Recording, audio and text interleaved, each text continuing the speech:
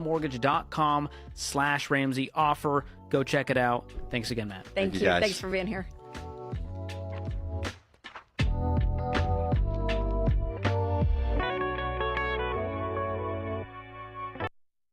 Next, another special News Radio WGNS broadcast.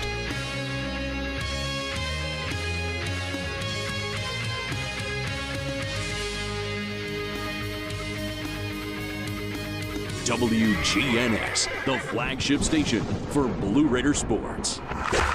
Blue Raider baseball is on the air. From the Blue Raider Network, it's time for Countdown to First Pitch. Today's broadcast is brought to you in part by State Farm Insurance and agent Andy Womack, Lightning's Locker Room and Phillips Bookstore, Granis and Associates, Las Casas Drugs, and by Middle Tennessee Electric. Now, let's go to the ballpark. Thank you. Welcome into another broadcast of Middle Tennessee Blue Raider baseball. As the Raiders are in Nashville to take on the Belmont Bruins today. We are at E.S. Rose Park.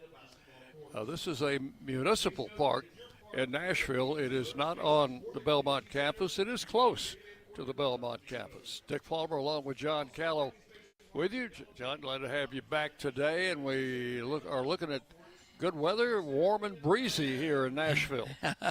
I can think of some games that we've played here at Rose Park that were not this agreeable. Thinking one 6 or 8 years ago when game time temperature was like 36 degrees. By the time we finished, it was snowing. So, no, this is much, much better. First time we played these guys 6 weeks ago, it was on the 3rd of March in Murfreesboro, and it was 77 for that game. So we've had good weather for both games with the Belmont Bruins.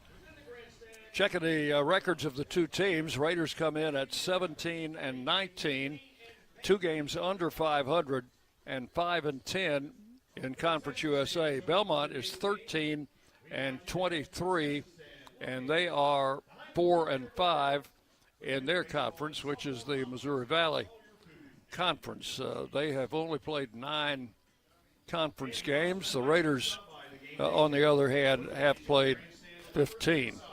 So not a conference game for each team, but kind of a pride game for both schools who are located just about 30 miles apart. Well, it's also an important game for the Raiders because we have to find out how to win on the road. We have got one road win this entire season. That was down in Huntsville at Alabama A&M. So I think of what was going on the last couple of weeks in the Conference USA on the road, and we have not fared well. We've got to learn how to win on the road. No doubt about that. The Raiders on the road are 1-12, and in conference play, they are 0-9 on the road. And we've still got a couple of other conference series road games to go. But right now we're concentrating on this game and on the weekend series with Delaware coming in. Let's take a look at Conference USA and what's going on. Our players of the week in Conference USA, as the hitter of the week is Gabe Ressler from Missouri State, a senior, hit .526 with a 10-for-19 week with 4 games, had a home run, 2 doubles, scored 5, drove in 9 as the Bears had a good week. They won the series at Delaware. The pitcher of the week is Declan Dahl, Louisiana Tech right-hander. And guess who he pitched against, John? He was the pitcher of the week, went 7 scoreless innings against the Blue Raiders on Friday night in the first game of that series. 4 hits, no earned runs, struck out 8. And for the Louisiana Tech right-hander, it is his second pitcher of the week honor this year. And that Friday night kind of set the tone for the entire weekend. Now we've got some non-conference games on tap for today, and why don't you run those for us? Yeah, at 4 o'clock, Delaware State is visiting Delaware. Liberty is at Duke. New Mexico is at New Mexico State. Mercer is at Kennesaw State. Those are all 5 o'clock starts. Western Kentucky at Louisville, and Alabama A&M going down the road to Jacksonville State. And University of Texas, Rio Grande Valley is visiting Sam Houston. Those are all 6 o'clock starts, as is Little Rock at La Tech. And then a 6:30 start, UT Arlington is they go across to Dallas to play Dallas Baptist. That's a 6:30 start. Probably will not have a lot of scores to pass along on those games, but if we do, we will be glad to do that for you. We're going to take a break. When we come back, we'll have starting lineups. We'll also have an interview, and then we'll be just about ready for first pitch. You're listening to Middle Tennessee Baseball. Rob Van Wagner. Hey folks, it's Chip Walters from Exit Realty Bob Lamb & Associates, helping Middle Tennessee make smart moves in a fast-moving market. Whether you're buying, selling, or just exploring your options, you deserve someone who knows this community and treats your goals like their own. From first-timers to long-time homeowners, I'm here to guide you with clarity, confidence, and a steady hand. When you're ready to make the next move, start with someone you trust. Visit ChooseChip.net and let's make your 2026 move the right move. Bring your game day style courtside with a stop at Lightning's Locker Room on the concourse. From bold new drops to timeless campus classics, we've got everything you need to turn heads from class to tip-off. Whether you're rocking a hoodie in the student section or sporting a tee around town, your look says it loud. You're here for the wins, the energy, and the tradition. So step up your style and your spirit, because at Lightning's Locker Room, the season never slows down, and every fan plays a part in the hype. Let's make every day feel like game day. Nothing is more expensive than a missed opportunity that could have changed your life. Maybe you're just graduating high school, or are working and need to earn a degree to advance your career. Or you aspire to be a leader, and a graduate degree can make that happen. Whether you're just starting out or retooling for the future, Middle Tennessee State University can help you get there. MTSU, the University of Opportunities. Will Fraley, attorney at law, has experience you can count on. Former Blue Raider baseball player and MTSU alum Will Fraley serves Murfreesboro and the surrounding communities. Put a strong and experienced legal fighter on your case. Give Will Fraley a call and he can handle all of your legal matters, including criminal and domestic or family law. Visit willfraleylaw.com or call 615-410-7290. You're listening to MTSU Sports on WGNS. And welcome back into our countdown to first pitch. Middle Tennessee and Belmont meeting for the second time this season. Bruins won the first meeting between the two 8-7 in Murfreesboro back on the fourth day of March. And that was a week where we had two midweek games. I think that's the only week during the season where we've had two midweek games. Let's take a look at our starting lineups for today, brought to you by the Ascend Federal Credit Union, the exclusive credit union of Blue Raider Athletics, with many convenient locations around the mid-state, including 5 in Murfreesboro. Learn more at ascend.org. John? Well, Coach Jerry Myers is shaking up the lineup a little bit, moving some folks around. Leading off for the Blue Raiders will be the center fielder, Owen Noack. Batting second, the Tyler Minnick. He'll be playing first base today. Cooper Clapp will bat third, playing second base, and Lane Akers will be in the cleanup spot. He is the DH today. Batting fifth, Nathan Brewer in left field. Batting sixth, the catcher, Dean O'Neill. Batting seventh, right fielder, Brett Rogers. Brett Von Dolan, the third baseman, bats eighth. And batting ninth will be Clay Badalike. On the mound will be left-hander John Michael Pickens, making his first ever career college start. For the Bruins, leading off will be the second baseman, Charlie Davis. Batting second, third baseman Landon Godsey. Batting third, the center fielder Brady Holbrook. Cleanup hitter is the shortstop Kevin McMeans. Batting fifth, Jake Maddox. At first base, the catcher Mike Sprocket bats sixth. Their DH Nate Webb bats seventh. In right field, Brady Langwoods, the right fielder, bats eighth. Batting ninth, J.D. Whitworth, the left fielder. On the mound will be a left-hander, Lake Morris.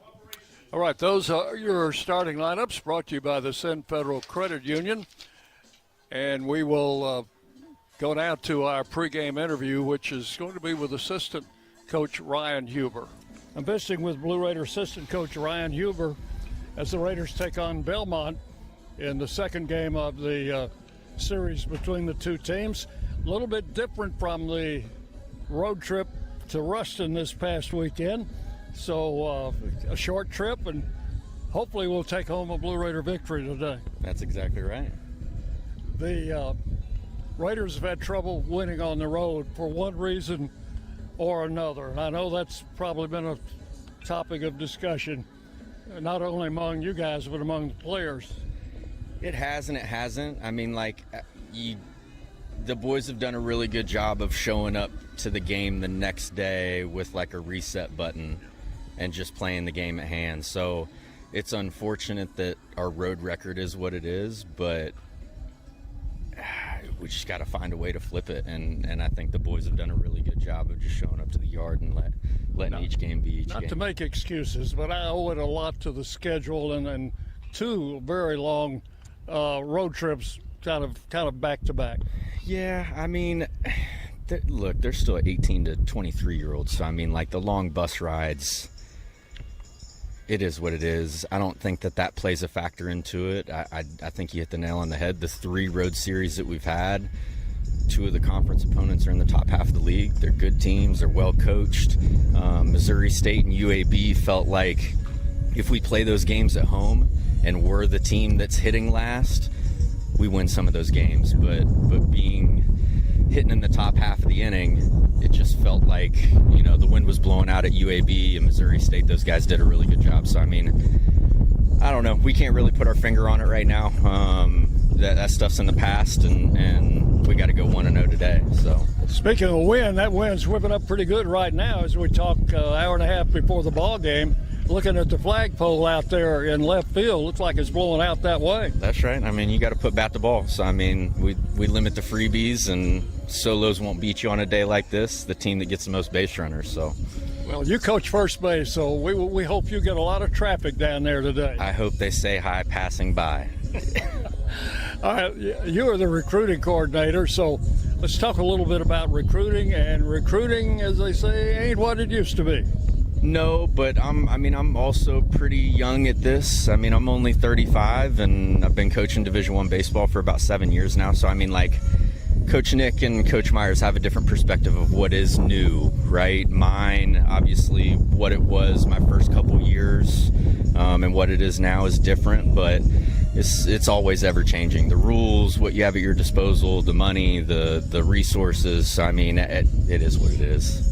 So in recruiting now, do you try to see as many prospects in person as you can, or do you rely a lot on tape and video and stuff like that? I mean, we have taken some kids that we haven't seen in person. I mean, our roster represents about like 11 or 12 states right now, right? So all of us have an infrastructure of people that we trust, and we've had to go off of video and take that coach's word on it of the person's makeup and character, and there's a lot more data at your disposal. So those individuals, majority of them are pitchers, right? Position players you gotta see, you gotta put eyes on, because stats don't always tell the whole picture, right?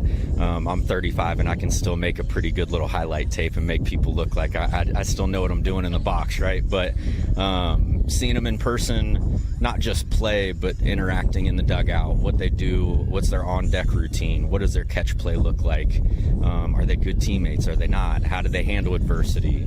So seeing people it's still prime, right? I mean, you got to see them. I know we have a lot of commitments already.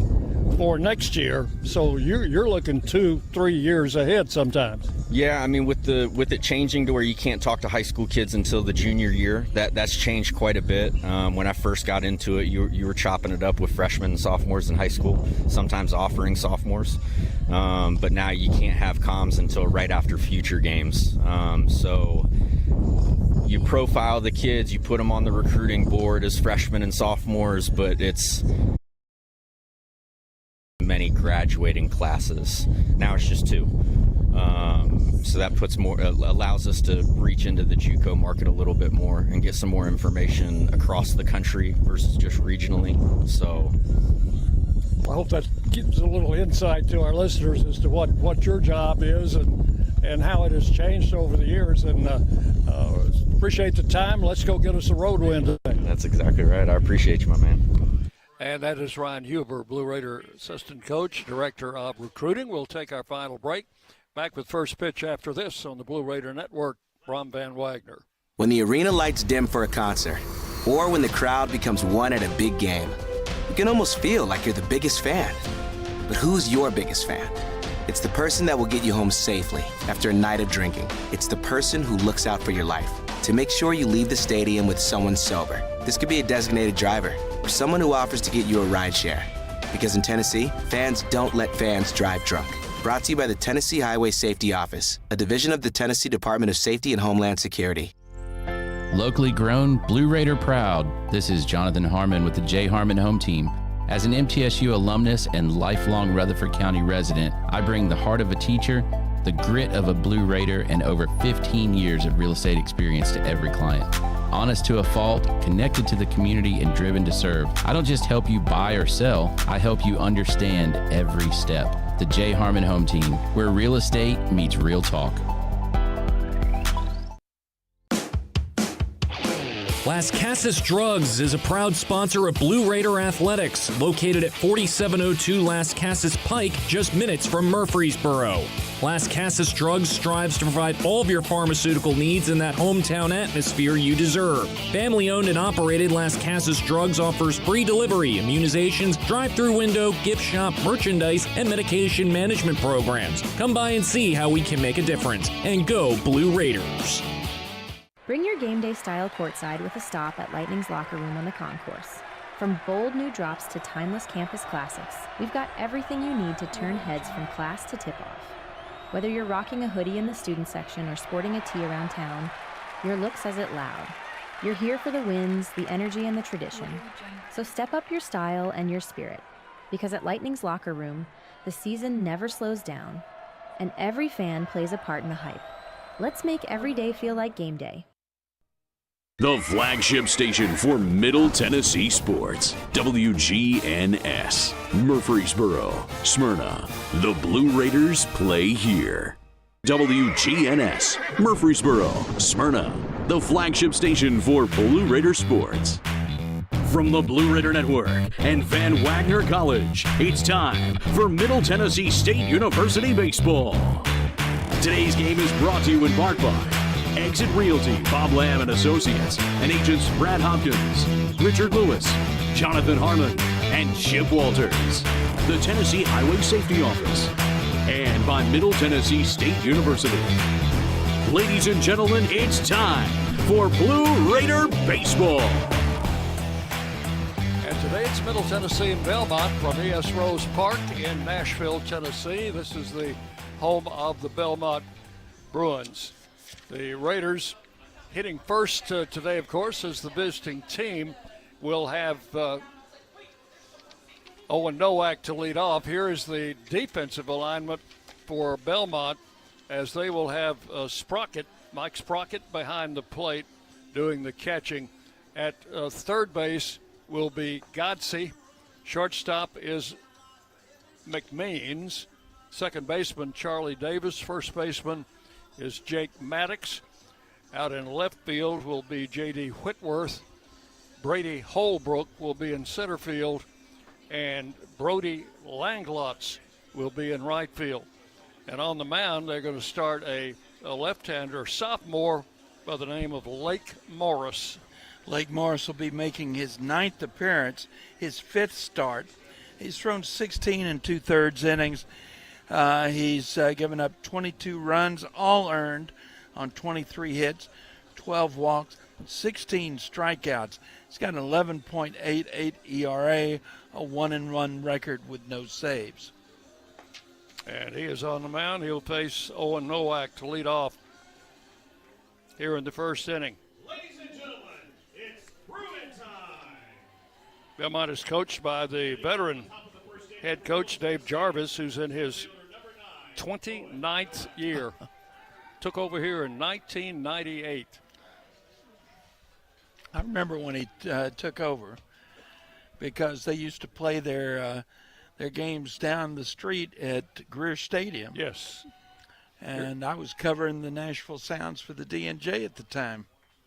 Owen Nowak will lead it off for the Raiders, and the first pitch is a strike called on the inside corner.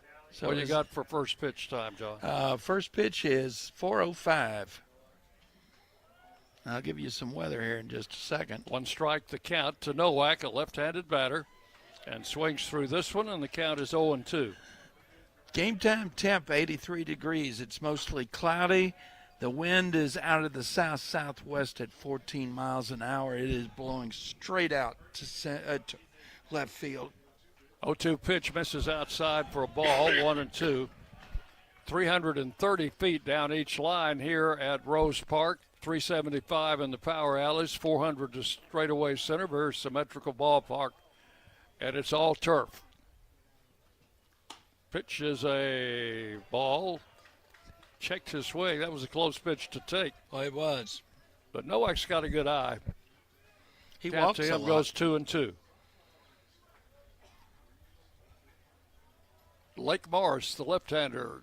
There was a breaking ball, and Nowak hit it on the nose, but right at the shortstop, and it's gloved there by McMeans for out number one. Shortstop didn't even have to move, did he, Dick? No.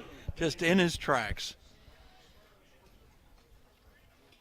So Kevin McMeans takes that line drive away, and there's one out for Tyler Minnick, playing first base today for the Raiders.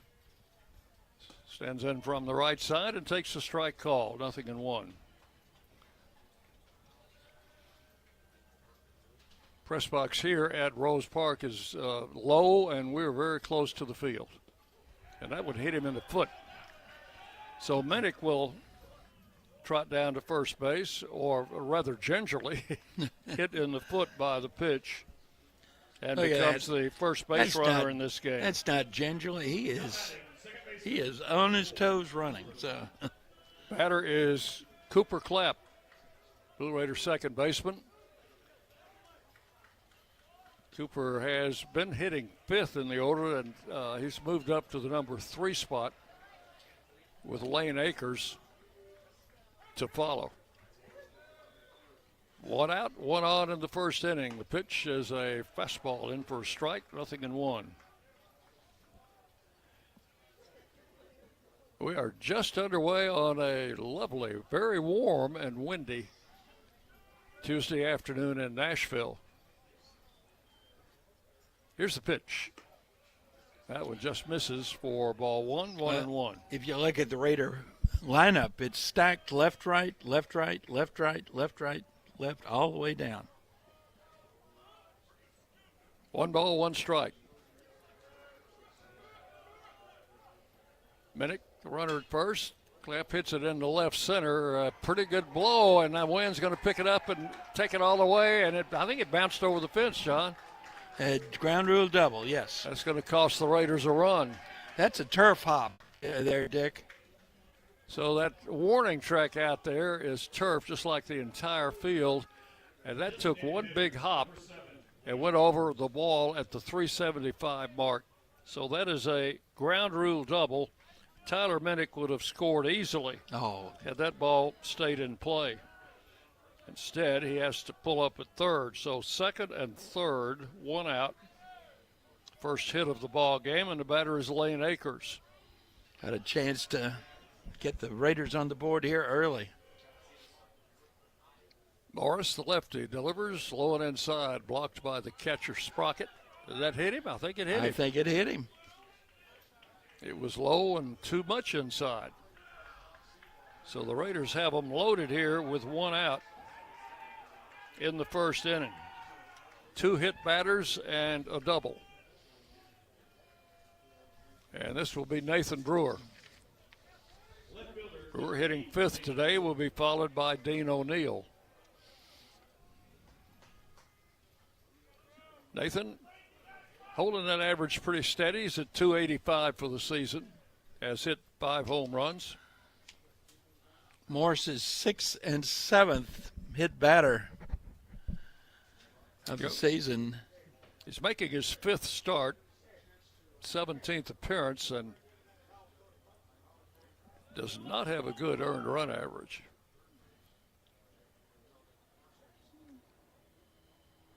Plate umpire is Chris Judkins. I think we've had him before. I think we have. First base, James Purnell, and at third base, Manny Gonzalez. Brewer stands in with the bases loaded and 1 out. Got an opportunity to do some real damage. And the pitch to the plate is outside. Good stop by the catcher, Sprocket. Ball 1. Well, if Brewer had been a right-handed hitter, he would have hit him.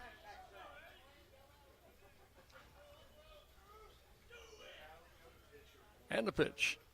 That's outside again for ball 2. Another breaking ball. You notice the pitcher's glove, John?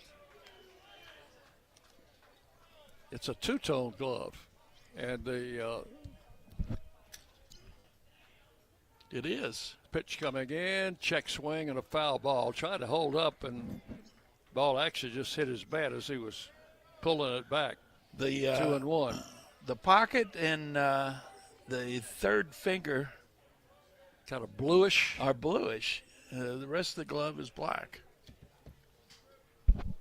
2 balls and a strike. The pitch, swinging a foul straight back. Count will go to 2-2 on Brewer. O'Neill waiting to hit next. We gave you the dimensions, but there is a high fence above the right field wall. Stretches from the 375 mark all the way to the foul pole in right field. Foul ball. And Ryan Huber in good form. Peels that one on 1 hop. Well, that screen is there to protect the parking lot in the high school on beyond the right field fence. That must be a 30 to 40 foot screen. Yeah, it's like the Green Monster, except it's a screen. 2-2 pitch, swung on and foul tipped back into the catcher's mitt. That's strike 3. Now he threw him a strike, a breaking ball that actually broke over the plate. So that is the first strikeout for Morris, and with 2 outs, bases loaded, the batter is Dean O'Neill. Raiders have been hurting for road wins, and they've got a chance to take an early lead here. Bases loaded, 2 outs. Pitch to the plate, O'Neill pops it up. Get out of play. It stays, it's going to be in foul ground, and the catcher will grab it for out number 3. So that is all in the first inning. No runs, 1 hit, and 3 men left on base.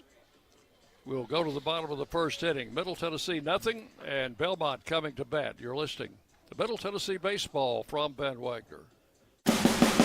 The Blue Raiders are winners in the classroom, on the field, and the courts. Richard Lewis here. I want you to win in real estate also. Buying, selling, auction here in Tennessee, or along the Gulf Coast, a second home, or investing. Give me a call to help start that winning process. 615-319-9981. Oh, I'm never too busy for your referrals. Richard Lewis, Exit Realty, Bob Lamb & Associates. At State Farm, when home and auto work as a team, you score and save money. I'm State Farm agent Andy Wama. Give me a call at 615-890-0850 and let's work together to win big by saving money on home and auto. With the service you get from State Farm, you might think our car insurance costs more. I'm State Farm agent Andy Wama. Give me a call at 615-890-0850 and let me show you with discounts up to 40%. You may find it even costs less. The Blue Raiders are on News Radio WGNS. And we take you into the bottom of the first inning. Raiders failed to score in their half of the inning, although loaded the bases with only one out. Defensively for Coach Jerry Myers, he'll have Dean O'Neill behind the plate today. Brett Von Dolan will be at third, Clay Badalak at short, Cooper Clapp at second, and Tyler Minnick playing first base, Nathan Brewer in left, Owen Nowak in center, and Brett Rogers in right field. And on the mound is the left-hander John Michael Pickens. John Michael Pickens making his 15th appearance. He's thrown 25 2/3 innings, given up 10 runs, 8 of them earned on 28 hits, 13 walks, 18 strikeouts. He's got a 1-1 record with 1 save.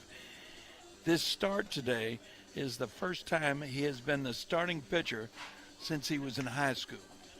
Yeah, because he was a relief pitcher for his 2 years of junior college and has been used exclusively out of the bullpen while pitching for the Raiders. So, new experience for John Michael today. Well, I think what we can tell from this is that we're going to be seeing a bullpen day from the Raiders. I think they'd like to get 3 innings, maybe even 4 out of Pickens, but I wouldn't expect him to go much longer than that. Charlie Davis leads it off in the first inning for Belmont, takes a strike on the first pitch. Davis is a left-handed batter and was 0 for 4 in the first game between the two. Young man out of West Tennessee.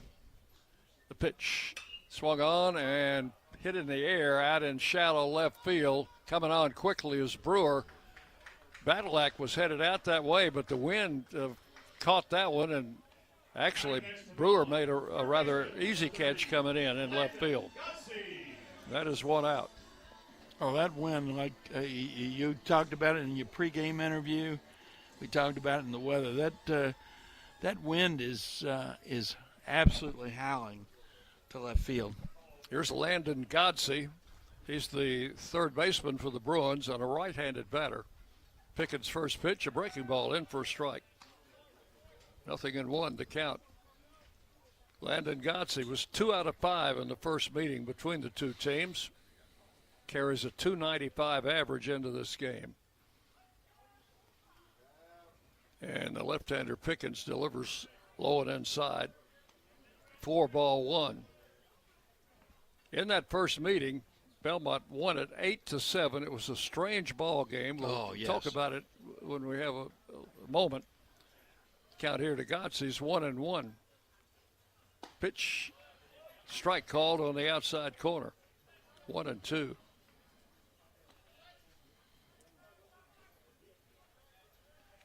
Ethan Robinson started that game for the Raiders.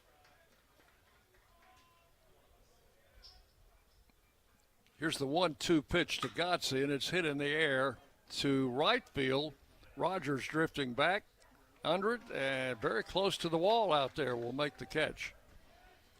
So that's 2 fly balls to the outfield. Out number 2. Well, I don't mind fly balls to the outfield as long as they hang up and don't go over the wall. Yes. But when we're batting, we would like to see them go over the wall. Well, except we got that bad bounce double that cost us a run. Yeah. Here's Brady Holbrook, the center fielder. It went over the wall, just hit in fair territory first. He grounds it to first, picked up there by Minnick. He'll make the play unassisted. And that's going to do it in the first inning for the Bruins as John Michael Pickens sets them down in order. 3 up and 3 down. We've completed 1 full inning, and we are scoreless from Rose Park in Nashville. Middle Tennessee, 0, and Belmont, 0. You're listening to Blue Raider Baseball from Van Wagner.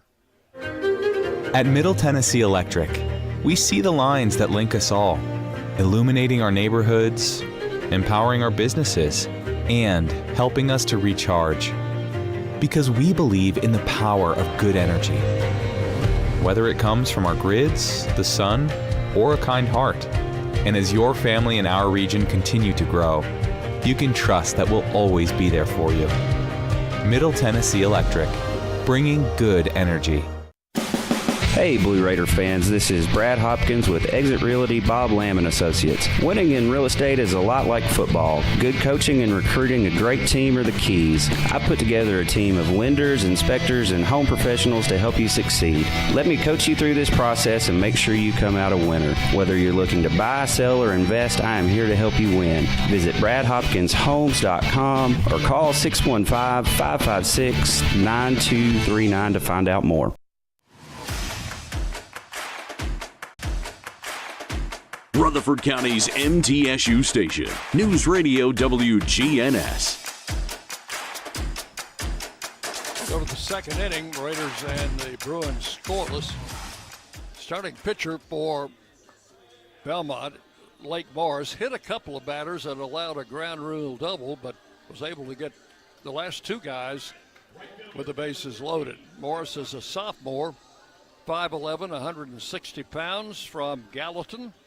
Went to Hendersonville High School. And he will pitch to Brett Rogers to lead off the second inning for the Raiders. Rogers, a left-handed batter, takes a look at strike one, a fastball right over the heart of the plate. Rogers, Von Dolan, and Badalak here in inning number 2. Morris with the pitch. Swing and a miss on a good breaking ball. Yeah.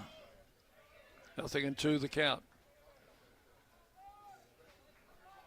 Pitch might have been a bit high, but Rogers went after it. Yeah, he sure did. Ground ball right side. Second baseman charges. A little soft underhand toss to first base will retire Brett Rogers for out number 1. This guy is throwing nothing but breaking balls and change-ups. I haven't seen anything yet that resembles a fastball. Have you, Dick? I'm not a very good judge of pitches, John. Here's Brett Von Dolan, the third baseman. And the pitch to the plate is a strike call, 0-1. That, I think, was a fastball. We don't have a radar here, so but I'm guessing that's something like 86, 87. Von Dolan swings and fouls it out of play to the right side, and that's going to drift over the wall and out of play. Strike 2. With the wind blowing like it is, those balls hit like that could blow back into the field of play. Which means you got to pursue every one of them. So 2 strikes on Von Dolan. Pitch misses outside, threw him a breaking ball. 1 ball and 2 strikes to the Raider third baseman. Brett was hitless in the La Tech series, looking to break out. Takes it low and into the turf, 2-2.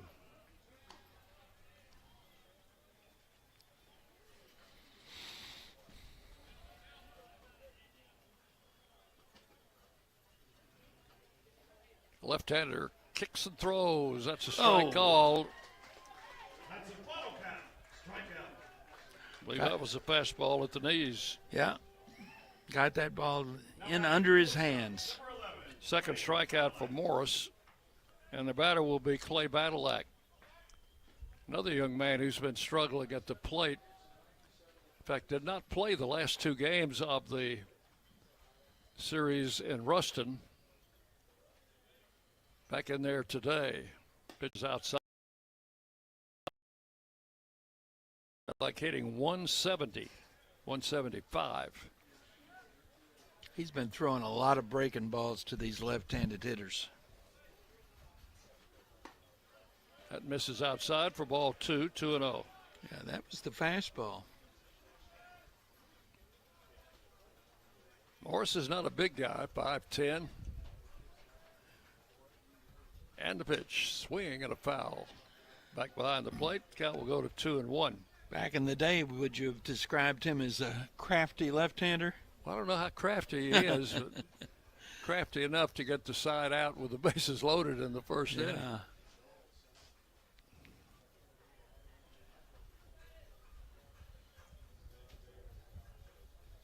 winds and fires, and that one just missed. Pretty good looking pitch. It sure was. 3-1. I think it must have been low. Hitters count for Battle Act, and there's a fastball right over the heart of the plate. 3-2.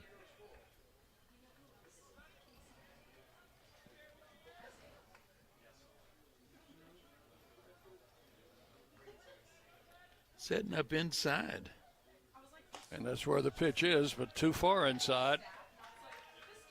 Battle Act draws a 2-out walk. And the top of the batting order, Owen Nowak will stand in. Batting for the second time in the game, he lined out to the shortstop in the first inning as the Raiders' leadoff batter.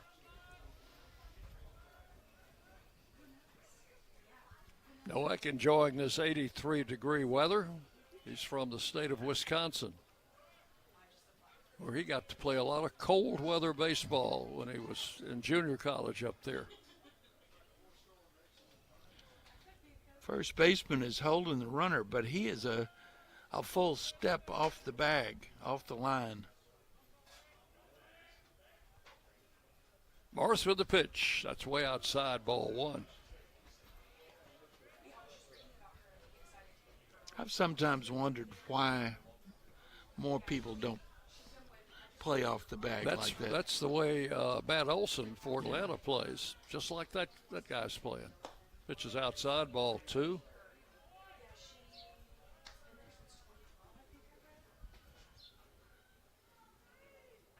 Standard procedures for the first baseman to have 1 foot on the bag. But it's not a force play. It's a tag play all the way, right? Throw to first, runner back.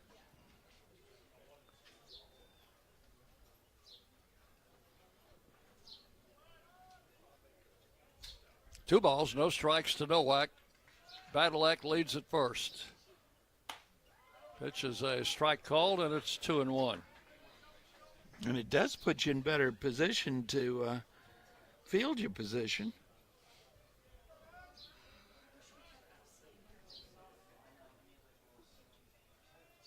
Throw to first, and Clay is back in there. 2 balls, 1 strike to Owen Nowak, batting with 2 outs and a runner at first base, and another throw to first, and he almost threw that one away. First baseman over there, Maddox, had to come off the bag to take that one. Throw it away. Let's put a runner in scoring position. 2-1 pitch. Hit in the hole, a base hit to left field. Battle Act will have to stop at second. Had the play in front of him and could see that the left fielder made a clean pickup on it. So first and second with 2 outs. And, John, for the second straight inning, the Raiders have a scoring opportunity here. Well, let's see if we can't capitalize this time. Tyler Minnick, the batter, was hit by a pitch in the first inning.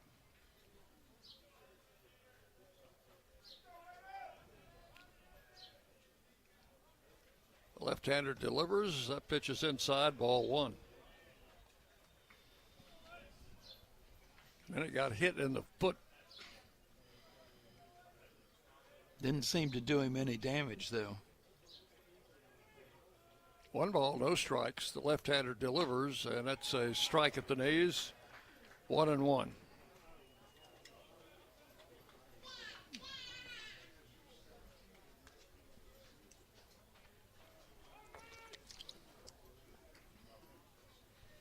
First and second. And the pitch. Hit in the air.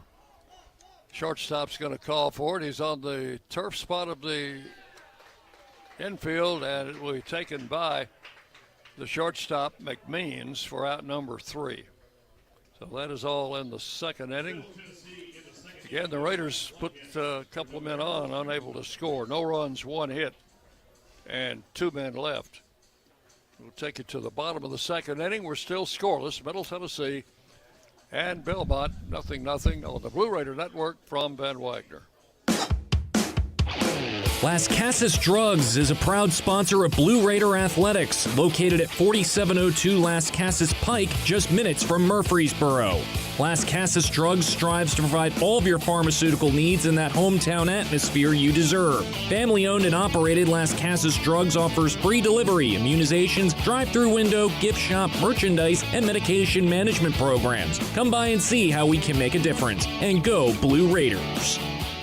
Bring your game day style courtside with a stop at Lightning's locker room on the concourse. From bold new drops to timeless campus classics, we've got everything you need to turn heads from class to tip-off. Whether you're rocking a hoodie in the student section or sporting a tee around town, your look says it loud. You're here for the wins, the energy, and the tradition. So step up your style and your spirit, because at Lightning's locker room, the season never slows down, and every fan plays a part in the hype. Let's make every day feel like game day. The Blue Raiders play here. News Radio WGNS. No scores. We go to the bottom of the second inning. John Michael Pickens set the side down in order in the first. John Michael's out of Hueytown, Alabama, outside of Birmingham. A little bit bigger than his pitching opponent Morris, but not a huge guy. He's 5'11", 190, and pitched 2 years at Shelton State Community College. Appeared in a total of 47 games in those 2 years, John. It was all in relief. So he's making his first collegiate start today. Only needed 7 pitches in that first inning. Batter is Kevin McMeans. He is the Bruin shortstop, a sophomore. McMeans swings from the right side and swings at this pitch and fouls it off catcher Dean O'Neill. Umpire walking a new baseball out to Pickens. Comes back. Plate umpire checks with O'Neill. He says, I'm fine. On a dirt field, he'd probably stop and wipe the plate off, right? Yep. Get out his whisk broom. 1 strike to count to McMeans. And the pitch from Pickens is outside. Looked like he wanted to throw a breaking ball that got away from him. McMeans had a single. In fact, all of the Belmont hits in that first meeting were singles. The Raiders hit 4 home runs and still lost. Breaking ball, that one misses outside. Ball 2. You were talking about some of the things that were unusual about that game. 6th, 7th, and 8th innings, we had runners in scoring position that would have tied the ball game. In one case, won it. Grounder to third. Von Dolan over to first in time. And that is out number 1. Pickens actually threw a couple of innings in that first game. Gave up an unearned run on 2 hits and 2 strikeouts. So with 1 out, the batter is Jake Maddox, the first baseman. And, of course, we stranded all 3 of those runners that would have tied or put us in the lead. That's frustrating. Maddox, a big left-handed batter. The pitch to the plate is breaking ball. Sailed up high for ball 1. Jake Maddox, a sophomore, 6'5", 210. And this young man's from Murfreesboro, John. He's played at Central Magnet School. So he's a former Tiger. There's a strike called, 1-1. You're a former Tiger, right? Well, yes, but not baseball. No. Because they did not offer that as a sport when I was in school. Here's the 1-1 pitch, and it's swung on and missed. Got him high Chased fastball. High heat there. Yeah. 1-2 to Maddox. Maddox hitting .258, 3 homers, and 21 runs driven in.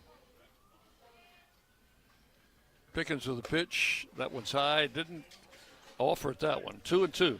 I'll tell you that by 1971 and 72, Central High School had baseball. Because my feet had to play them. 2 balls and 2 strikes. 2-2 pitch is outside. That was in the turf. So the count will go full at 3-2. First 3-ball count that Pickens has had today. The catcher Sprocket in the on-deck position.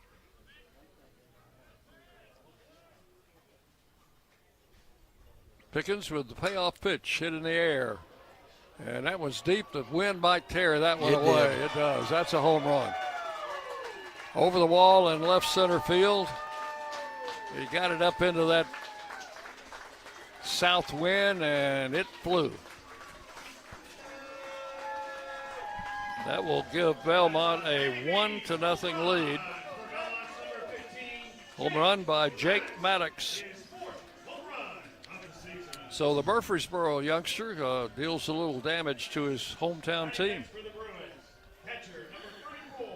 First hit, first run off John Michael Pickens. Well, what we need to remember at this point is what Coach Huber told you pregame. Home runs are not going to be a surprise today. What you got to do is make sure that what you do hit or give up are all solos. Mike Sprocket, the batter, fouls the first pitch back to the backstop. Sprocket is the catcher, a senior. Stockily built young man, as you might imagine, for a catcher. 5'10", 210. Pitch from Pickens is low and outside for ball one. He's out of Liberty Township, Ohio, and a transfer from Akron. So he came down to play in a little warm weather, too. Pitch is low for ball two, 2-1. No activity in the Blue Raider bullpen.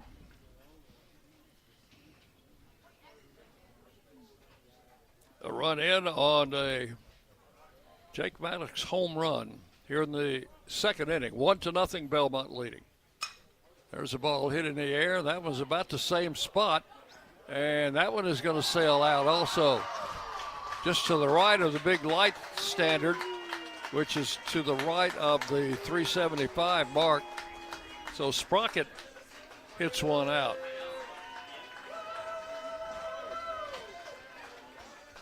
And you were right, almost exactly the same place.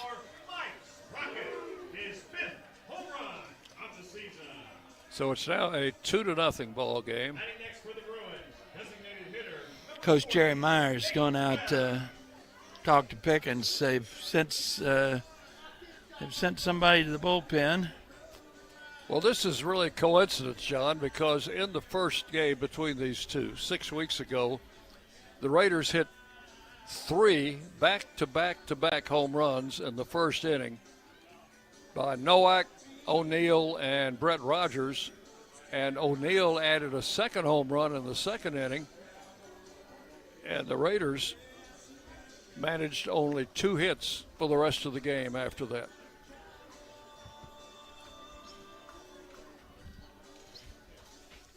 So Coach Myers with a quick visit. He's headed back to the dugout.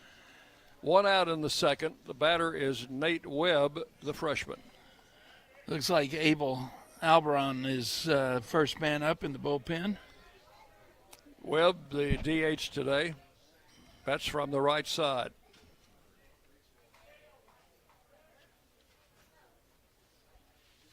So Pickens will try to wipe those 2 home runs off his memory bank and concentrate on this guy. The first pitch is the ball outside to Webb. Webb is a freshman from Hendersonville. 6'4", 225, big guy, swings through this pitch. 1-1. He attended Pope John Paul II in Nashville.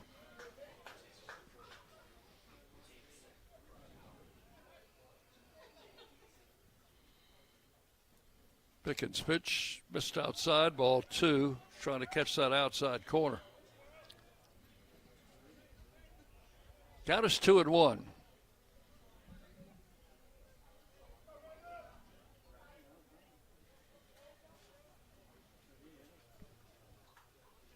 Left-hander comes set, and the pitch. Swung on, and that one's missed.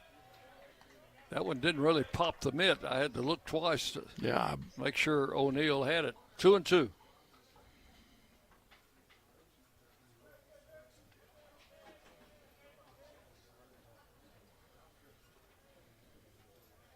Two pitch, swung on and fouled to the backstop. Backstop's not very far from home plate here at this ballpark. No, and not a lot of foul ground behind the plate. There's a little bit more down each sideline. Not nearly as much as we had in Jacksonville. Strike 3 call, caught that outside corner with that pitch. And Webb called out on strikes for out number 2. Distance from the home plate to the backstop here at Rose Park reminds me a lot of what it was down the street at Greer Stadium.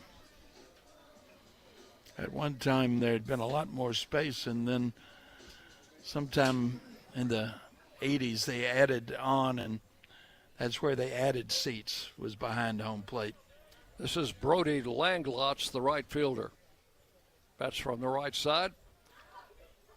And Pickens with a pitch, so that's in for a strike, 0-1. Langlotz, a sophomore, hitting .267. In the first meeting between the two teams, he went 0 for 5. And drills this one hop to Cooper Clapp. He'll make the throw to first in time.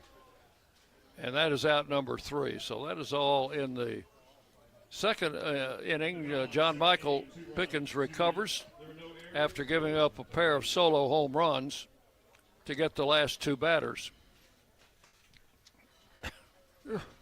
2 runs, 2 hits. And Belmont leads 2-0 as we go to the third on the Blue Raider Network from Van Wagner. Hey folks, it's Chip Walters from Exit Realty Bob Lamb and Associates, helping Middle Tennessee make smart moves in a fast-moving market. Whether you're buying, selling, or just exploring your options, you deserve someone who knows this community and treats your goals like their own. From first-timers to long-time homeowners, I'm here to guide you with clarity, confidence, and a steady hand. When you're ready to make the next move, start with someone you trust. Visit choosechip.net and let's make your 2026 move the right move. Nothing is more expensive than a missed opportunity that could have changed your life. Maybe you're just graduating high school, or are working and need to earn a degree to advance your career. Or you aspire to be a leader, and a graduate degree can make that happen. Whether you're just starting out or retooling for the future, Middle Tennessee State University can help you get there. MTSU, the University of Opportunities. WGNS, the flagship station for Blue Raider sports. And we go to the top of the third inning in Nashville. Belmont leading Middle Tennessee by a score of 2-0. Sophomore left-hander Lake Morris has been given a 2-run lead. He'll face the heart of the Blue Raider batting order, the 3, 4, and 5 hitters, Clapp, Akers, and Brewer, coming up here in the third. Not like we haven't had opportunities, Dick. We've had runners in scoring position in both innings. Left a total of 5 runners on. Morris pitch is swung on, popped in the air, foul. That'll be out of place. Strike 1 to Clapp. Bounced a ground rule double over the wall in left center, and was really deprived of a run batted in because Minnick on base would have scored easily had that ball not hopped over the wall. Hits this one in the air to left field. Drifting back. Left fielder is under it, and that is Whitworth, who will make the catch for out number 1. He was battling the wind. Lane Akers was hit by a pitch in the first inning. He'll stand in there. That wind has shifted just a little bit. Instead of blowing straight out to left field, it's kind of quartered that now, and I think that was what we were seeing, is the left fielder was trying to make that play. Akers hits it solidly past the third baseman into left field, and that will be the Raiders' third hit of the game. Lane Akers jumping on that first pitch.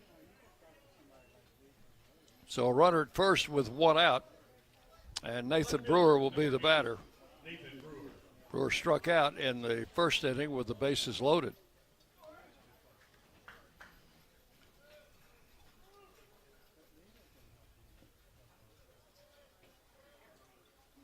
One on, one out for the Raiders here in the third, trailing 2-0. And Morris with a pitch, misses outside, ball one. There's a big crane with scaffolding outside the right field fence. They're doing a lot of construction work back there. Looks like they were swinging a foul out of play.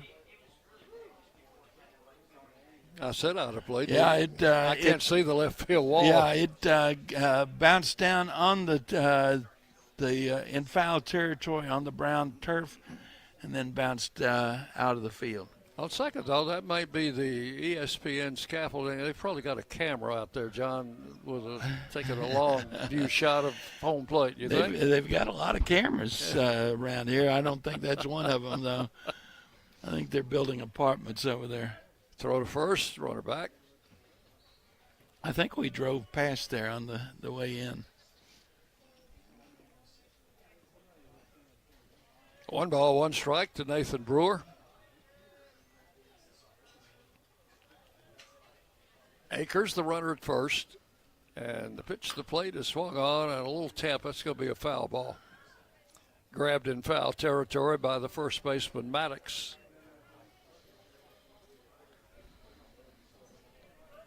Count will go to 1-2 on Nathan Brewer.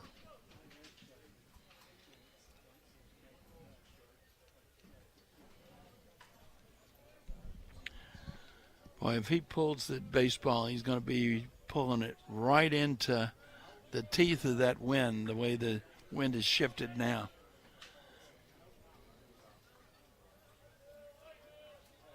And the left-hander will throw to first instead.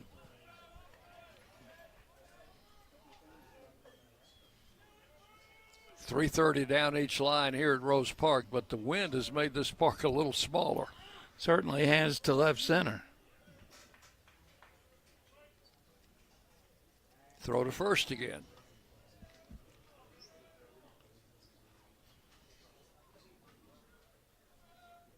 The left-hander's trying out his move to first base.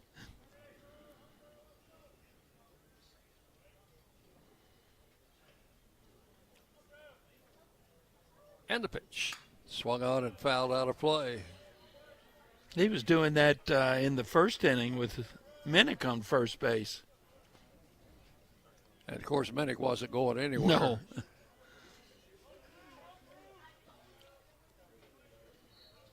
So the count holding at 1-2 strikes to Nathan Brewer. Played his high school ball at Eagleville in Rutherford County. Swinging a ground ball to short. Double play ball. Throw to second, out. Throw to first, out. Double play, inning over. That is a tailor-made 6-4-3 double play.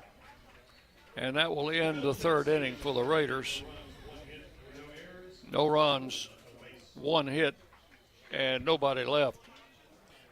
So we'll go to the bottom of the third. It's Belmont 2 and Middle Tennessee nothing. You're listening to Blue Raider Baseball from Van Wagner. Will Fraley, attorney at law, has experience you can count on. Former Blue Raider baseball player and MTSU alum Will Fraley serves Murfreesboro and the surrounding communities. Put a strong and experienced legal fighter on your case. Give Will Fraley a call and he can handle all of your legal matters, including criminal and domestic or family law. Visit willfraleylaw.com or call 615-410-7290. When the arena lights dim for a concert, or when the crowd becomes one at a big game, you can almost feel like you're the biggest fan. But who's your biggest fan? It's the person that will get you home safely after a night of drinking. It's the person who looks out for your life to make sure you leave the stadium with someone sober. This could be a designated driver or someone who offers to get you a ride share. Because in Tennessee, fans don't let fans drive drunk. Brought to you by the Tennessee Highway Safety Office, a division of the Tennessee Department of Safety and Homeland Security. You're listening to MTSU Sports on WGNS. For the third inning, and the number 9 hitter for Belmont will be leading off against John Michael Pickens.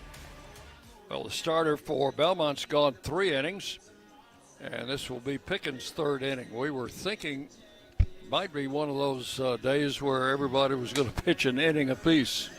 Well, we might still get to that. Well, let's hope not. This is J.D. Whitworth, the left fielder. As we go to the third inning, Pickens has thrown 29 pitches through 2. That's not a bad average.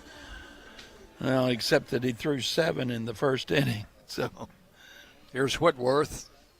He's a right-handed batter out of Collierville, Tennessee, outside in the Memphis area. Pitches low for ball 1. Is that Shelby County, John? That's it, out on the edge of Shelby County.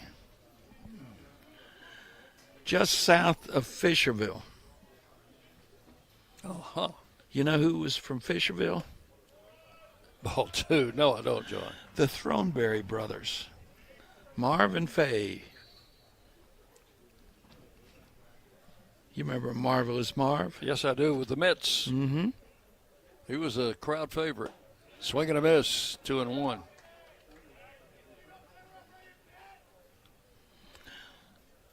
Fisherville. That's right.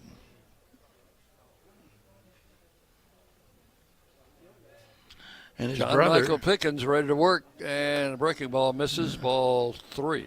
His brother Faye was with the Senators for a while. Before Marv was a Met, he was a Yankee. He was in the Yankee organization. 3-1 pitch is swung on, hit to right field. Brewer coming on. He's there, and he gloves it. 4 out, number 1.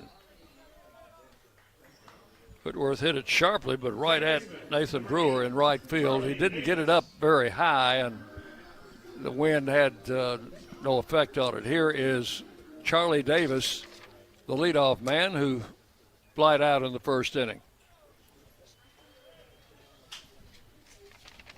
It's lefty against lefty, and a breaking ball in for a strike. 0-1 to Davis.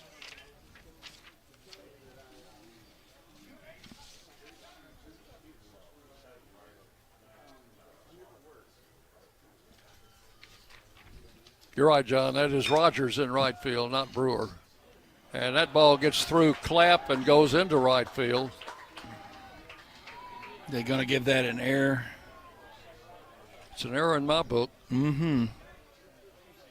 So Davis reaches on an error. Yeah.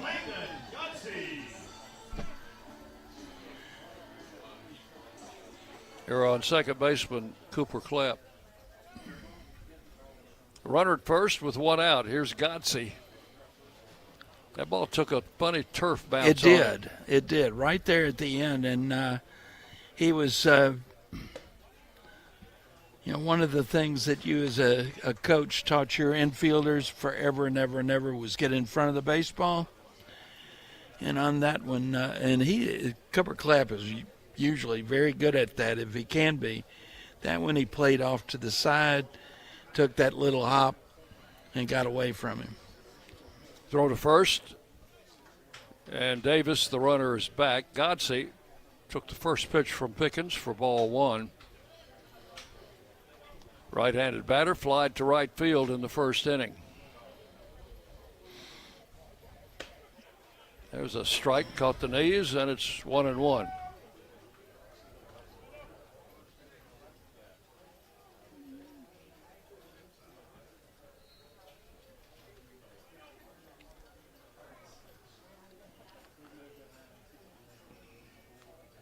Pickens will throw to first and runner back. Davis, the runner over there, does have 6 stolen bases on the season.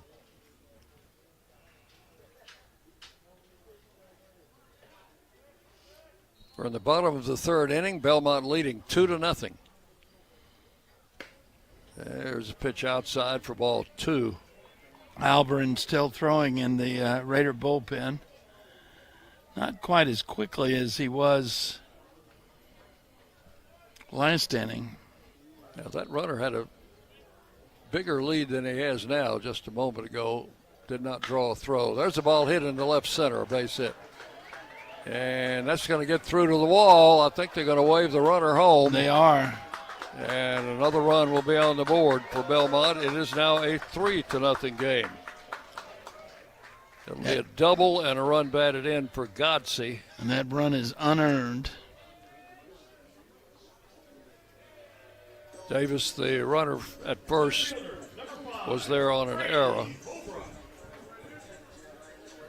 13th double of the season for Godsey.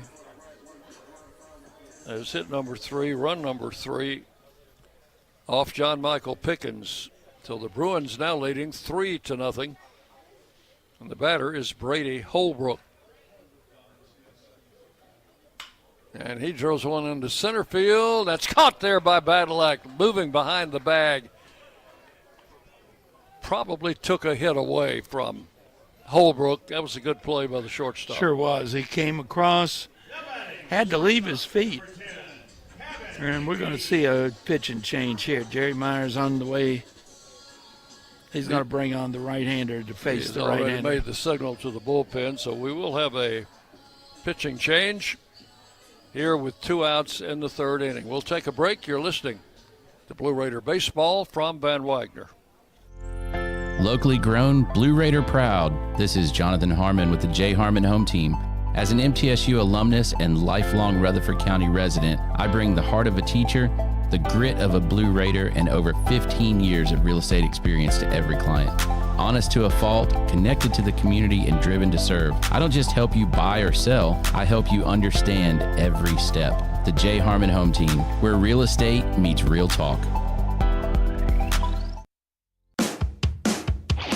Las Casas Drugs is a proud sponsor of Blue Raider Athletics, located at 4702 Las Casas Pike, just minutes from Murfreesboro. Las Casas Drugs strives to provide all of your pharmaceutical needs in that hometown atmosphere you deserve. Family-owned and operated, Las Casas Drugs offers free delivery, immunizations, drive-through window, gift shop, merchandise, and medication management programs. Come by and see how we can make a difference. And go Blue Raiders! The Blue Raiders are on News Radio WGNS. We've had our first pitching change of the day, probably the first of several. But leaving is John Michael Pickens, and coming on to replace him on the mound is right-hander Abel Alberon. Alberon is making his 10th appearance, 7th in relief. He's thrown 21 innings, given up 14 runs, 11 earned on 14 hits, 10 walks, 15 strikeouts. He's got a 4.71 ERA with no decisions and no saves.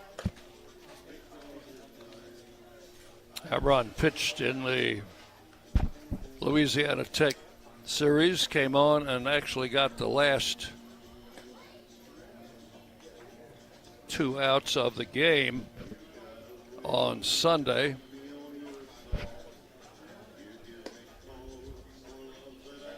And I'm not sure if he pitched in the, he pitched on Friday, pitched an inning on Friday, gave up a 2-run homer in that inning. And what we've got here is a right-handed hitter, so if you're going to be making those changes, Jerry Myers really believes in matchups. So instead of having the left-hander face the right-hander, if you're going to make a change anyway, get a righty to face a righty. So 2 outs, runner at second, and a run in here in the third. The batter, Kevin McMeans, the shortstop. He's the number 4 hitter in their order. Pitches high, ball 1. McMeans grounded out to Von Dolan in the second inning in his previous at-bat. Pickens goes 2 2/3, gives up 3 hits, no walks, 1 strikeout. Right now he's been charged with 3 runs, 2 of them earned, and that runner at second base belongs to him. 1 ball, 1 strike now, the count to McMeans. They just get 1 out to get out of the inning. And a ground ball to third. Von Dolan picks it over to first in time, and that will retire the side. So Albrod comes in, gets that ground ball. And for the second straight inning, McMeans is thrown out by Brett Von Dolan. But in the inning, 1 run on 1 hit. There was an error and a man left. We've completed 3 full innings, and the totals on the board for Belmont: 3 runs, 3 hits, no errors. For the Blue Raiders, no runs, 3 hits, and 1 error. 3-0 Belmont as we go to the 4th inning. You're on the Blue Raider Network from Ben Wagner. Bring your game day style courtside with a stop at Lightning's locker room on the concourse. From bold new drops to timeless campus classics, we've got everything you need to turn heads from class to tip-off. Whether you're rocking a hoodie in the student section or sporting a tee around town, your look says it loud. You're here for the wins, the energy, and the tradition. So step up your style and your spirit, because at Lightning's locker room, the season never slows down, and every fan plays a part in the hype. Let's make every day feel like game day. The Blue Raiders are winners in the classroom, on the field, and the courts. Richard Lewis here. I want you to win in real estate also. Buying, selling, auction here in Tennessee, or along the Gulf Coast, a second home, or investing. Give me a call to help start that winning process. 615-319-9981. Oh, I'm never too busy for your referrals. Richard Lewis, Exit Realty, Bob Lamb & Associates. The flagship station for Middle Tennessee sports, WGNS, Murfreesboro, Smyrna. The Blue Raiders play here. Dick Palmer, John Calla with you from Rose Park in Nashville. Second meeting of the year between the Blue Raiders and the Belmont Bruins. Belmont leading here 3-0. We're in the 4th inning. Leading off will be Dean O'Neill. O'Neill catching today. Popped out foul to the catcher in his first at bat and swings at this pitch and fouls it out of play. 1 strike to O'Neill. He's another Raider who I think enjoys playing in warm weather.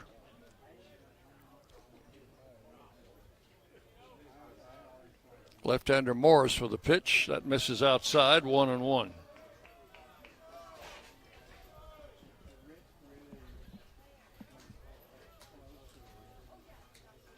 Raiders have had scoring opportunities early in the game, have not been able to put a run across. There's a strike called. 1-2 now to O'Neill. O'Neill, Rogers, and Von Dolan here in the 4th inning.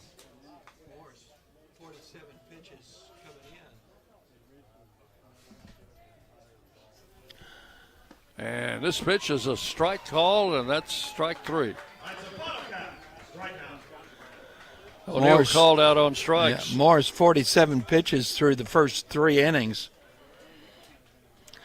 You know, he doesn't throw hard, Dick, but he is changing speeds, just wild enough to keep you off balance. Brett Rogers will stand in. He grounded out to second base his first at bat. Takes the pitch high for ball 1. Brett hitting .328. Seen his average dip a lot in the past few ball games. Strike called, 1-1. We've been seeing a lot of that the last 10 days. The 1-1 pitch, strike 2 called. And it is 1-2. Although, you know, we hit pretty well down in Jacksonville, against Jacksonville State.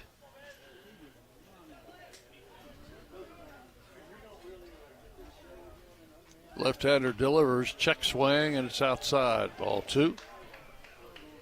2 balls, 2 strikes to Rogers.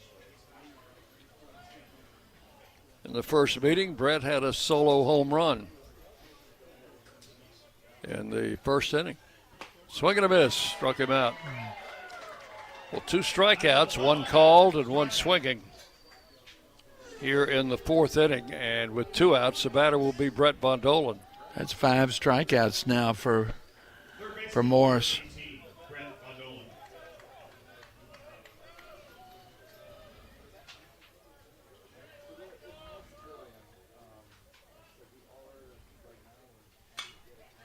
Dolan swings at the first pitch and fouls it out of play for strike 1.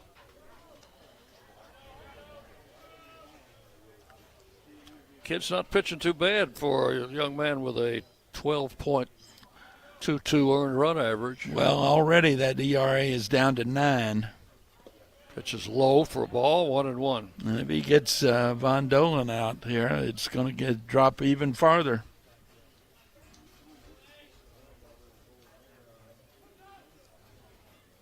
Here's the 1-1 pitch, and it's a strike call, 1-2.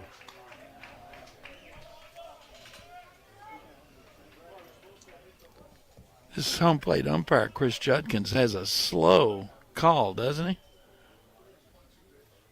There's a swing and a miss. And that is all in the 4th. 3 strikeouts for the left-hander Morris. Nothing across, and we'll go to the bottom of the 4th inning. It's Belmont 3 and Middle Tennessee nothing. You're listening to Blue Raider Baseball from Van Wagner. At State Farm, when home and auto work as a team, you score and save money. I'm State Farm agent Andy Wama. Give me a call at 615-890-0850 and let's work together to win big by saving money on home and auto. With the service you get from State Farm, you might think our car insurance costs more. I'm State Farm agent Andy Wama. Give me a call at 615-890-0850 and let me show you with discounts up to 40%. You may find it even costs less. At Middle Tennessee Electric, we see the lines that link us all, illuminating our neighborhoods, empowering our businesses, and helping us to recharge. Because we believe in the power of good energy. Whether it comes from our grids, the sun, or a kind heart. And as your family and our region continue to grow, you can trust that we'll always be there for you. Middle Tennessee Electric, bringing good energy. Rutherford County's MTSU station, News Radio WGNS. We go to the bottom of the 4th inning. Raiders trailing 3-0. We'll get underway. The men's tournament will be getting underway on Friday.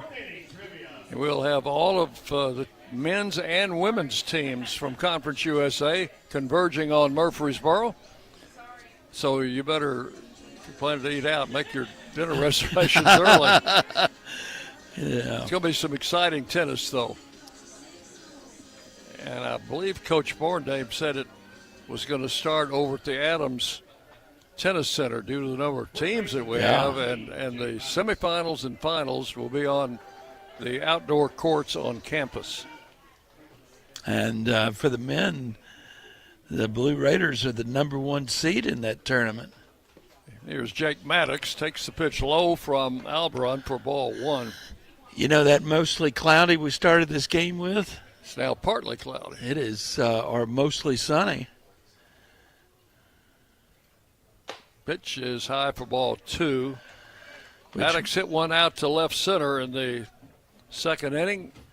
I'm sure aided a little bit by that stiff southerly breeze, and this one he may have hit one out to right here.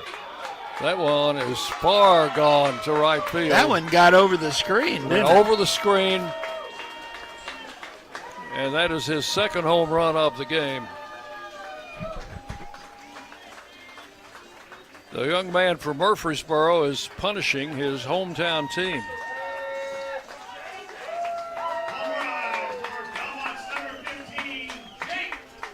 It is now 4-0.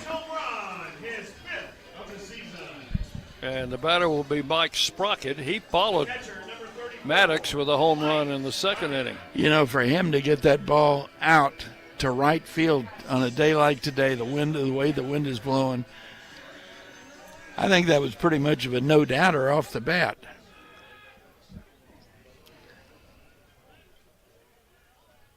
Sprocket, a left-handed batter against the right-hander Alberon, and Alberon hits one to left field. Brewer on a long run near the line. It was down fair. And that's going to be a double for Sprocket. I could not see the corner, John. I don't know if you could. Yeah, it got down. Brewer was shading towards left center. That ball got down in fair territory, maybe 12, 15 feet into fair territory. Here's Nate Webb, who was called out on strikes in the second inning. Right-handed batter. Runner at second, no outs. The pitch, strike on the outside corner. 0-1 to count to Webb.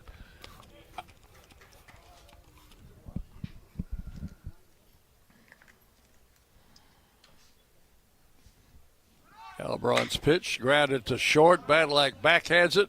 Long throw to first, gets past Minnick. The runner on second goes to third. Minnick plays it off the wall, and that's got to be an E6. Be a throwing error on Badlack. We don't see him make very many bad throws, but they've not put there. There goes the error on the board. So first and third with no outs. The batter is Brody Langlotz. Langlotz grounded to second in the second inning.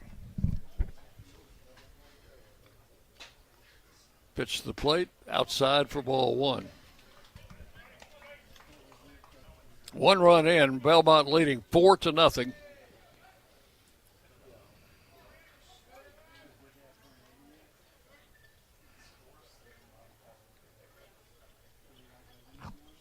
Alberon's pitch is swung on and missed. 1-1.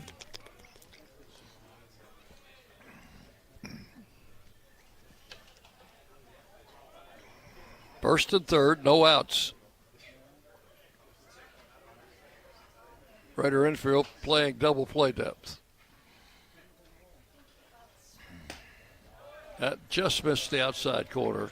Ball 2, 2-1.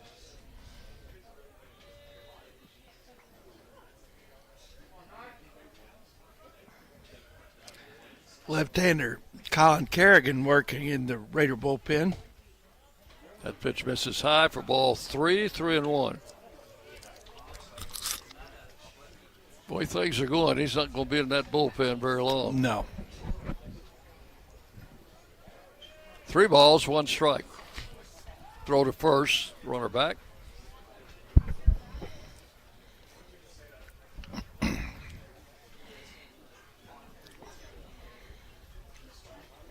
What Jerry Myers is going to try to do is control the damage. Check swing, and that pitch was up high. Oh! Ball 4. That's going to load the bases with no outs. So we'll have Sprocket moving over to third. Webb will be at second, and Langlotz at first, and there are no outs here in the 4th inning. Batter will be J.D. Whitworth. Number 9 hitter flied out to right field in the 3rd inning. Dean O'Neill out to talk with his pitcher. He's back. Now let's see what we can do to get out of this with minimal damage. Infield stays double play depth in the middle infield, and first and third baseman played about even with the bag. 1 ball, no strikes. Nick playing in front of the runner at first base.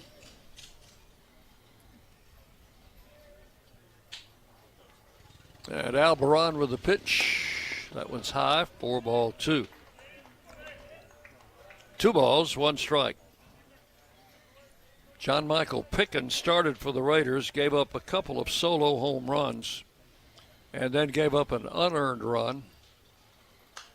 There's a swing and a foul out of play. Count go to 2-1 on Whitworth. So Pickens was relieved in the 3rd inning by Alberon, who is out there now, and he's got problems of his own.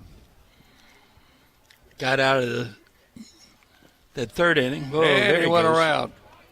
That's going to be a 2-2 count now to Whitworth. Low inside pitch and couldn't hold his swing back. Alberon got the man to end the inning in the 3rd.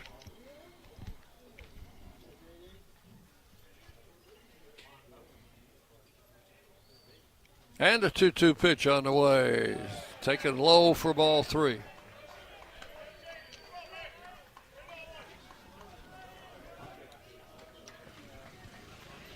So a full count, bases loaded, no outs,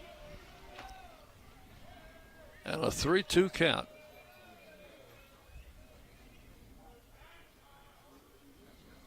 And the pitch to the plate is swung on and missed, struck him out. Pulled him on that pitch. Tried to check his swing and unsuccessfully.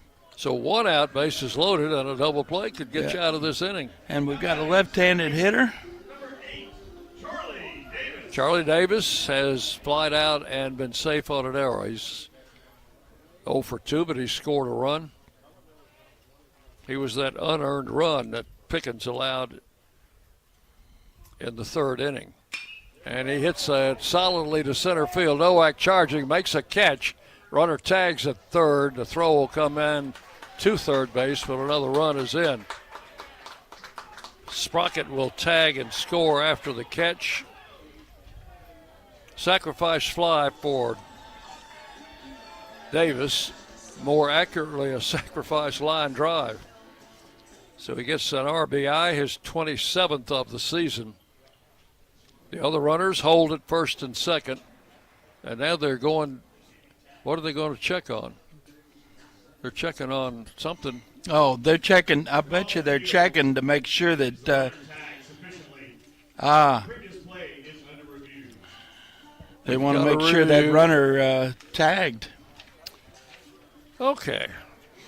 Here's what I was doing during the reviews in Louisiana. I'm looking back at baseball history. I was John, because listening. I'm not going to take a break because you never know how long these guys are going to be That's out. right. 1917, April 14th, and opening day against the St. Louis Browns, the White Sox. Eddie Cicotte pitches a no-hitter and beats the Browns 11-0. 1925, April 14th. Let's go back to Eddie Cicotte a minute. So he throws a no-hitter in 1917.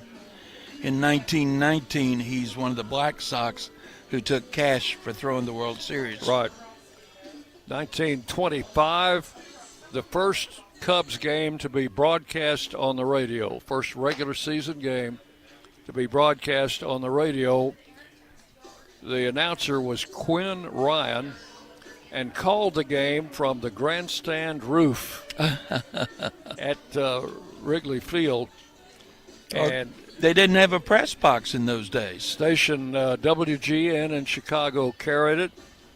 Grover Cleveland Alexander was the winning pitcher for the Cubs, beat the Pirates.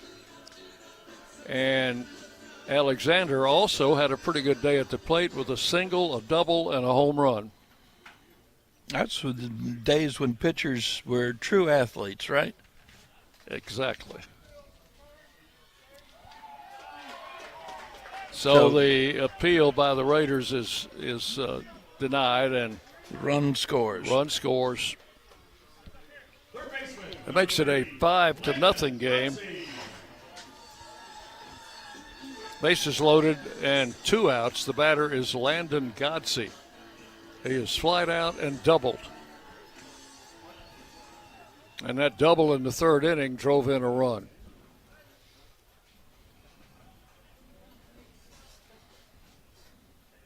Abel Albron with a pitch, and Gotze swings and misses, strike one.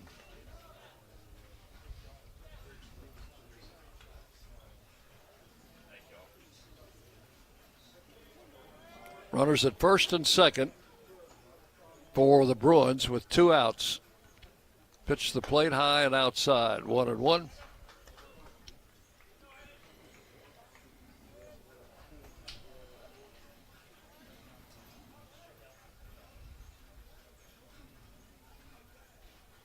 Long look in for Albron. He's ready.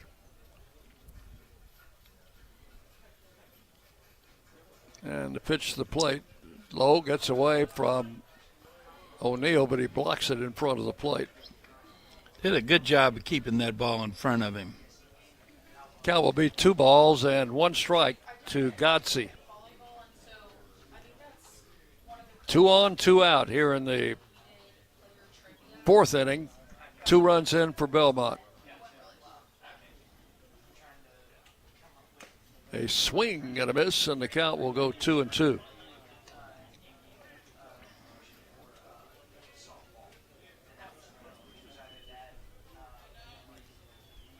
Landon Gotze is from Indianapolis, Indiana.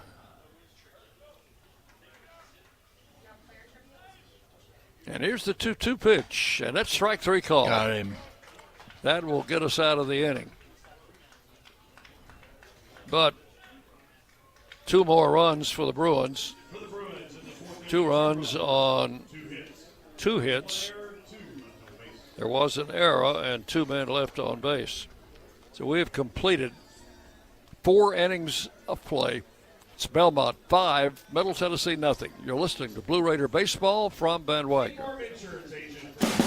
Hey, Blue Raider fans, this is Brad Hopkins with Exit Realty Bob Lamb & Associates. Winning in real estate is a lot like football. Good coaching and recruiting a great team are the keys. I put together a team of lenders, inspectors, and home professionals to help you succeed. Let me coach you through this process and make sure you come out a winner. Whether you're looking to buy, sell, or invest, I am here to help you win. Visit BradHopkinsHomes.com or call 615-556-9239 to find out more. Las Casas Drugs is a proud sponsor of Blue Raider Athletics, located at 4702 Las Casas Pike, just minutes from Murfreesboro. Las Casas Drugs strives to provide all of your pharmaceutical needs in that hometown atmosphere you deserve. Family-owned and operated, Las Casas Drugs offers free delivery, immunizations, drive-through window, gift shop, merchandise, and medication management programs. Come by and see how we can make a difference. And go Blue Raiders!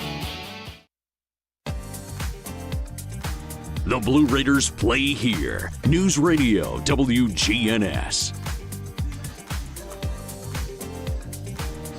On to the 5th inning we go. The Raiders trailing 5-0.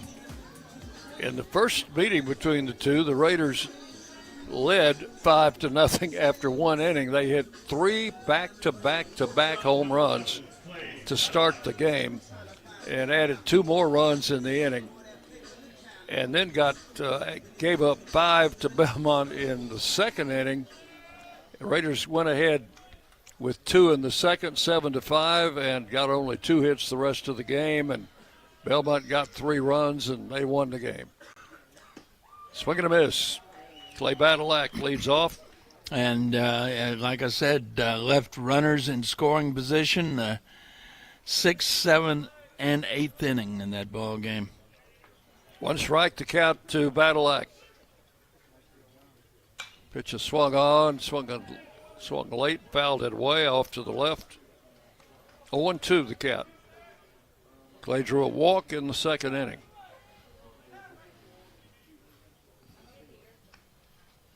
Lake Morris, sophomore left-hander out of Gallatin. Still out there, pitch inside. 1-2 to Badalak. Raiders haven't been able to do much with Morris. I would say that Coach Dave Jarvis is just incredibly pleased with what he's seen with his starter. Popped up in the infield. First baseman Maddox under it will take it. And that is out number 1 in the 5th inning. And with the one out, the batter is Owen Nowak. Nowak has lined out and singled.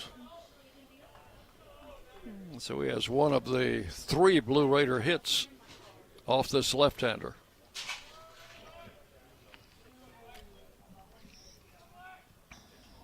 And a line drive to right field. It's going to be called. No, did he drop that ball? He did. Somehow or another hung on. I think the sun got him. Well, the sun is terrible for the right fielder and the second baseman right now. It's right in their eyes. Looked for a moment like he might have juggled it, but I thought so too. That's the second out. Nowak hit it on the nose. Here's Tyler Minnick. And he hits one in the air to left field, but not deep enough. Left fielder Whitworth is under it. He'll make the catch for out number 3. Raiders go down 1, 2, 3 as Barnes threw a total of 1, 2, 3, 4, 5, 6 pitches in that inning. We hit the ball hard. At least 2 of those. So we're halfway home in this game. It's Belmont 5, Middle Tennessee nothing. You're on the Blue Raider Network from Van Wagner. Albron Bring out your game day style courtside with a stop at Lightning's locker room on the concourse. From bold new drops to timeless campus classics, we've got everything you need to turn heads from class to tip-off. Whether you're rocking a hoodie in the student section or sporting a tee around town, your look says it loud. You're here for the wins, the energy, and the tradition.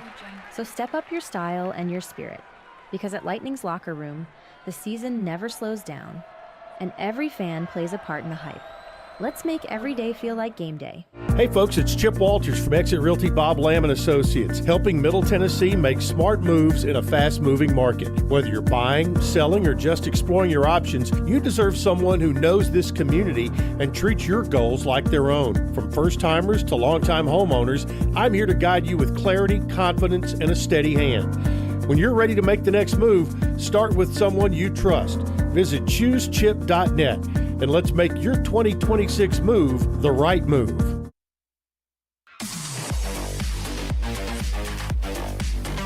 WGNS, the flagship station for Blue Raider sports.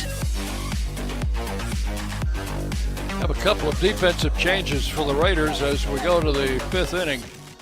Kenny McKinley has come into the game. He will go to right field for Brett Rogers. And Cale Vincent has entered the game. He'll go to third base for Brett Von Dolan.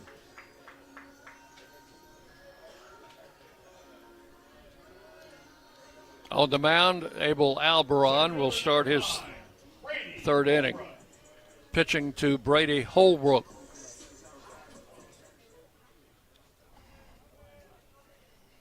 Holbrook, a left-handed batter. Alberon's pitch swung on and fouled. It went into the Belmont dugout. 1 strike the count.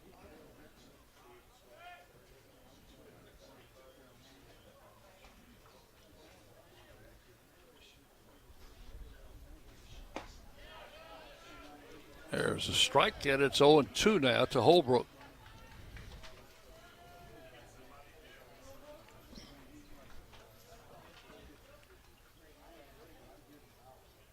Albron with a pitch, ground ball to first. That's fair ball. Minnick's got it. He'll win the race to the bag.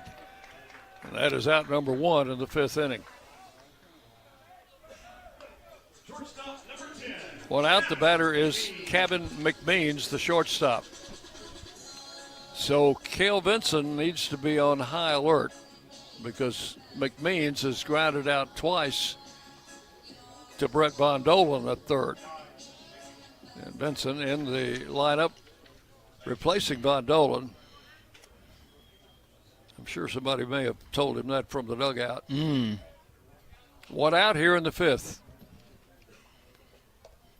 And the pitch to the plate is outside for ball 1. Kevin McMeans is out of Leesburg, Virginia. He's a redshirt sophomore and a transfer from the College of Charleston.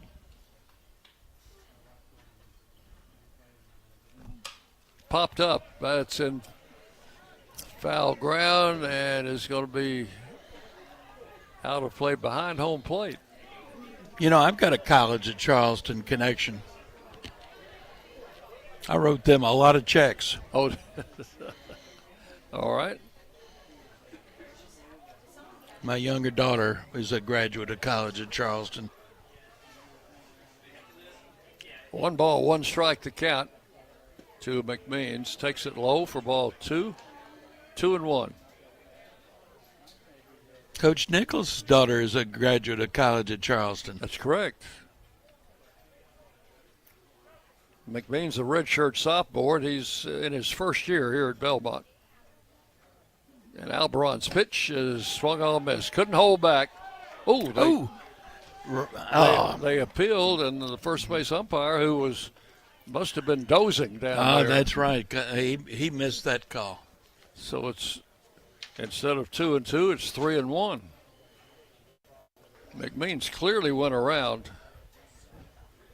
I don't know why the home plate umpire couldn't see that. There's a strike call, and he should be sitting in the dugout. That's now, right. But the count's 3-2. I mean, if we could see it, John, anybody ought to. Well, we're also closer than the first base umpire. But not the home plate umpire. You're right about that. Swing and a miss. Doesn't matter. Everybody saw that. Yep. McMeans goes down swinging for out number 2. Just means that Auburn threw one more pitch than he should have. Should have, correct. So here's Maddox. So how are we going to get this guy out, John? He's homered to the left. He's homered to right. You walk him intentionally. Having a good day. It's a Murfreesboro youngster, too. He's out of Central Magnet School. Jake Maddox, sophomore. Alberon's pitch is a strike, caught the inside corner. I don't think I'd throw him a fastball down the middle. No.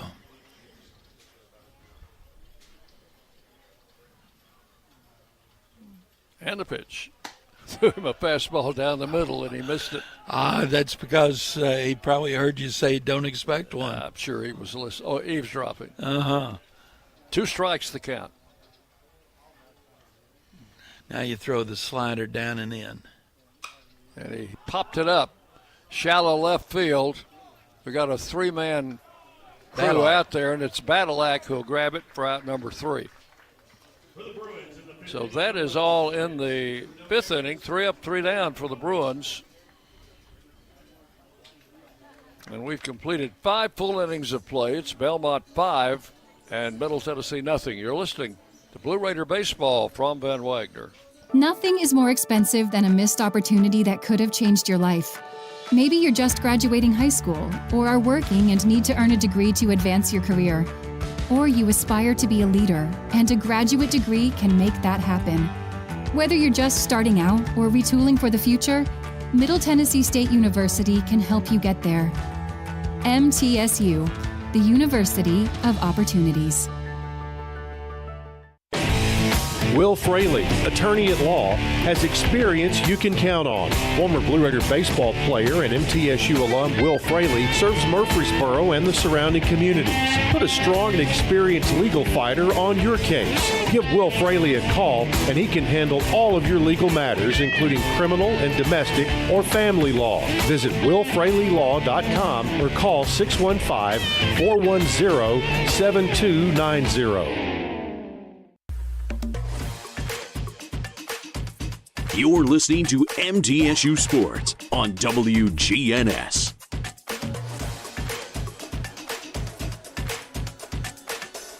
And we go to the top half of inning number 6. The Raiders trailing in this game by a score of 5-0.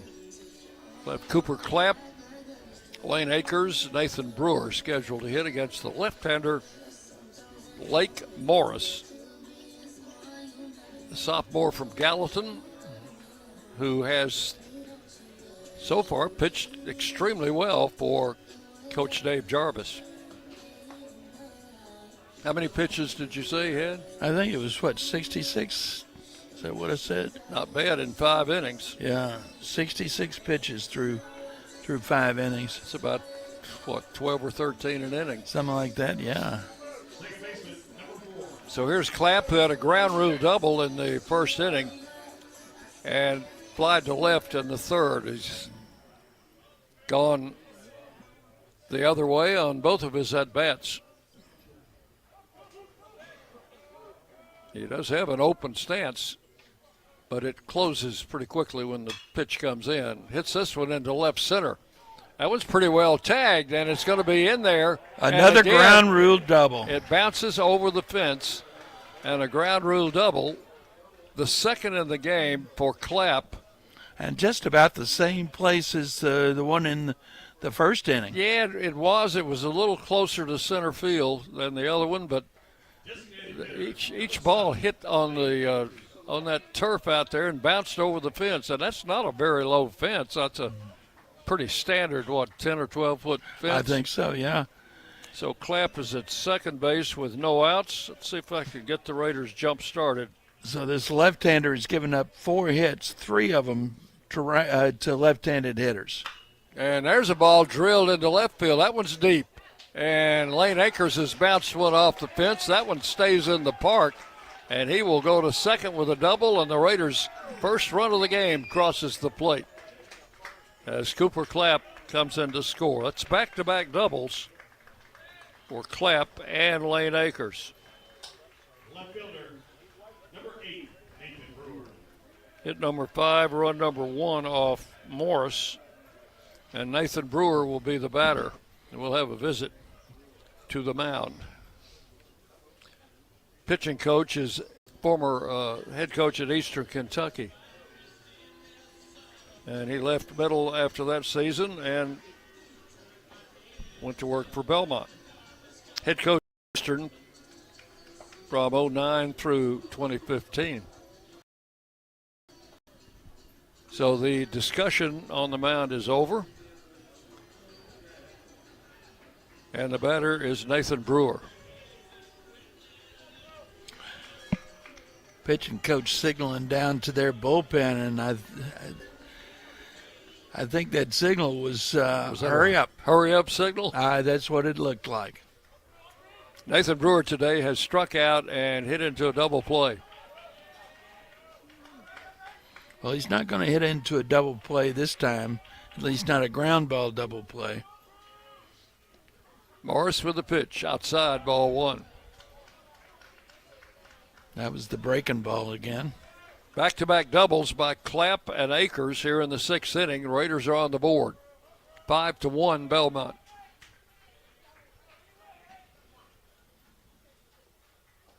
Swing and a miss on a breaking ball. 1 ball, 1 strike.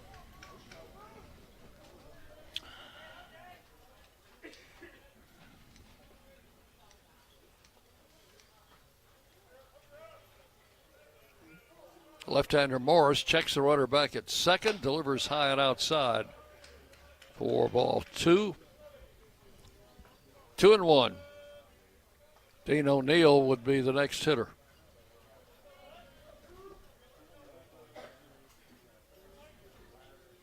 Here's the pitch.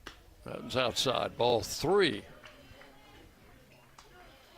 If he doesn't get Brewer, I expect we may see a pitching change. I would not be surprised at all. I mean, the young man has come out and done a really terrific job for 5 innings. And ball 4. Oh, no, they called that. He must have, what did he say, he went around or something? It's high inside. Yeah, backed him away from the plate. That's another call I don't see. So it makes it a 3-2 count now. And a foul over by the Belmont dugout down the first base side. Count holds at 3-2 to Nathan Brewer.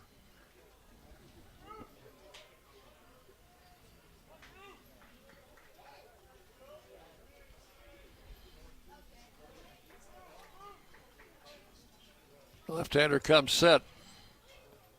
And the pitch. Struck him out swinging with a high fastball.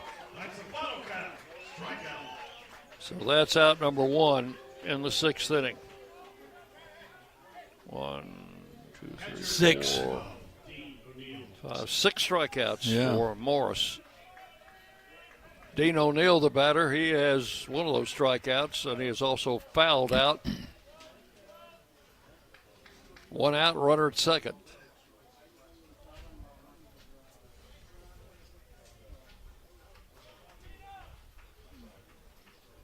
And the pitch to the plate. Swung on, foul straight back. 1 strike to O'Neill.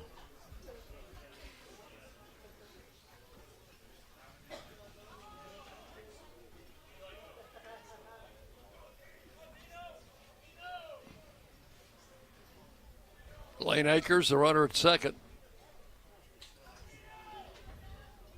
As the ball hit in the right field, right fielder charging, makes the catch. The runner tags at second and heads to third, and Akers is in there at third base. I tell you, there's an old dictum, you can't outrun the baseball, but he just did. So the right fielder, Langlotz, made a pretty good play. He was running to his right. Yeah. I thought that ball was breaking away from him, and he might have trouble with it. And now we're going to see a new pitcher. Kenny McKinley will be the hitter. Pitching coach is gone to the mound, and we do have a pitching change. So we'll take a break while the new pitcher is coming in. Tell you about him when we come back. You're listening to Blue Raider Baseball from Van Wagner. When the arena lights dim for a concert, or when the crowd becomes one at a big game, you can almost feel like you're the biggest fan. But who's your biggest fan? It's the person that will get you home safely after a night of drinking. It's the person who looks out for your life to make sure you leave the stadium with someone sober. This could be a designated driver or someone who offers to get you a ride share. Because in Tennessee, fans don't let fans drive drunk. Brought to you by the Tennessee Highway Safety Office, a division of the Tennessee Department of Safety and Homeland Security. Locally grown, Blue Raider proud. This is Jonathan Harmon with the J. Harmon Home Team. As an MTSU alumnus and lifelong Rutherford County resident, I bring the heart of a teacher, the grit of a Blue Raider, and over 15 years of real estate experience to every client.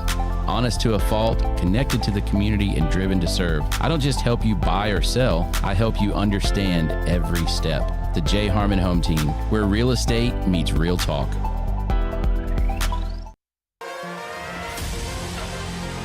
The Blue Raiders are on News Radio WGNS.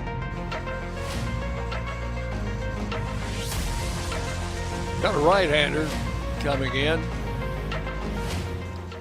I think Kenny McKinley was a little anxious to hit against that left-handed pitcher. I think so. It will be replaced by right-hander Cole Kenyon. And I had him here a second ago. I've lost him again. He's out of North Barrington, Illinois, a freshman, 6'2", 170. Here we go. He's making his 11th appearance, all but one of them in relief. He's thrown 14 innings.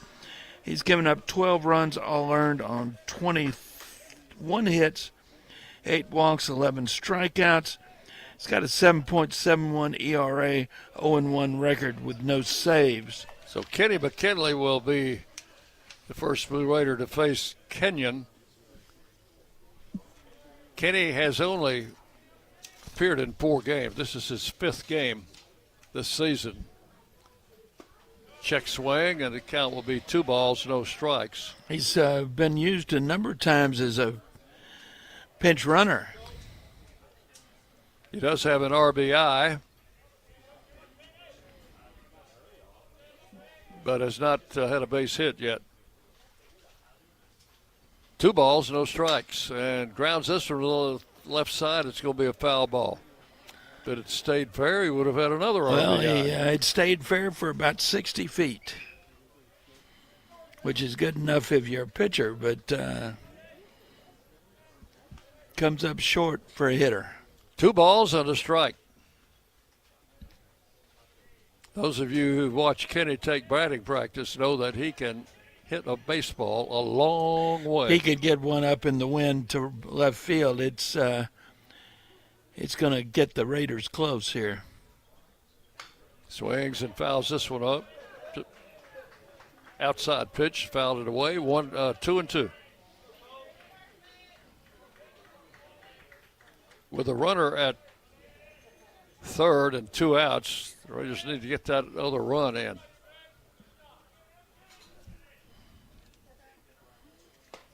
Pitch is low for ball 3. Full count, 3-2.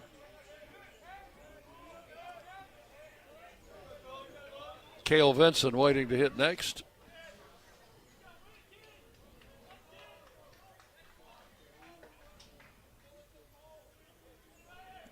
And the right-hander winds and fires and struck him out swinging. Got him chasing a ball way outside. That is going to be all in the 6th inning for the Raiders. 1 run, 2 hits, and a man left. So we will take this game to the bottom of the 6th inning. It is Belmont 5, Middle Tennessee 1. You're listening to Middle Tennessee Baseball from Van Wagner. Las Casas Drugs is a proud sponsor of Blue Raider Athletics, located at 4702 Las Casas Pike, just minutes from Murfreesboro. Las Casas Drugs strives to provide all of your pharmaceutical needs in that hometown atmosphere you deserve. Family-owned and operated, Las Casas Drugs offers free delivery, immunizations, drive-through window, gift shop, merchandise, and medication management programs. Come by and see how we can make a difference. And go Blue Raiders! Bring your game day style courtside with a stop at Lightning's locker room on the concourse. From bold new drops to timeless campus classics, we've got everything you need to turn heads from class to tip-off. Whether you're rocking a hoodie in the student section or sporting a tee around town, your look says it loud. You're here for the wins, the energy, and the tradition. So step up your style and your spirit, because at Lightning's locker room, the season never slows down, and every fan plays a part in the hype. Let's make every day feel like game day.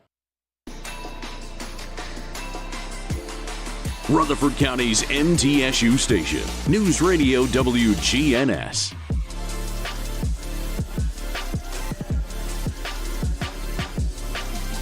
We go to the bottom of the 6th inning for Belmont. It will be catcher Mike Sprocket to lead it off. Sprocket had a home run in the 2nd inning and doubled in the 4th, so he is 2 for 2, and both those balls, John, were hit to the opposite field.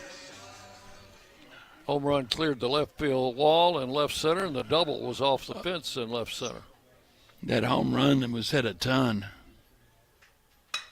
And he hits this one in the air to center field, moving back. Nowak near the wall. I may have been on the warning trip. Hard for us to tell from his vantage point, but it sure looked like it, didn't it? So that is out number 1 here in the 6th inning. Nate Webb, the designated hitter, has struck out and been safe on an error.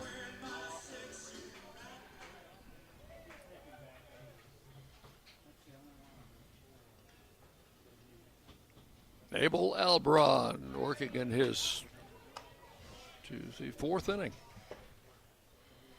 Strike to Webb, 0-1.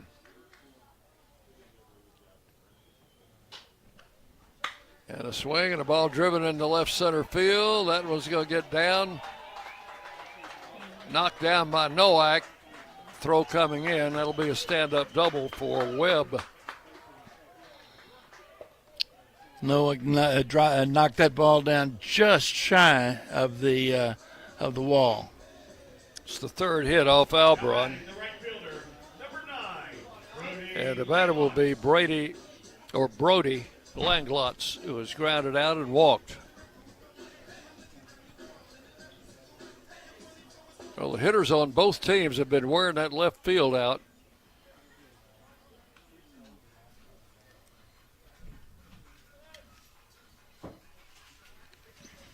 Langlotz, a right-handed batter. Albron's first pitch to him is low for ball one.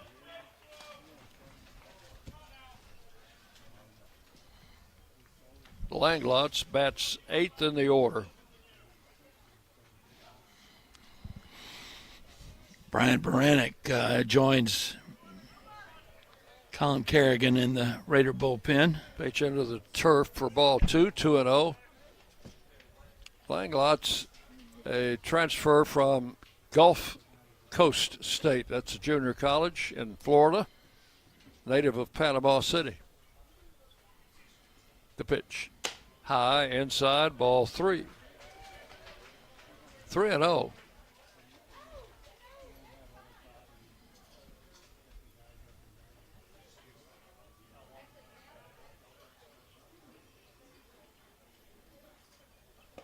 That was a strike called.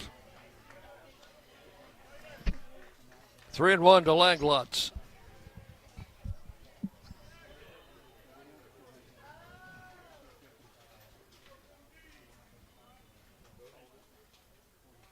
Albron ready with the 3-1 pitch, and it's high, ball four.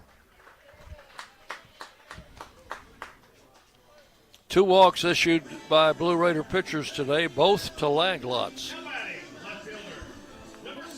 Runners at first and second with 1 out, and J.D. Whitworth is the batter. He's the number 9 hitter. He's flied to right and struck out. Albron struck him out in the 4th.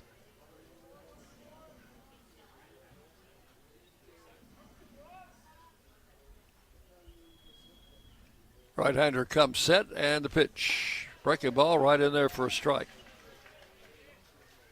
0-1 to J.D. Whitworth from the West Tennessee town of Collierville, freshman.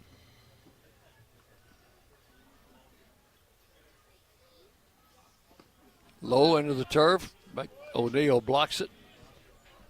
Runners do not advance. 1 ball, 1 strike.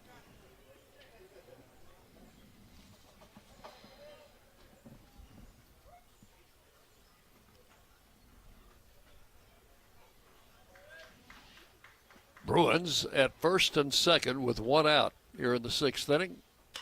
And a ball hit in the air to right field. Kenny McKinley coming on. It drops in front of him. And that's going to load the bases. That ball not hit hard, but dropped in front of the right fielder, McKinley. Now batting, second baseman, number 8, Charlie Davis. 4th hit given up by Albron. And that gets a mound visit. We're going to see a new pitcher. He's already made the call? Yes, he's made the call. So that is going to be it for Albron. And we'll check on the new pitcher when he checks into the ball game. We'll take a break here. Tell you that you're listening to Blue Raider Baseball from Van Wagner. The Blue Raiders are winners in the classroom, on the field, and the courts. Richard Lewis here. I want you to win in real estate also. Buying, selling, auction here in Tennessee, or along the Gulf Coast, a second home, or investing. Give me a call to help start that winning process. 615-319-9981. Oh, I'm never too busy for your referrals. Richard Lewis, Exit Realty, Bob Lamb & Associates. At State Farm, when home and auto work as a team, you score and save money. I'm State Farm agent Andy Wama. Give me a call at 615-890-0850 and let's work together to win big by saving money on home and auto. With the service you get from State Farm, you might think our car insurance costs more. I'm State Farm agent Andy Wama. Give me a call at 615-890-0850 and let me show you with discounts up to 40%. You may find it even costs less. The flagship station for Middle Tennessee sports, WGNS, Murfreesboro, Smyrna. The Blue Raiders play here. So the pitching change has been made. The new pitcher is left-hander Walker Shaw will be checking in for the Raiders. Well, I've been saying it's Kerrigan, but I missed the number by 1. Shaw is number 31, Kerrigan 30. Anyway, Walker Shaw making his 4th appearance. He's thrown 2 2/3 innings. He's given up 1 run. It was earned, 1 hit, 2 walks, 4 strikeouts, 3.37 ERA, no decisions, no saves.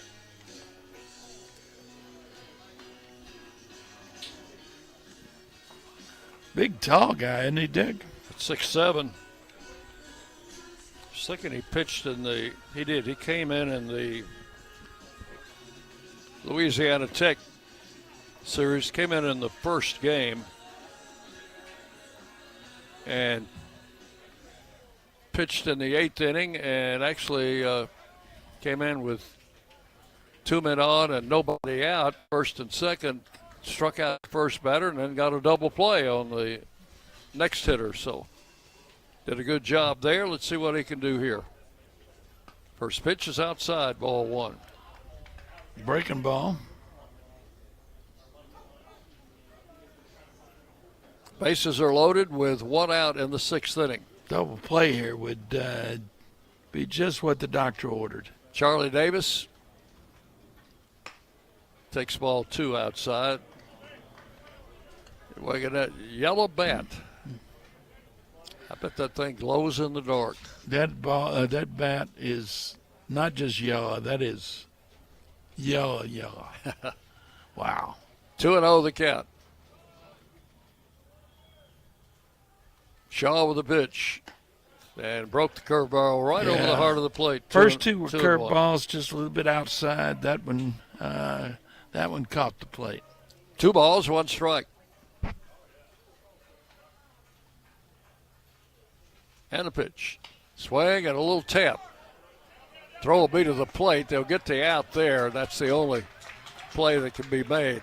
Shaw came off the mound toward the third base side, fielded it, and threw a strike to Dean O'Neill for the force out on Webb coming in from third. Now batting, third baseman. That's the second out. Langlots advances to third, Whitworth to second. Davis at first on the fielder's choice, and the batter is Godsey. Has a double in 3 trips. He's a right-handed hitter.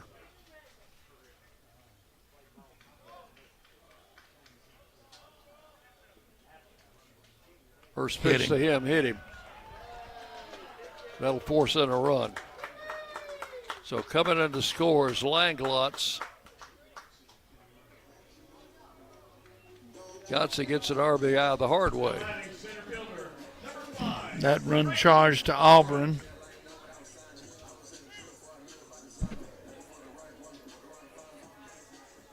So the bases will remain loaded with 2 outs, and the batter is Holbrook,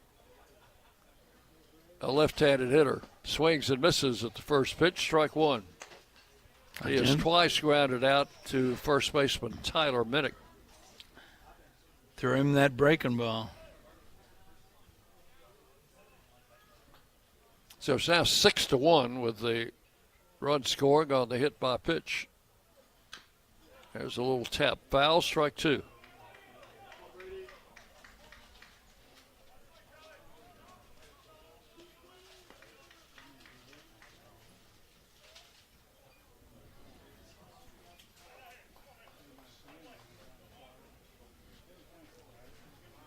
We're in the bottom of the 6th inning. Belmont leading 6-1. Raiders trying to get out of a bases loaded situation here, and the pitch is outside, 1-2 to the left-handed hitter Holbrook. Left-hander Walker Shaw on in relief.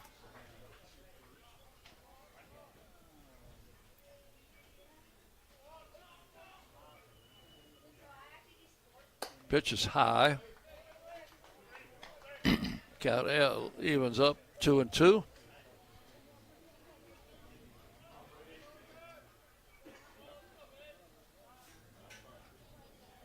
And the pitch. Check swing. Oh. Apparently did not go, and the count will go full. Oh. So now the carousel will get going here with 2 outs and the bases loaded. There go the runners. And ball 4 was low. Pretty good looking pitch. I thought the last 2 pitches were strikes. So that'll be a walk to force in a run. And Holbrook gets an RBI. And that gets a mound visit. That run is also charged to Alburn. That'll close the book on Alburn. He goes 2 2/3, gives up 4 runs, all earned on 4 hits, 2 walks, 3 strikeouts. So another pitching change for the Raiders here in the 6th inning. Belmont is now leading 7-1. Bases remain loaded with 2 outs and a new pitcher coming in. You're listening to Blue Raider Baseball from Ben Wagner. At Middle Tennessee Electric, we see the lines that link us all, illuminating our neighborhoods, empowering our businesses, and helping us to recharge. Because we believe in the power of good energy. Whether it comes from our grids, the sun, or a kind heart. And as your family and our region continue to grow, you can trust that we'll always be there for you. Middle Tennessee Electric, bringing good energy. Hey Blue Raider fans, this is Brad Hopkins with Exit Realty Bob Lamb & Associates. Winning in real estate is a lot like football. Good coaching and recruiting a great team are the keys. I put together a team of lenders, inspectors, and home professionals to help you succeed. Let me coach you through this process and make sure you come out a winner. Whether you're looking to buy, sell, or invest, I am here to help you win. Visit BradHopkinsHomes.com or call 615-556-9239 to find out more.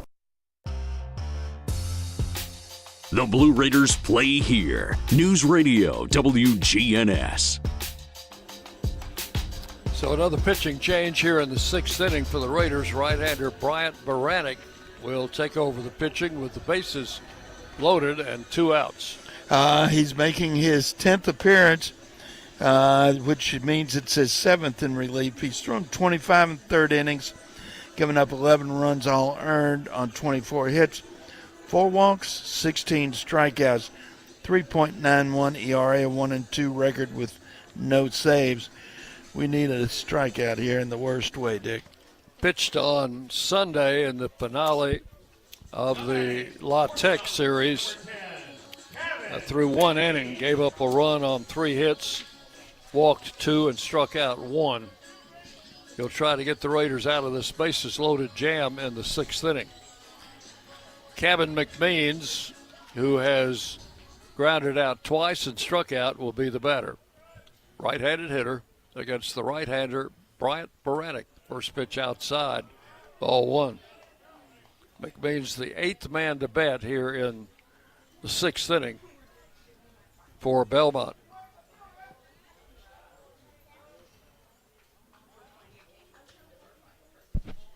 Baranek out of the stretch, and the pitch is in for a strike, 1-1.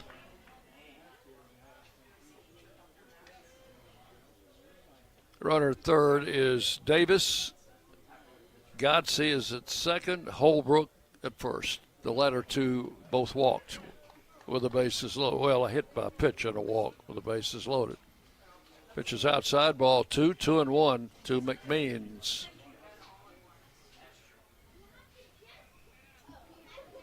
Baranek with a pitch and a one-hopper to Cooper Clapp. He'll go to first. That will retire the side in the 6th inning. 8 men come to the plate. They score 2. 2 runs. There were 2 hits in the inning, and they leave the bases loaded. The totals after 6 innings of play here at Rose Park: Belmont 7 runs, 7 hits, no errors. Blue Raiders 1 run, 5 hits, and 2 errors. 7-1 Belmont leading. We'll go to the 7th inning on the Blue Raider Network from Ben Wagner. Last Cassis Drugs is a proud sponsor of Blue Raider Athletics, located at 4702 Las Casas Pike, just minutes from Murfreesboro. Las Casas Drugs strives to provide all of your pharmaceutical needs in that hometown atmosphere you deserve. Family-owned and operated, Las Casas Drugs offers free delivery, immunizations, drive-through window, gift shop, merchandise, and medication management programs. Come by and see how we can make a difference. And go Blue Raiders! Bring your game day style courtside with a stop at Lightning's locker room on the concourse. From bold new drops to timeless campus classics, we've got everything you need to turn heads from class to tip-off. Whether you're rocking a hoodie in the student section or sporting a tee around town, your look says it loud. You're here for the wins, the energy, and the tradition. So step up your style and your spirit, because at Lightning's locker room, the season never slows down, and every fan plays a part in the hype. Let's make every day feel like game day. WGNS, the flagship station for Blue Raider sports.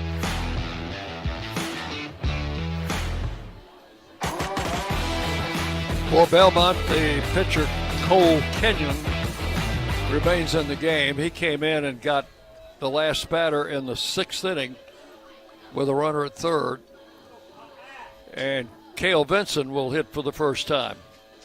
Cale came in defensively in the bottom of the 5th. Cale looking for his first hit of the season, appearing in his 5th game. And the pitch to the plate is high for ball 1.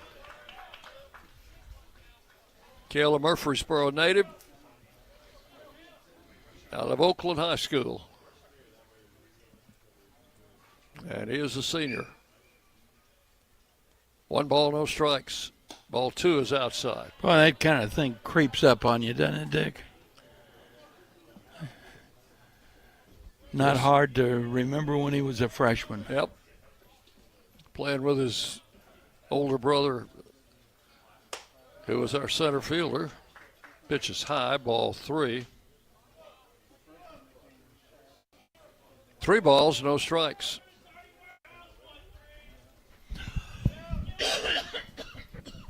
Here's the pitch, and it's blowing outside. So Benson draws a walk on 4 pitches.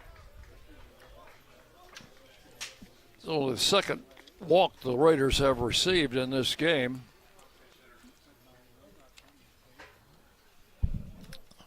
Looks like we're going to have a pinch hitter for Battle Act. Maybe? Maybe Grant Snyder. No, he's coming out.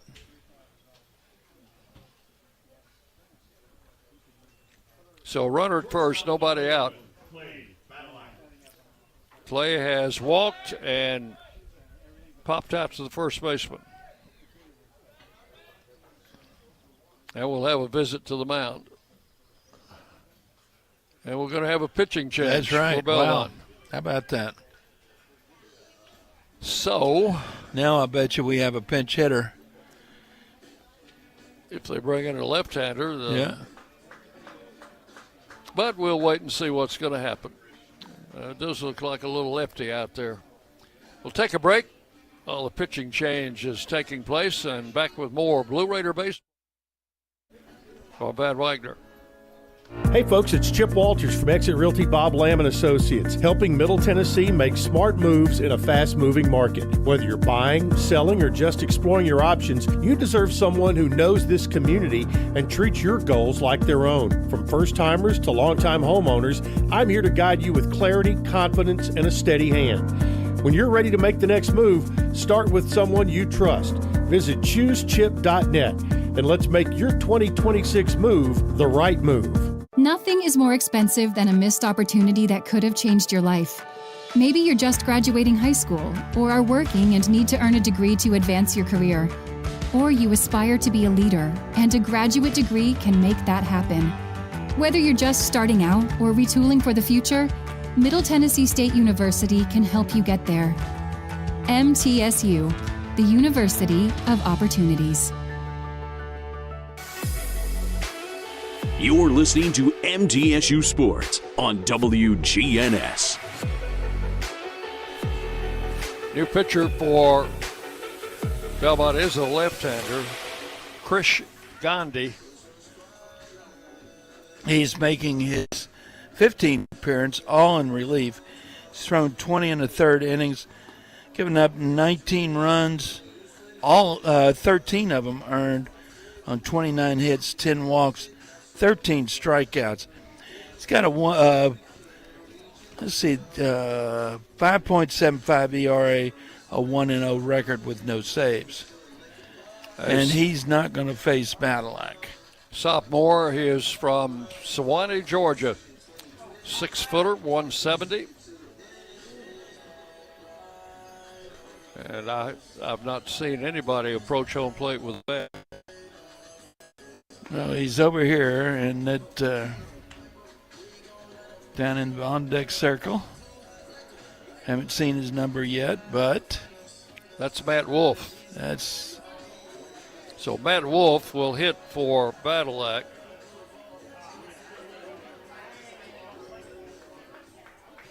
Here in the top of the 7th. There is a runner at first with no outs. Matt, right-handed batter. First pitch is high and outside, ball 1. You're back to baseball. I tell you what, these Tuesday midweek games sometimes get out of control a little bit with all the pitching changes. Cale Vinson, the runner at first, pitched the plate is swung on, driven down the left field line. And is that out of here? That is out of here. Over the fence into the Blue Raider bullpen, I think. It is. It didn't get it up very high. Just kind of golfed it a little bit. How about that? Matt Wolf with a pinch hit home run. 2-run home run. Drives in Cale Vinson, who walked to start the inning. And for Matt, that's his second home run of the season. The other one came on opening day. So it's now a 7-3 game. One of those runs charged to Kenyon, the other one to the pitcher who gave it up. And the batter is Owen Nowak, takes the first pitch for a strike. 2-run homer for Matt Wolf. That will make it a 7-3 game. Pitch is outside, 1-1. So Kenyon goes third of an inning. No hits, gives up a run because he walked a guy and struck out one. Here's the 1-1 pitch outside for ball 2. 2-1 to count.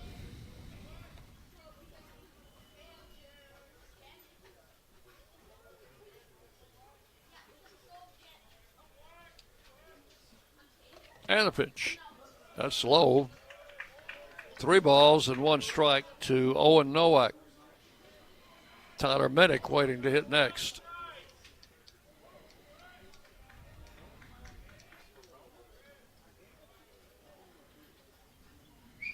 And the pitch.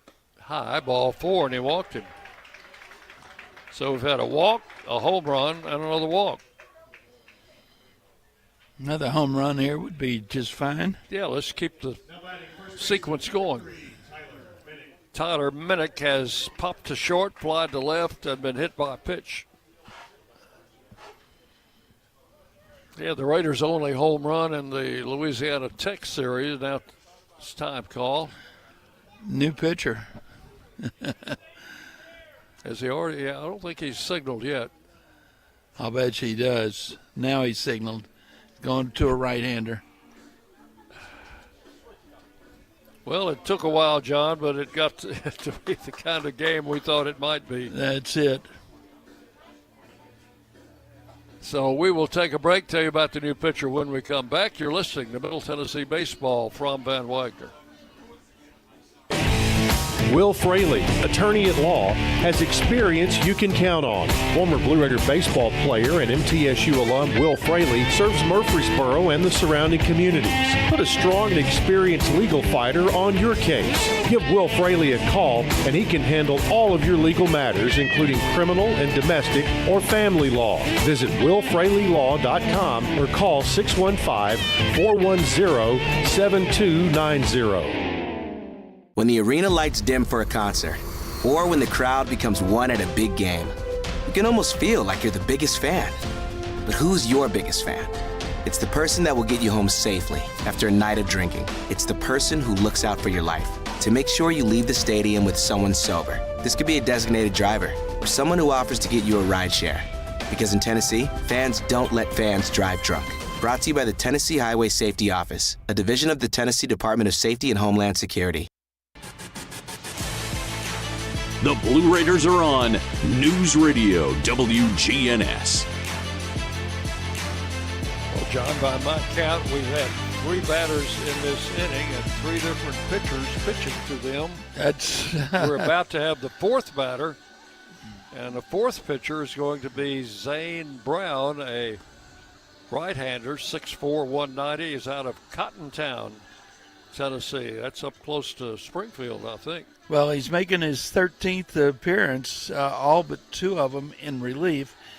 He's thrown 24 innings, given up 17 runs, all but 1 earned on 20 hits, 11 walks, 13 strikeouts. He's got a 6.00 ERA, 1-2 record with 2 saves. And he'll face Tyler Minnick with a runner at first and no outs in the 7th inning.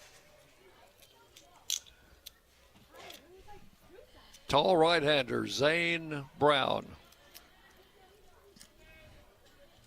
Pitch the plate. Set for a strike. Well, we've seen tall pitchers. We've seen short pitchers. We've seen right-handers. We've seen left-handers. Brown with a pitch. Low and outside. Ball 1. 1-1. Shadow's out towards the third baseline now, which means everybody's pretty much still in the sun. Oops, strike call. That pitch looked a little low. 1 ball, 2 strikes to Minnick. Well, would it be fair to say this home plate umpire has had an interesting strike zone today? The pitch. Lined, and that's caught on a diving grab by the shortstop. What a play. He was, the only way he was going to catch that was to leave his feet, and he extended horizontally and pulled that in. He did just that. Wow. Cabin McMeans takes a base hit away from Tyler Minnick, so 1 out now. Nowak alertly was close enough to first base to get back in time. The batter is Cooper Clapp. He's had 2 doubles. I think both of them have bounced over the wall. First pitch to him, low and inside, ball 1. And both of them in left center field. A long way from the plate. It's a 7-3 game. Belmont is led from the outset. That pitch is ball 2-0. Back-to-back home runs in the 2nd inning. Got them on the board. And they haven't looked back, have they? Just keep adding on. There's a swing and a miss. And the count will go to 2-1 on Clapp. We've gotten them 3 up, 3 down in the 1st, and then again in the 5th. They've scored in all the other innings. No runner first. The pitch. Swing and a miss. Strike 2. 2-2. Lane Akers on deck.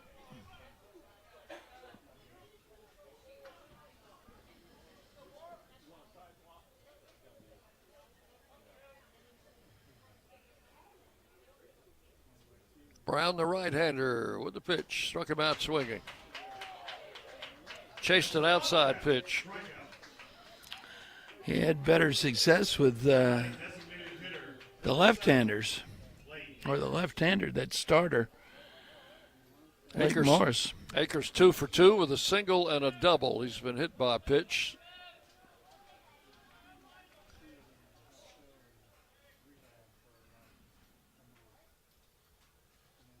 Brown comes set, and the pitch. That's outside for ball one.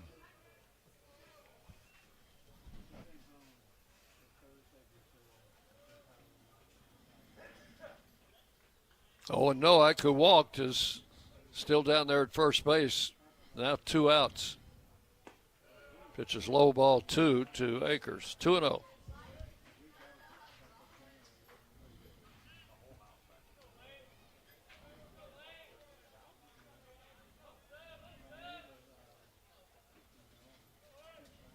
Raiders at home this weekend against the Blue Hens of Delaware.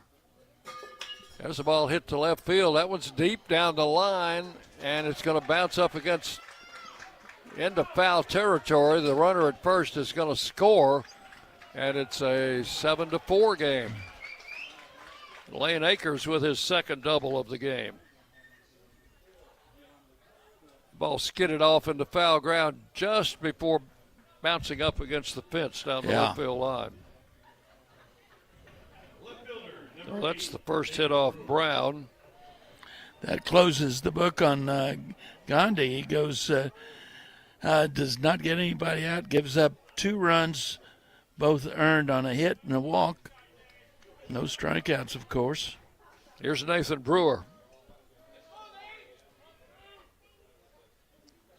Akers at second with 2 outs. It's now 7-4.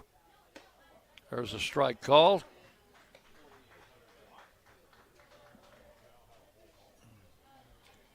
Well, they give you 3 outs in an inning, John, so it doesn't mean the inning's over. Absolutely not. Have to keep the string going. Get a good 2-out rally going here. There's a ball inside. Pretty good looking pitch. Called a ball. 1-1.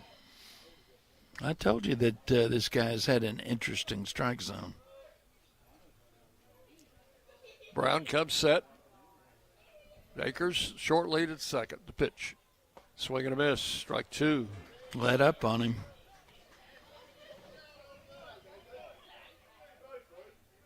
A ball and 2 strikes to Nathan Brewer.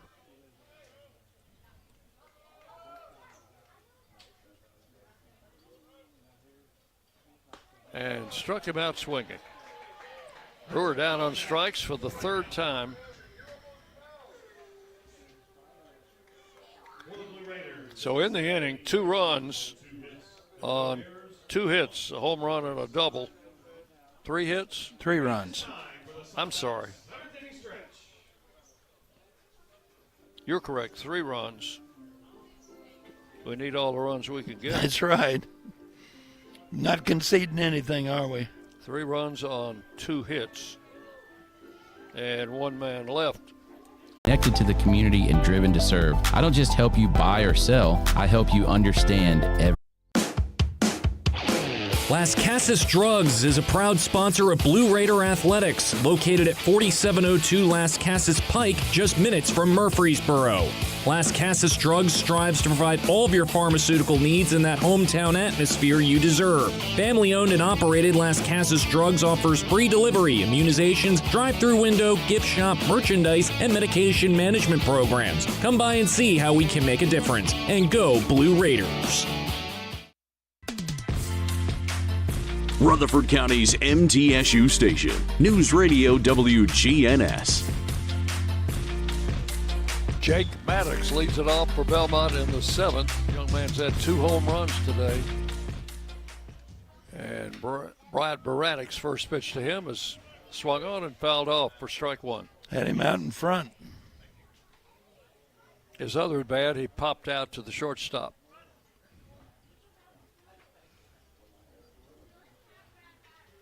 Baradic delivers and a bouncing ball right side. Clapp backhands it over to first in time. That is out number 1 in the 7th inning. The batter will be Mike Sprocket. He's had a good day with the bat. Home run and a double to score 2. 2 out of 3. Last time we got him out, he sent Nowak to the fence in center field for a long fly ball.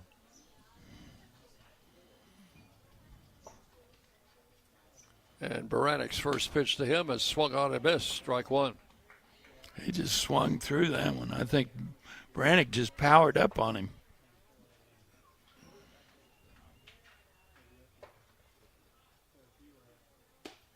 And a breaking ball coming in for a call strike, 0-2. Yeah, when Baranik is on and throwing his fastball well, he can get into the lower 90s. 2 strikes the count. Strike back, and I jumped on that one, John. I saw you. You were ready in case that net. No, I was ready to duck. 0-2. And right back in my eyes. Baranik's 0-2 pitch is high, ball 1. Throw him the changeup. He's thrown him a couple of fastballs, thrown him a slider. Now a change, see if he doesn't come back with the juice. He did and struck him out. Foul tip back into the catcher's mitt. O'Neill hangs on, and it's out number 2. Braddock's first strikeout. Batter's Nate Webb. He has a double, been safe on an error, and struck out. 1 out of 3. Belmont got 2 in the first, 1 in the third, 2 in the fourth for a 5-0 lead. The Raiders picked up a run in the 6th, make it 5-1. Belmont 2 in the bottom of the 6th to make it 7-1. And the Raiders just put 3 on the board in the 7th to make it 7-4. That's where we are now. 1 ball, no strikes to Webb. Strike called, it's 1-1.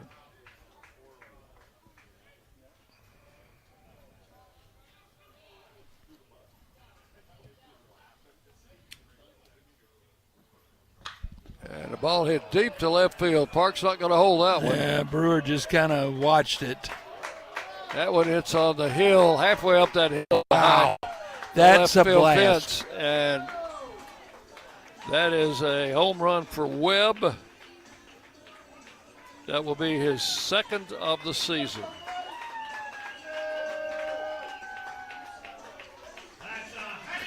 He got took a fastball, came in at probably 94 and went out at probably at 104.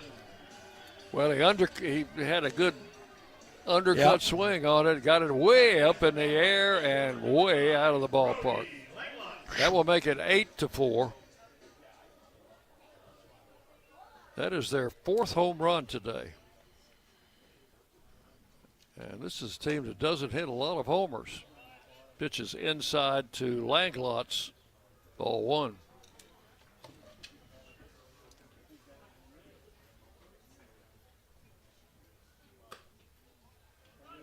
Missed with the ball 2-0.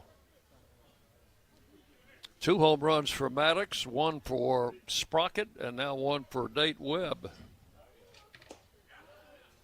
Strike called, 2-1. Langlotz has walked twice and grounded out. Swings at this pitch and sends it out of play foul. Count will be 2-2.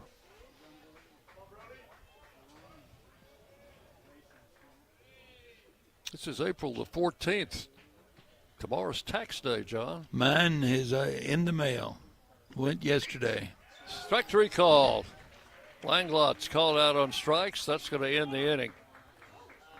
But the Bruins pick up 1 run on 1 hit, the Webb home run.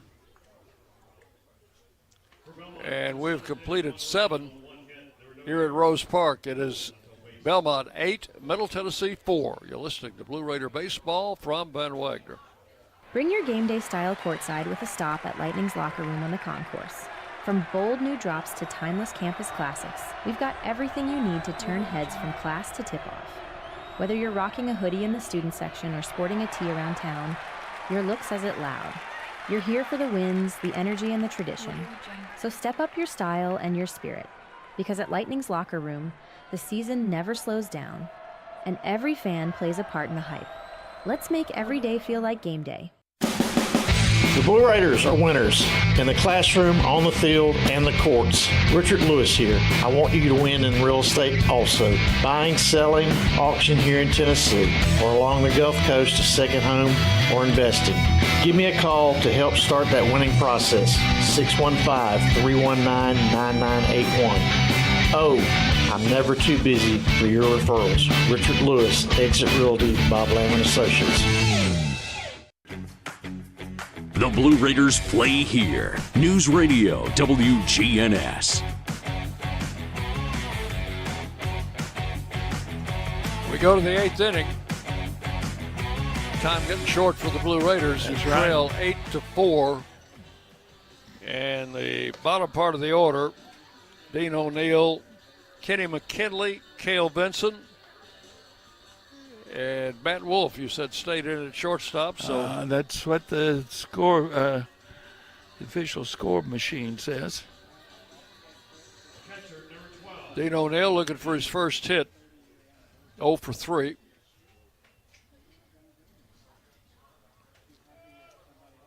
An extra baseball on the field. No telling where that came from. Think maybe somebody threw that home run ball back. So O'Neill looking for his first hit today. Had a pretty good series in Ruston over the weekend. First pitch to him is a strike call. Got the corner. Raiders at home on Friday, Saturday, and Sunday against Delaware. It'll be the first time we've played those guys. They're new to the league this year. O'Neill hits it in the right center. That may get down. It does. Bounces in front of the right fielder. O'Neill's going to second, and he will make it in there safely. Boy, he almost overslid the bag, and the shortstop was had the baseball and was looking back. Umpire was right on top of that play, though. He kind of grabbed it on the way by and hung on. So you think they'll give him a double on that? That was a turf bounce. Yeah. On the ball that landed in right center. Yeah, it's a double all the way. Raiders had a bunch of doubles today. We're going to have a pinch hitter. This is going to be Cook, I believe. Calvin. Your attention, please. Pitch hitting for Middle Tennessee, number 41, Calvin Cook. Calvin Cook will hit for Kenny McKinley. McKinley had one at bat, struck out. I think Cook's the young man with a perfect batting average. Pitch to him is a strike call. It's either he or Bowden. It's 1 for 1. He is 1 for 1. He's a redshirt freshman from Annapolis, Maryland. Takes a cut at this one, misses 0-2. Played in 3 games, had 1 at bat. And 1 hit. 2 strikes the count. Brown with the pitch. Low and outside, ball 1.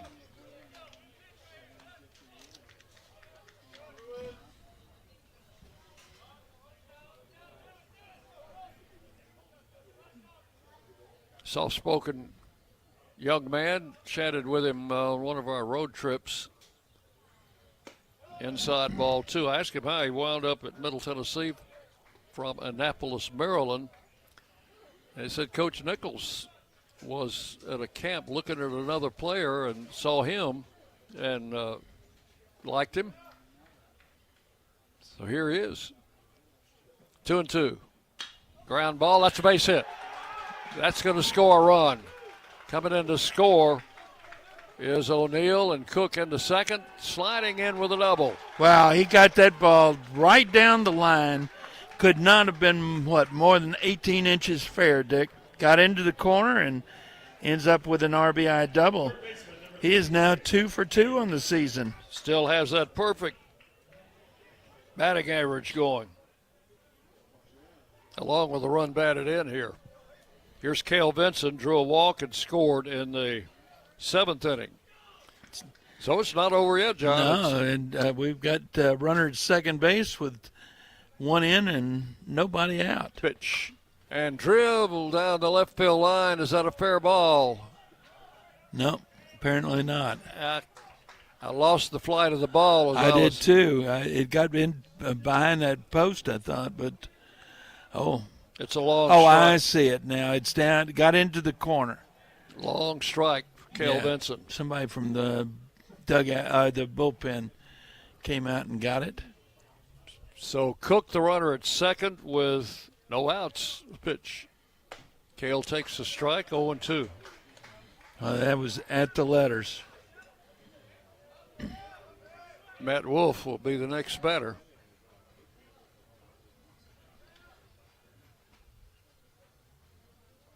Brown with a pitch. High outside, ball 1. 1-2.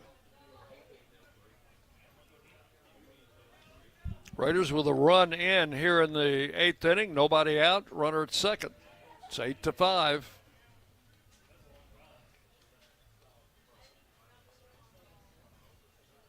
And a pitch. High, ball 2. 2-2. Infield in the shadows now.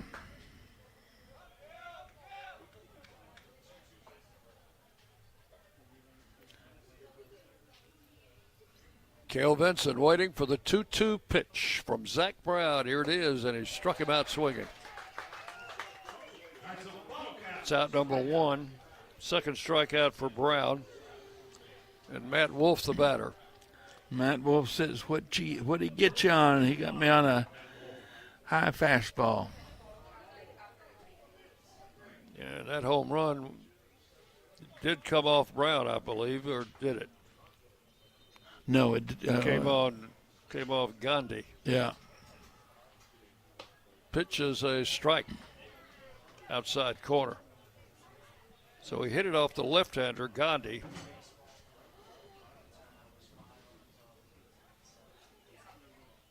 It was his second home run of the season. The other one came on opening day. That was only, 6 weeks ago, 8 weeks ago? 8 Swing and a weeks ago, foul. I guess. 0-2 the count. We opened on February 13th, and today's April 14th. Correct. 2 months. Right at 60 days.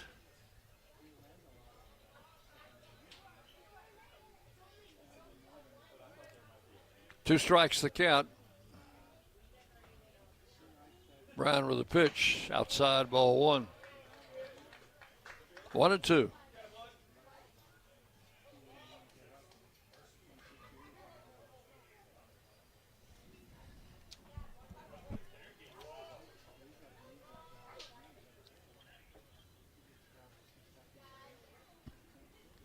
And struck him out swinging. So back-to-back strikeouts for Brown after he gave up back-to-back doubles to O'Neill and Calvin Cook. 2 outs, and the batter will be Owen Nowak. Center fielder, number 9, Owen Nowak. 1 for 3 with a walk. Single in the second inning. He walked in the 7th and came around to score. Mason Dobbs throwing in the Raider bullpen. Nowak takes the strike call, 0-1.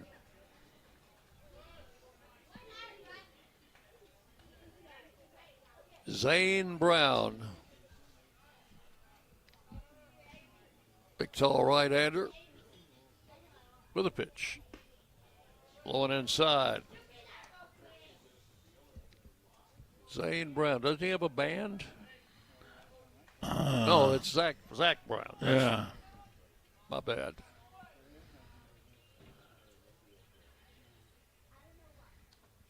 Here's the 1-1 pitch. Missed outside. Ball 2. 2-1.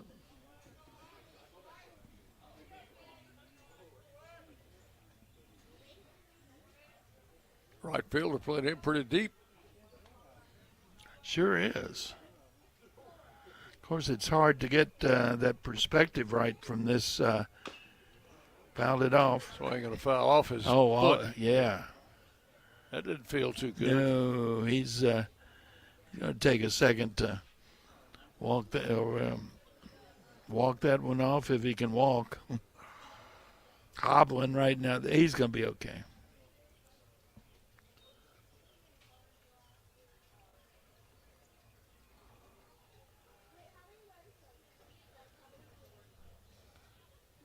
Owen is reluctant to pick up the bat at the present time. The trainer's going to come out, check with him. Where'd that ball hit him, John? Was it the foot? Or the ankle, maybe? Yeah, he's talking about the ankle, maybe. He's got a leg guard on. Yeah. But those things don't cover everything. Mm-mm. Just like some insurance, I know.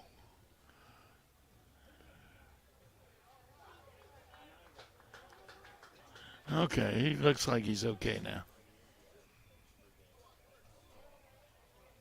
Coach Nichols wants to talk to him. He says, come here.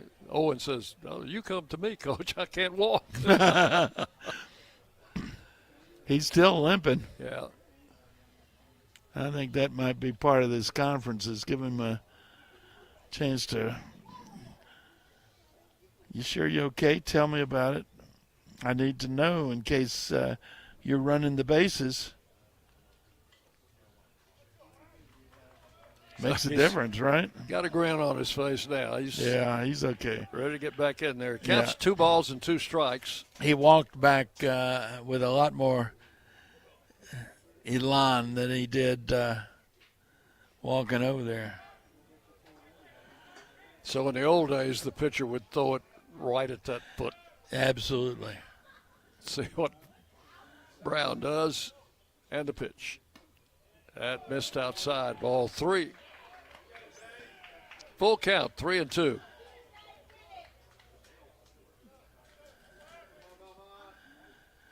Walk him and you bring the tying run to the plate, Dick. Nowak stands in, 3-2. And ball 4. You said it, John. Tyler Minnick will come up representing the tying run. Runners at first and second. 2 outs. Minnick's due. He is popped out to short, lined out to short, and the shortstop took a hit away from him on that play. Flied to left and been hit by a pitch. First and third. I didn't see our runner advance to third, but he did. There's a long drive, but foul down the left field line. So Cook went to third. I guess on that pitch to. Well, I'm hearing a discussion over in the rest of. I don't think anybody else saw it either. Pitch. Strike called, and it's 0-2.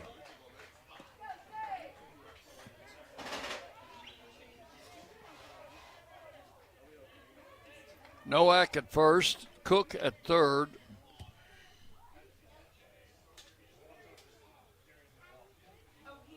Two outs here in the 8th. The pitch. Popped in the air into shallow left. Shortstop back. Left fielder calls him off, and left fielder Whitworth will make the catch for out number 3. That's all in the 8th. 1 run on 2 hits and 2 left. We'll go to the bottom of the 8th inning. It's Belmont 8, Middle Tennessee 5. You're listening to Blue Raider Baseball from Van Wagner. At State Farm, when home and auto work as a team, you score and save money. I'm State Farm agent Andy Wama. Give me a call at 615-890-0850 and let's work together to win big by saving money on home and auto. With the service you get from State Farm, you might think our car insurance costs more. I'm State Farm agent Andy Wama. Give me a call at 615-890-0850 and let me show you with discounts up to 40%. You may find it even costs less.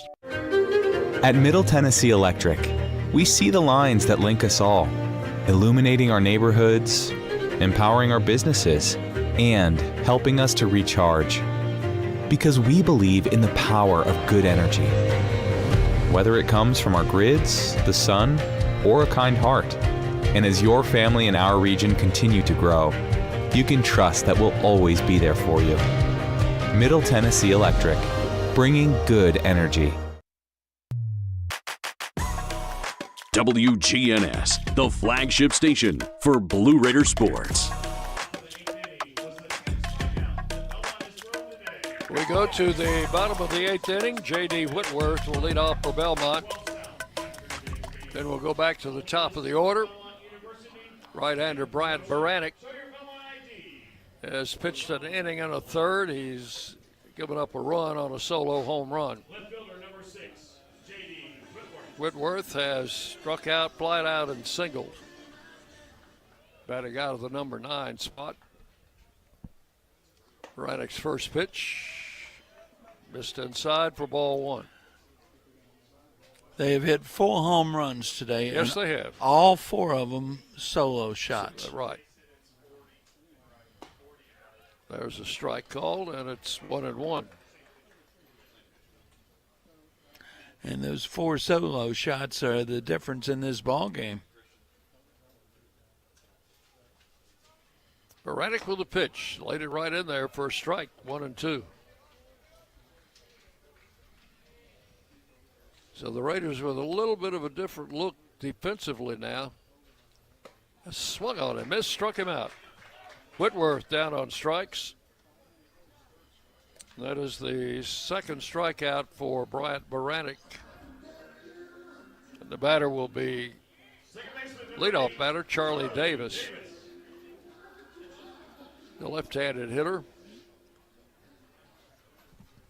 has scored a run. He was safe on an error in the 3rd inning and came around to score. Swings and misses at the first pitch, strike 1. Calvin Cook did stay in the ball game in right field. Right now, he's the only one left in the sun, and he is having trouble with it, even with sunglasses. 1 strike to count to Davis. And a swing and a miss, strike 2. This is the time of the day that the sun is getting low, so it means it's right in your eyes. At eye level. Pitch upstairs, 1-2. Well, for once late in the game, it's not in your eyes, John. I suspect that Saturday and Sunday will make up for that. As a ball hit off the end of the bat to third, Benson over to first in time. Good job. 2 up, 2 down in the 8th. Raiders game on Friday with Delaware will be at 6. Saturday afternoon at 3, Sunday afternoon at 1. And then a week from today, we take that wonderful ride up to Cookeville. I think I'm sick that day. Here's Braddock's pitch. Hit him. So he hit Godsey with the first pitch. Got the first 2 guys out, and Godsey is hit by a pitch. The batter is Holbrook, who is 0 for 3 with a walk. All right for me to call in sick next Tuesday? Well, if you want to. I'm going to go to that game. Are you? Yep. You'd been saying for a while you weren't. Well, I looked at the weather forecast seems to be decent. Okay. I don't want to sit out in any thunderstorms like we had to last year. No, if it's threatening at all, I've been given the approval to say no. Okay. We won't go. Oh, I'm with you then. Pitches outside to Holbrook, ball one. If you're willing to go, I'm willing to go. If you think it's safe. Here's the pitch. That's right in there. Because it was not safe last year, was it? No, it was not. Nor was it safe 2 years ago. You weren't with me that time. No. I was the only one in the park. They'd already told everybody to leave. And the runner's going to throw to second. I think they got him. Yeah. Oh! It's called safe. Cooper Klepp says we need to look at that. Jerry Myers says, I think I want to look at it. Matt Wolf I thought took he the had throw it. from O'Neill, and Cooper was close to the play. Of course, the umpire was too. I don't think O'Neill saw him break at first. A little bit late getting the throw off, but I thought he had a pretty good throw. So the count will be 2 balls and 1 strike. They're going to look at it. All right, John, you know what that means. What, a commercial? No. Oh. Can't take a commercial because I don't know how long they're going to be. That's right. There. Let's see. A lot happened on April the 14th, 1946. Mel Ott of the Giants hits his 511th and final home run on opening day. An 8-4 win over the Phillies. He is the manager. That's right. Player manager of the Giants. The next day, he hurt his knee diving for a ball and would play only occasionally after that. But that was his last home run. So tomorrow means it's April 15th. You know, April 15th was a significant day in baseball history. That was the day the curse of Calavito started. Frank Lane traded Rocky Calavito. Something between Chicago and Cleveland, wasn't it? It was to Detroit. He traded Rocky Calavito to Detroit for Harvey Keene during an exhibition baseball game in Memphis between the White Sox and the Indians. And that night, the first victim was Rutswood Park in Memphis, which burned down. I've heard you tell that story before. I have. I was at that ball game. Here's an interesting note. It might be a trivia question later on. How many opening days did Sandy Koufax start for the Dodgers on opening day? It would not have happened until they were playing in L.A., so it couldn't have been much more than, 4? In 1964, Sandy Koufax, in his only start as an opening day pitcher, defeated St. Louis 4-0, a complete game without giving up a walk. Which means that Drysdale probably had the others. Probably so. Boy, that was a rotation, huh? Sandy Koufax, Don Drysdale, both of them Hall of Famers. Don Sutton later on. Yeah. Claude Osteen was part of that rotation for a while. He's out at second. All right. Caught stealing. The Raiders finally won a challenge. So that would be 2 to 6. Be the third out. So that would go 2 to 6 for the putout. And in the 8th inning, no runs, no hits, and nobody left. We'll go to the 9th inning. Last ditch chance for the Raiders, who trail 8-5. You're listening to Blue Raider Baseball from Ben Wagner.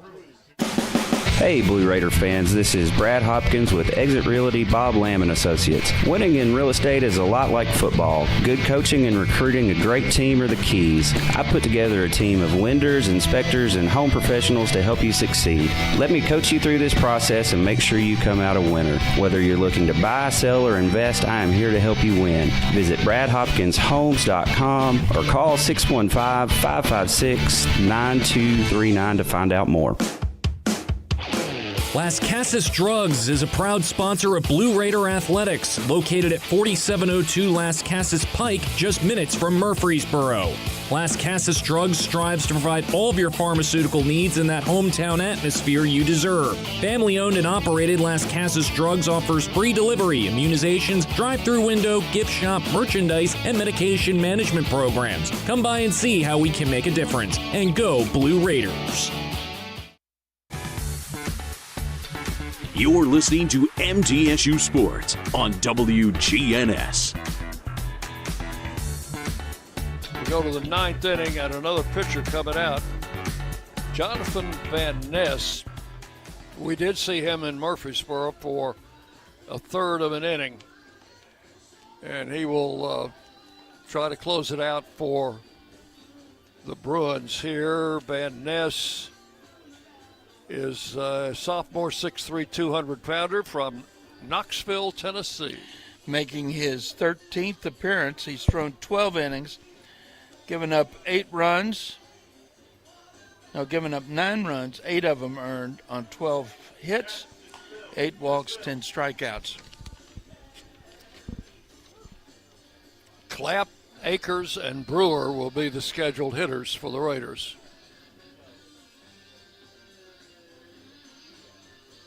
Cooper Clapp's had 2 doubles today. Lane Akers has had 2 doubles and a single. And Nathan Brewer hasn't had that good a day. He's struck out 3 times. So we'll see what happens here in the ninth. Needless to say, the Raiders need some base runners. A bunch of them, 3 of them. At least 4 of them, really. Right-hander Van Ness for the pitch. Strike called.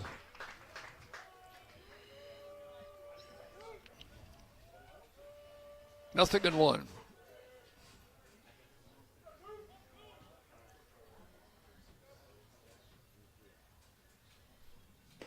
That pitch is a bit low for ball 1. 1-1. So Cooper is 2 for 4, both doubles. Both of them bounced over the left field fence.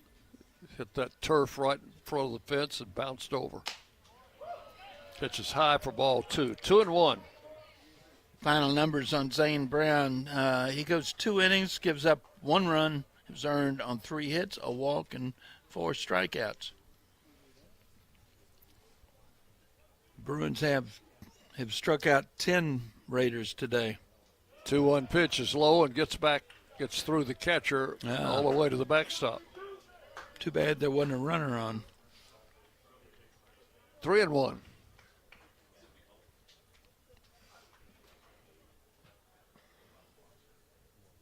Right-hander Van Ness.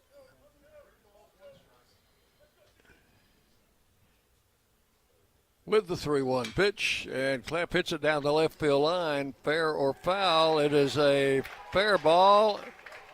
Is that bounced into the bullpen? Another ground rule double. I don't think I've ever seen that. No. John, a player getting 3 ground rule doubles in a game. And all of them opposite field. Isn't that's amazing. It is amazing.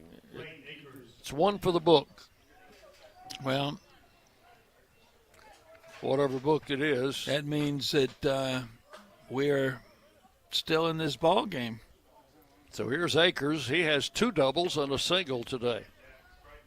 Working on a perfect day at the plate. Takes a strike, nothing in 1. 8-5, the Raiders trail as we are batting in the top of the 9th inning at Belmont.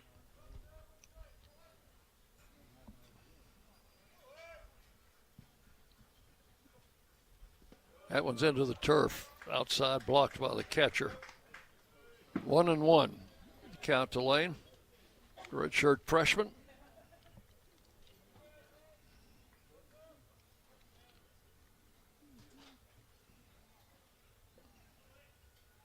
Van Ness comes set. And the pitch to the plate. Swung on, hit foul down the right field line. Right field on a long run. He dropped it. That's a fair ball. They're going to hold the runner at third. It's a good call because they recovered. We're going to need more than one. That's right. So we'll get a ruling on that. I thought it was going to be a foul ball, John, but I think that wind got it, blew kept it in fair territory. That's right. And the right fielder had it carom off his glove and roll into foul ground. Left fielder, number 8, Nathan Brewer. So now Brewer will bat with runners at second and third. I'm going to put a double in the book. They're still debating it over there. Nathan looking for his first hit today. Could use one here. Pitch is high, ball one. Raiders have had a ton of doubles today.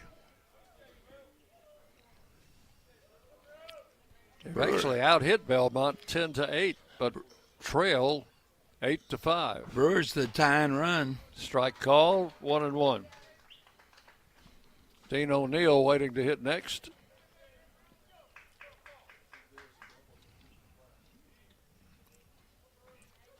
Pitcher is Jonathan Van Ness. He's given up back-to-back doubles here in the ninth. Swing and a miss, 1-2. Changed speeds on him, got him way out in front on a pitch that he couldn't have hit anyway. Down and away.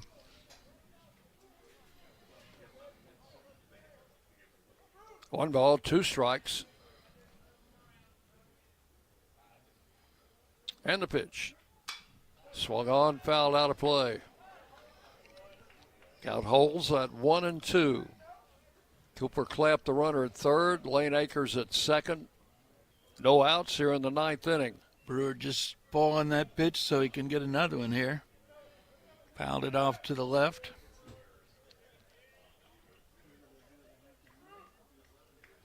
Van Ness delivers. Swinging a foul out of play. Still 1-2.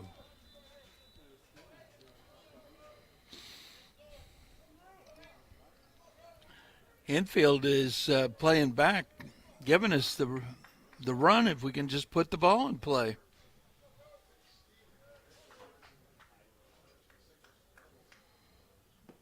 Breaking ball is low. Wow. 2-2. That was one of those that was that was a hard one to hold off on. So 2 balls and 2 strikes to the left-handed hitter, Nathan Brewer. Van Ness with the pitch, struck him out. Brewer down on strikes for the 4th time in the game. And that's 1 out. Catcher number 12, Dean O'Neill. Here's Dean O'Neill. He's an RBI machine, isn't he? Has a double in 4 trips. Well, he leads the team in that department. He's got 2 on in scoring position here. The pitch. Swinging a bouncing ball. Foul outside the line at third. 1 strike. Clapp had already come in to the plate, but it's a foul ball just outside the line. Clapp picks the bat up, tosses it back to O'Neill. He was trying to stand it up on the plate, and it wouldn't stand up. Wouldn't stand up. So he finally just gave up and said, here. Threw it to him. 1 strike to count.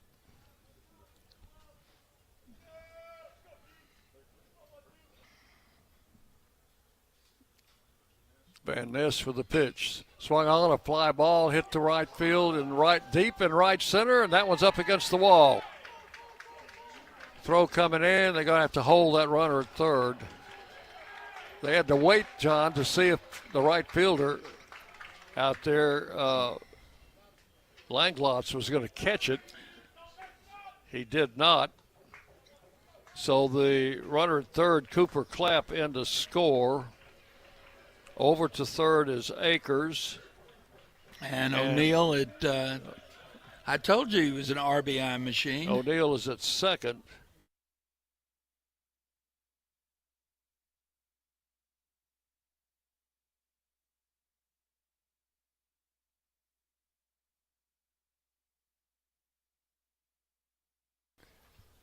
I don't think this is Cook. I think that's Connor Bowden. Where's that? Check, John. It is Bowden. Okay. Number 40. He was probably in. He's an outfielder, so he was probably in right field instead of Cook. Well, from this distance, 40 and 41 can look. So we've had 4 hitters in this number 7 spot. This is Connor Bowden.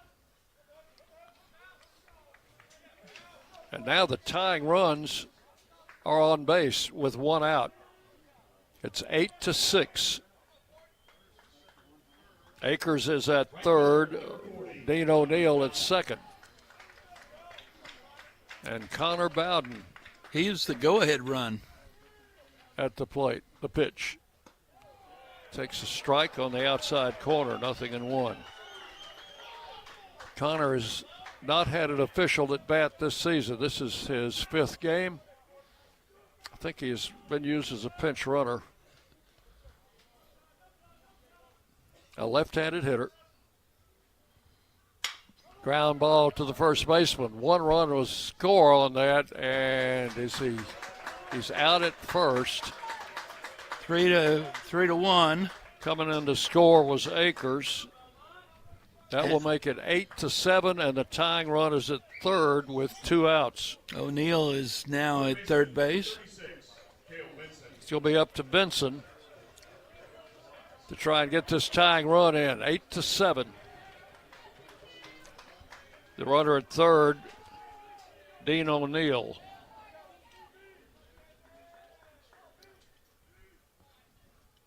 Pitch to Cale is high for ball 1.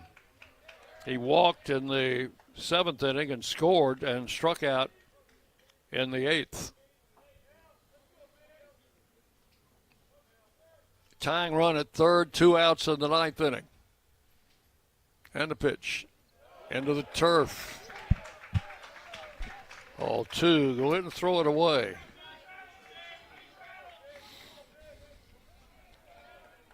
Two balls, no strikes. The problem with as close as this back wall is to the plate, you get one that goes through. Does it bounce right back to the catcher? That's ball 3 downstairs. Matt Wolf, the on-deck hitter, 3-0.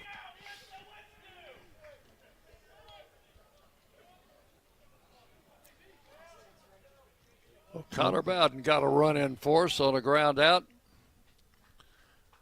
O'Neill got a run batted in. There's ball 4. Benson draws a walk, first and third. 2 outs, and the batter is Matt Wolf.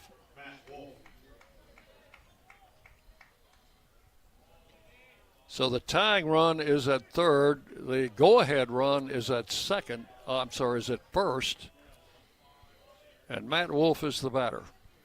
Now you put Benson in motion here to get the runner into scoring position. Stay out of the force. The pitch, high, ball 1. I don't think I'll risk that, John. If they throw him out, the game's over.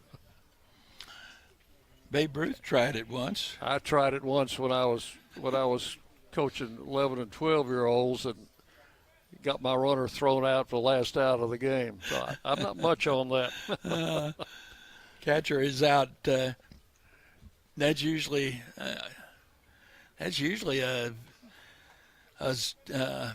delayed mechanism. You see the pitching coach. So the count is 1 ball and no strikes. I guess Matt catchers. Wolf with a pinch hit home run in the 7th inning and then struck out in the 8th. Catcher's out there in his face. Here's the pitch. And a strike call. I think he told him to throw a strike, John. Yeah. Which he did. Throw a strike and just see what happens. 1-1. Wow, a lot of hitting room over on the right side. Here's the 1-1 pitch. Strike 2 called.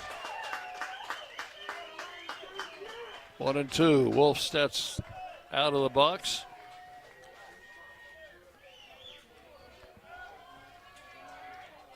Stands back in there with a count of 1 ball and 2 strikes. Runners first and third. 2 down. The pitch. Low it outside. 2-2.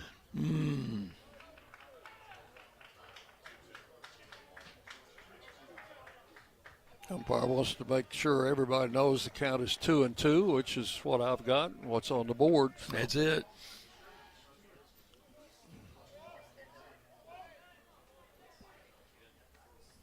Two balls, 2 strikes. Jonathan Van Ness, the pitcher. And the pitch. That's a wild pitch. Here comes the tying run. It will score. We've got a tie ball game. Wow. Dick, how many times have we said it? Anything had happened. It's baseball. Pitch into the turf. Didn't come straight back, John, like you were talking about a minute ago. It went off to the Belmont side near their on-deck circle. So let's put O'Neill in the dugout with a run scored on a wild pitch. And it is now 8-8. Wow. And down to second, Cale Vinson, and the ball strike count is now 3-2. And a foul out of play. Yeah, we didn't even score our first run until the 6th inning. It is 8-8. Top of the 9th inning. 3 balls, 2 strikes to Matt Wolf. And Cale Benson, the runner at second. And a swing and a miss struck him out. But the Raiders tie it up in the 9th inning. 3 runs. There were 3 hits in the inning, all doubles. And 1 man left on base. So we'll go to the bottom of the 9th. And we are tied up. Middle Tennessee 8, Belmont 8. You're listening to Middle Tennessee Baseball on the Blue Raider Network from Van Wagner. Bring your game day style courtside with a stop at Lightning's locker room on the concourse. From bold new drops to timeless campus classics, we've got everything you need to turn heads from class to tip-off. Whether you're rocking a hoodie in the student section or sporting a tee around town, your look says it loud. You're here for the wins, the energy, and the tradition. So step up your style and your spirit. Because at Lightning's locker room, the season never slows down, and every fan plays a part in the hype. Let's make every day feel like game day. Hey folks, it's Chip Walters from Exit Realty Bob Lamb & Associates, helping Middle Tennessee make smart moves in a fast-moving market. Whether you're buying, selling, or just exploring your options, you deserve someone who knows this community and treats your goals like their own. From first-timers to long-time homeowners, I'm here to guide you with clarity, confidence, and a steady hand.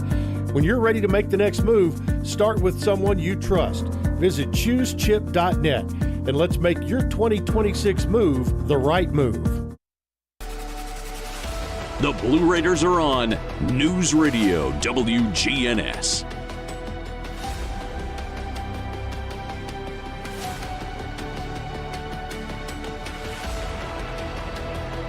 So Brian Baranek takes the hill and will be trying to hold him at bay, John. Yeah. Bottom of the 9th inning. And the Bruins will have the 3, 4, 5 hitters scheduled to come up. That would be Holbrook, McMeans, and Maddox. Well, Holbrook and McMeans, between them, are 0 for 8. Maddox, on the other hand, is 2 for 4. Yes. And both of those left the ballpark. Holbrook grounded out to the first baseman Minnick twice and grounded to short, or popped to short, and then walked. The left-handed hitter against the right-hander Bryant Baranek. He'll be working in his third inning. Or actually his fourth inning. First pitch is a strike on the outside corner, 0-1. If we go to the 10th, the Raiders would have the top of the batting order coming up.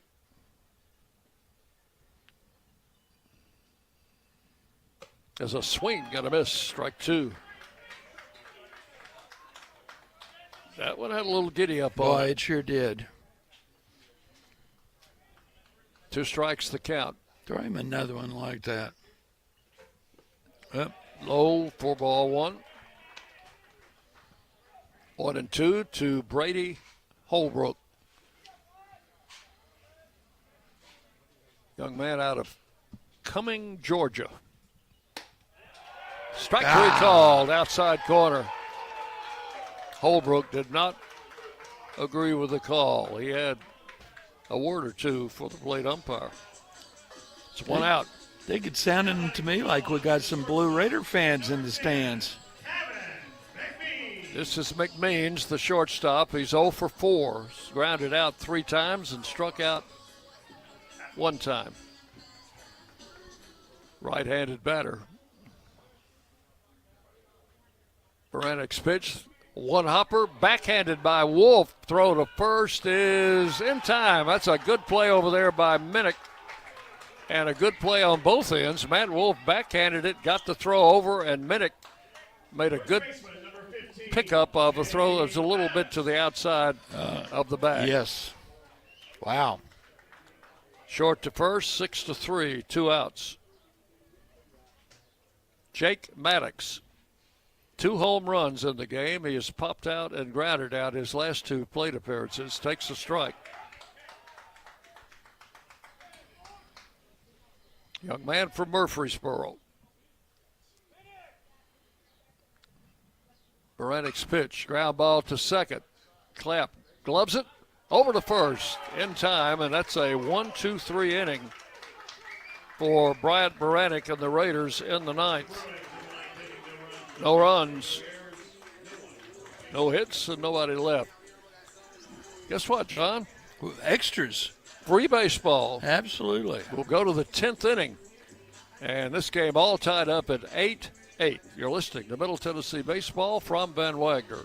Nothing is more expensive than a missed opportunity that could have changed your life. Maybe you're just graduating high school or are working and need to earn a degree to advance your career. Or you aspire to be a leader, and a graduate degree can make that happen. Whether you're just starting out or retooling for the future, Middle Tennessee State University can help you get there. MTSU, the University of Opportunities. Will Fraley, attorney at law, has experience you can count on. Former Blue Raider baseball player and MTSU alum Will Fraley serves Murfreesboro and the surrounding communities. Put a strong and experienced legal fighter on your case. Give Will Fraley a call and he can handle all of your legal matters, including criminal and domestic or family law. Visit willfraleylaw.com or call 615-410-7290. Rutherford County's MTSU station, News Radio WGNS. And we go to the 10th inning. We've got a new pitcher for Belmont. A left-hander has come in. He's kind of sneaked in on us, didn't he? 45 is his number. And that would be Tate Marland. Let's see if we got some numbers on Tate Marland. Here we go. Tate Marland making his 10th appearance. He's a starter. He has started 9 times. He's thrown 39 in the 3rd inning. He's given up 34 runs, all but 1 earned, 45 hits, 22 walks, 31 strikeouts, 7.55 ERA. 3-3 record with no saves, of course.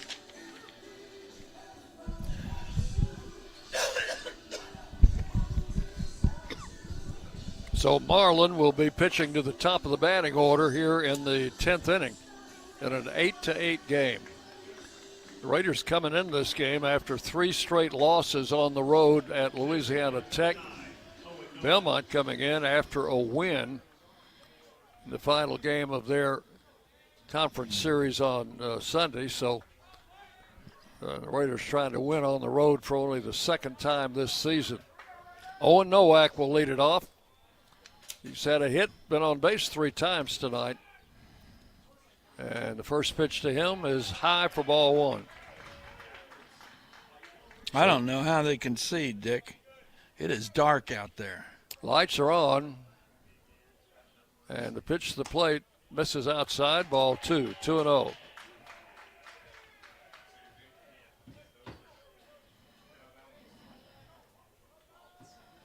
Outfield looks a little brighter than the infield to me. Ball 3 is outside. 3 balls, no strikes. Marlin is a junior, 6'1", 215, out of Lakeville, Minnesota. And the 3-0 pitch right in there for a strike, 3-1. Final numbers on Jonathan Van Ness. He goes 1 inning. Gives up 3 runs, all earned on 3 hits, a walk, and 2 strikeouts. Strike 2 call, and the count is full now. And 1 absolutely huge wild pitch. No doubt about that. 3-2 pitch popped up in the infield. Shortstop coming in. McMeans will glove it for out number 1. 1 out in the 10th, and the batter is Tyler Minnick.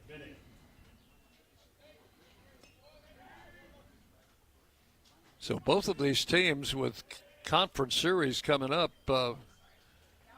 Belmont will host Evansville this weekend, and their conference pitches inside to Minnick, ball 1. And the Raiders will host Delaware Friday, Saturday, Sunday. And you're right, Dick. That outfield is definitely a lot brighter than it is here around home plate. 1 ball, no strikes to Minnick, and he slams it hard. Third baseman has it, drops it, picks it up, throws to first, pull the first baseman off the bag.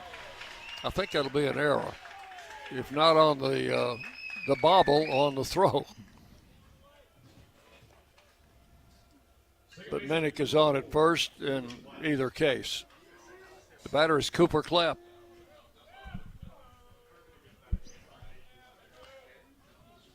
So Minnick at first, either on a hit or an error. I think they gave him a hit. They just changed the hit total. All right. Infield hit. Clapp takes a strike, 0-1. Cooper's had 3 ground rule doubles today. Look at where the right fielder is playing. He is way over. They're playing him to hit to opposite field. Which he has done just about every time he's been up. 1-1. Yeah, he's hit 3 doubles to left field and flied out to left field, so I guess that's pretty good placement. Now cross him up. Pitches outside, ball 2. Yeah, he pulls that ball down the line, and that may be a triple. 2 balls and a strike to Cooper Clapp. Minnick leads at first. Pitch is over but low, ball 3. 3-1. On deck hitter is Lane Akers. Been swinging a good bat today too. He has 3 doubles. Swing, the ball hit down the left field line. That's a fair ball. It stays in the ballpark, and Minnick will stop at second, Clapp at first. First and second with 1 out. He went the opposite way again. Wow. And they even had him played over that way, and yeah. He still got the ball in play. So that's the second hit off Marlin since coming in. And the batter is Lane Akers, has 3 doubles and a single. You know, this team has 9 doubles today, which is a team record. Akers swings and misses. Threw him an off-speed pitch. Yeah, changed up on him. 1 strike to count.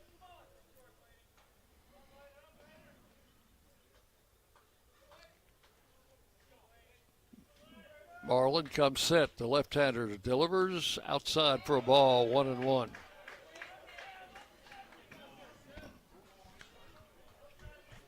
The Raiders have never led in this game, but they tied it with 3 in the top of the 9th. We're 8-8. Swing and a miss. 1 ball, 2 strikes to Akers. Nathan Brewer on deck. We were down 7-1 at the end of 6 innings. Didn't score until the 6th inning. Pitch swung on, foul down the left field line. A little bit out in front of that one. Count holds at a ball and 2 strikes. Too close to take. So you just spoil it and throw me another pitch here. Throw me something that I can get another double with. Pitch is inside, ball 2. 2-2. Walk wouldn't hurt.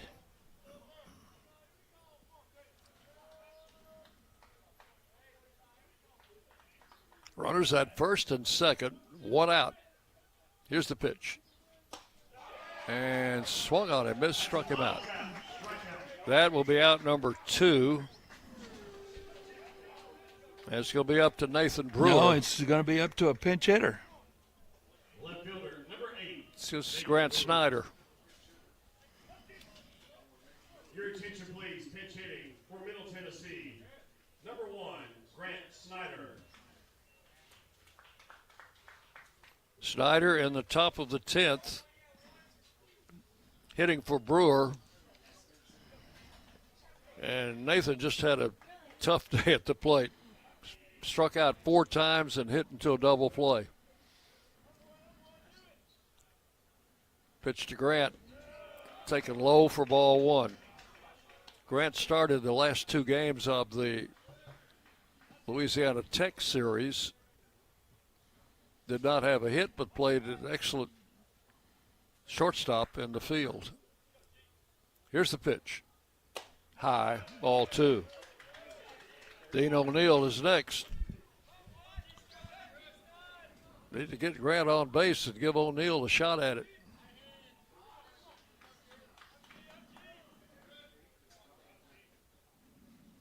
A swing and a miss, struck 1, 3-1, or 2-1.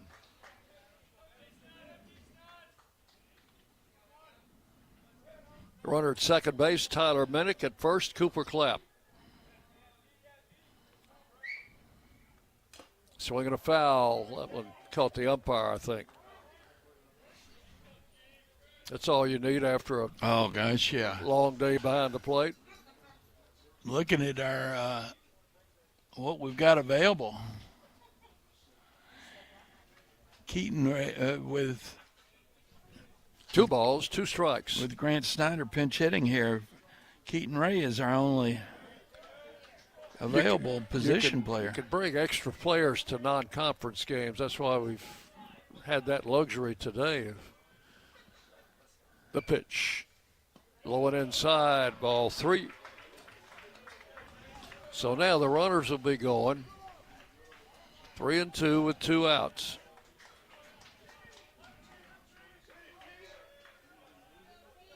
The left-hander comes set.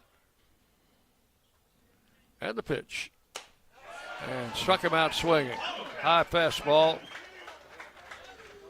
So that is all in the 10th. No runs, 2 hits, and 2 left. We'll go to the bottom of the 10th inning. It's still Middle Tennessee 8, Belmont 8. You're listening to Blue Raider Baseball from Van Wagner. When the arena lights dim for a concert, or when the crowd becomes one at a big game, you can almost feel like you're the biggest fan. But who's your biggest fan? It's the person that will get you home safely after a night of drinking. It's the person who looks out for your life to make sure you leave the stadium with someone sober. This could be a designated driver or someone who offers to get you a ride share. Because in Tennessee, fans don't let fans drive drunk. Brought to you by the Tennessee Highway Safety Office, a division of the Tennessee Department of Safety and Homeland Security. Locally grown, Blue Raider proud. This is Jonathan Harmon with the J. Harmon Home Team. As an MTSU alumnus and lifelong Rutherford County resident, I bring the heart of a teacher, the grit of a Blue Raider, and over 15 years of real estate experience to every client. Honest to a fault, connected to the community, and driven to serve. I don't just help you buy or sell, I help you understand every step. The J. Harmon Home Team, where real estate meets real talk.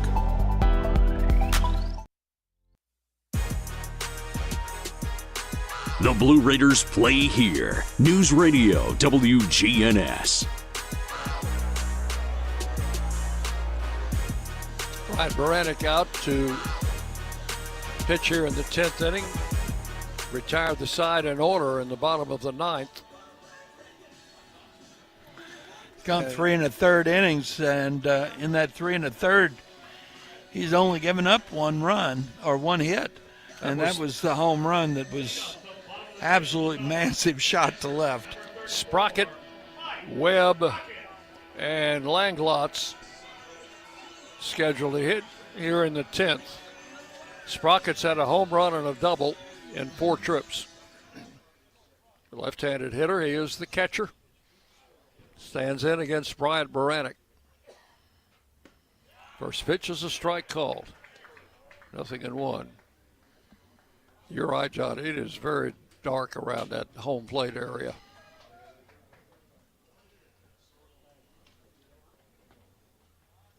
Even with the lights on here. Swinging a ball hit to the left side, and that's going to be a base hit. They were playing him to as pull. a pull. Yeah. And he crossed us up.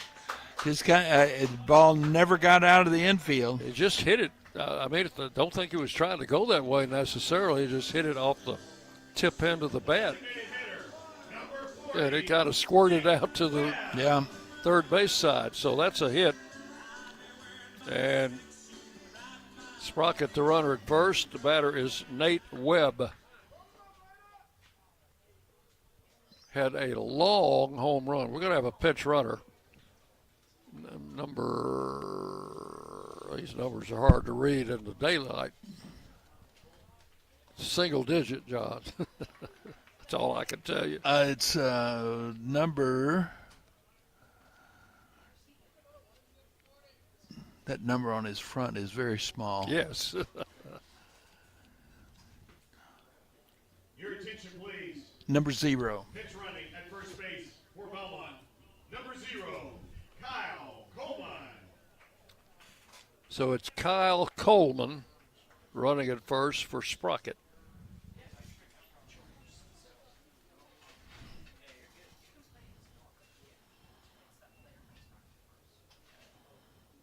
No outs in the bottom of the 10th inning. He ran in Murfreesboro, did he not? It's been 6 weeks ago, John. I do not know. Nate Webb, is the batter, had a long home run in the 7th inning. Well, I guess he didn't.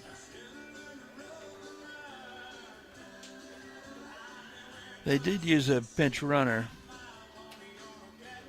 but it wasn't him. Coach Myers makes a visit to the mound. Somebody's fired up the grill, John. Oh, I can smell it. That's the charcoal starter. Yeah. That's not the barbecue smell. No. Well, we're going to have a pitching change as Webb will be the batter. Baranek will leave. He's done a really good job tonight. Boy, he has.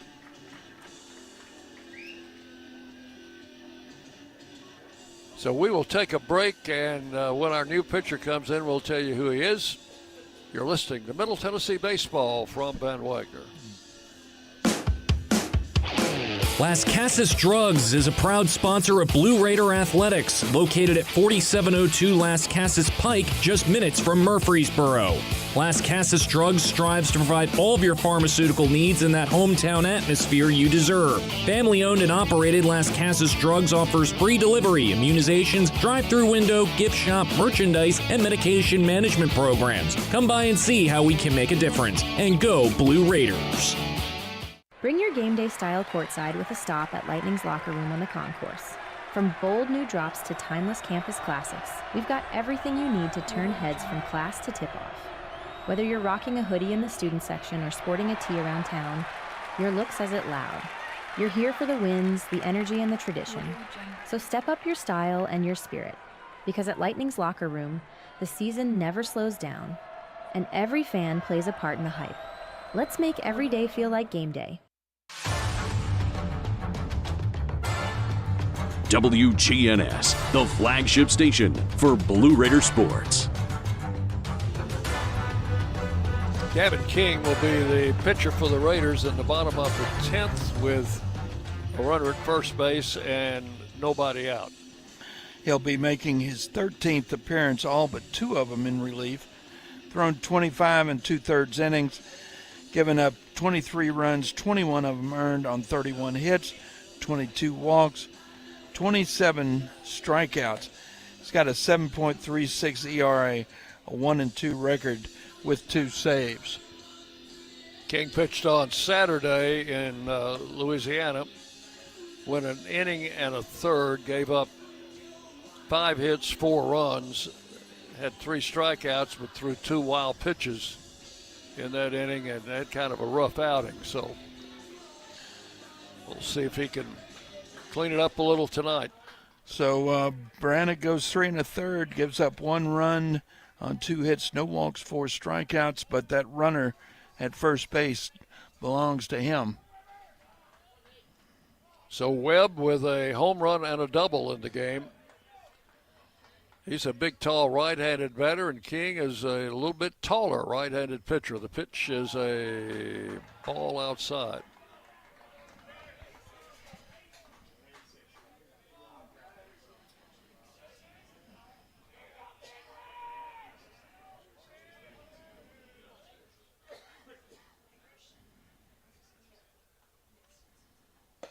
A swing and a miss. Strike 1. King could get it up there in the mid to upper 90s. We need to get him getting it up there in the mid to upper 90s and throwing to strikes. There's a line drive. Clapp's got it. Throws to first. That'll be a double play. Cooper Clapp diving to the first base side. Took the hit away from Nate Webb and threw to first for the double play. That'll be a 4-3 double play. Closes the book on Baranek. Baranek cannot be the winner. He cannot be the loser.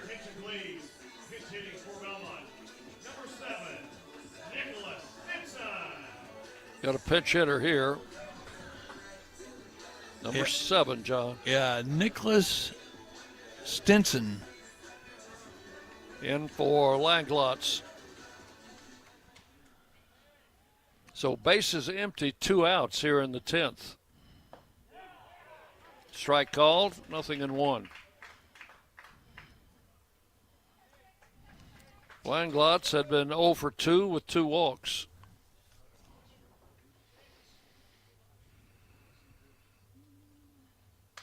And a foul back to the screen. The count's 0-2.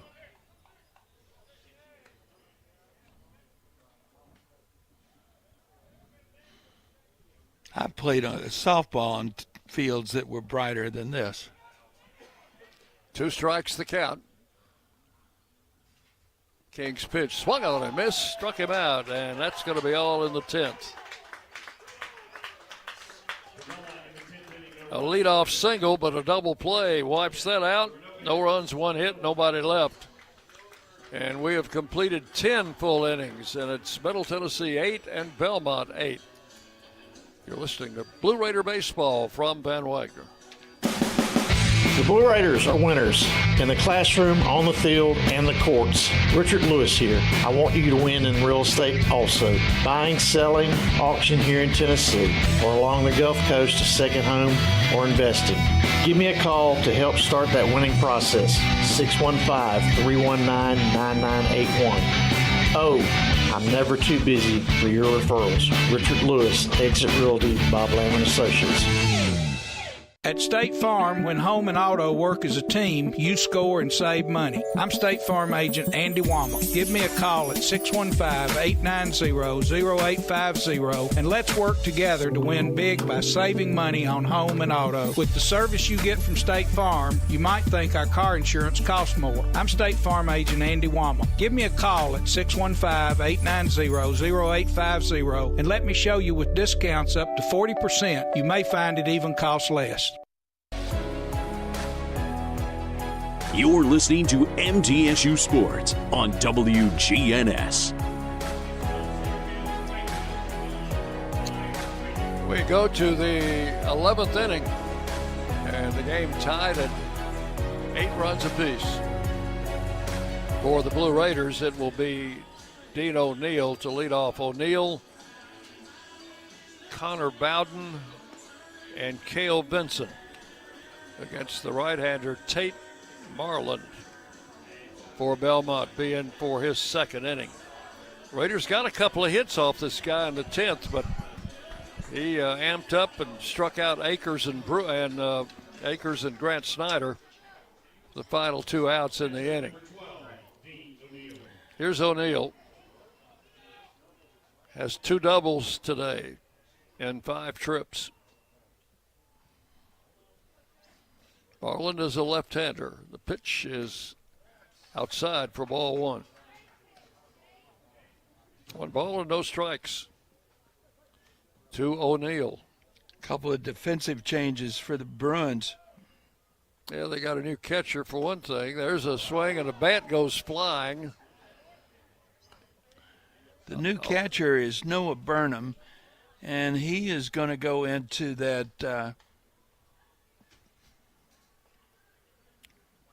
looks like he's going into the 6 hole.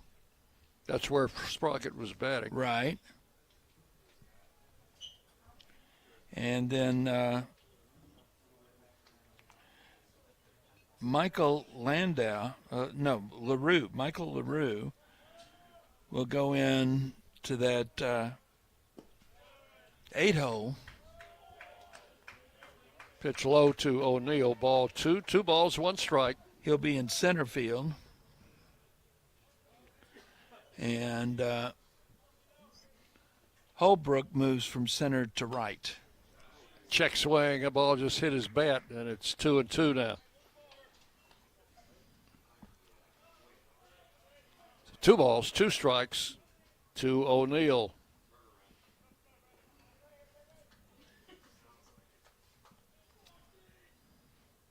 We're in the top of the 11th inning, tied at 8 runs apiece. The pitch to him, a breaking ball, and he fouled it back to the backstop. Count holds at 2-2. Our softball team was at home today. They started at 6. They probably already threw. I'll check on that in a minute. Played Tennessee State.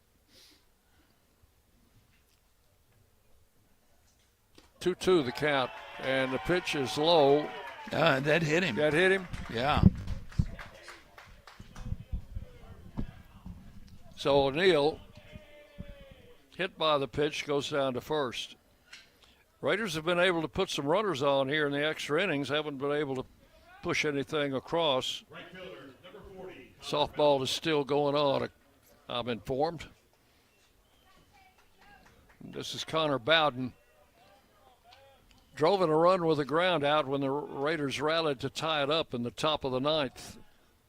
And pushes a bunt down, foul down the left side. No, it's a good thing that was foul because it was in the air way, way too long, and the third baseman was definitely moving on it. If it had been fair, it would have been an out. If you're going to bunt, you got to get the ball down. 1 strike to count. O'Neill, the runner at first. Bowden around the bunt again, lays it down. The pitcher picks it up, throws to second, and they got the force there. Got the bunt down maybe a little bit too hard. And a little too close to the pitcher. So that will go pitch to the shortstop. 1-6 for the put out. Third baseman, number 36. Bowden is at first base on a fielder's choice, and the batter is Cale Benson. Cale has struck out and walked twice.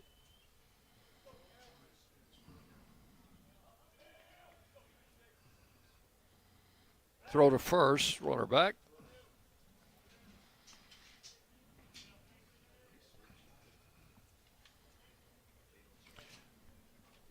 Bowden has one stolen base attempt, but it was unsuccessful. And Benson swings through this pitch. That was unsuccessful, yes. too.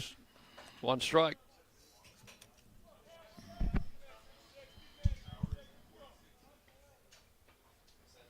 Top half of the 11th inning.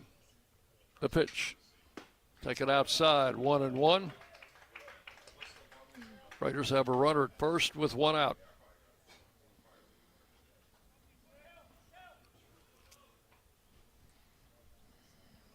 Well, we had a flurry of scoring by the Raiders in the last 3 innings.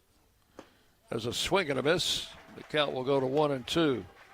Raiders got 3 in the 7th, 1 in the 8th, 3 in the 9th to tie the game. Send it into extras. First extra inning game of the season. Looked like we had a pretty good shot. Runners at first and second with just one out. Strike call, and that's strike 3. Benson did not think that was a strike, but he's called out for out number 2. And the batter will be Matt Wolf. Had that pinch hit home run in the 7th. That was a 2-run shot. And since then, he's struck out twice. You know, we've had a lot of home runs in this ball game. Just that one by us, but that was the only multi-run home run hit today. All of theirs have been singles or solos. Yeah, they've so hit there's 4. no confusion there. Strike on the outside corner, 0-1.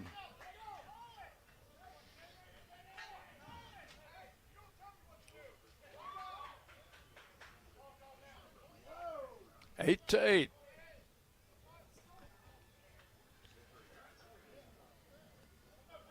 Marlin, the left-hander, with the pitch, and it swung on and missed. Strike 2. I don't think those hitters can see the baseball. Now, you said this guy was one of their starters, weekend starters. Mm-hmm. This is his 3rd inning. Is it not?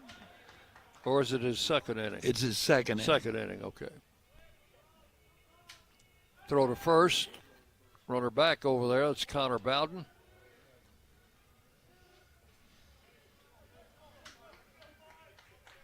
And I think the reason Keaton Ray hasn't played, I think he's injured, John. Then what we got is what we got. 2 strikes. Another throw to first. And again, runner's back. Who is it, Cole Torbett, that has always claimed he's a two-way player? Cole Torbett can hit. He's a left-handed hitter. And the pitch. And struck him out swinging. So, on we go. No runs, no hits, 1 left. We'll go to the bottom of the 11th inning. And it's still Middle Tennessee 8 and Belmont 8. You're listening to Blue Raider Baseball from Van Wagner. At Middle Tennessee Electric, we see the lines that link us all, illuminating our neighborhoods, empowering our businesses, and helping us to recharge. Because we believe in the power of good energy. Whether it comes from our grids, the sun, or a kind heart. And as your family and our region continue to grow, you can trust that we'll always be there for you.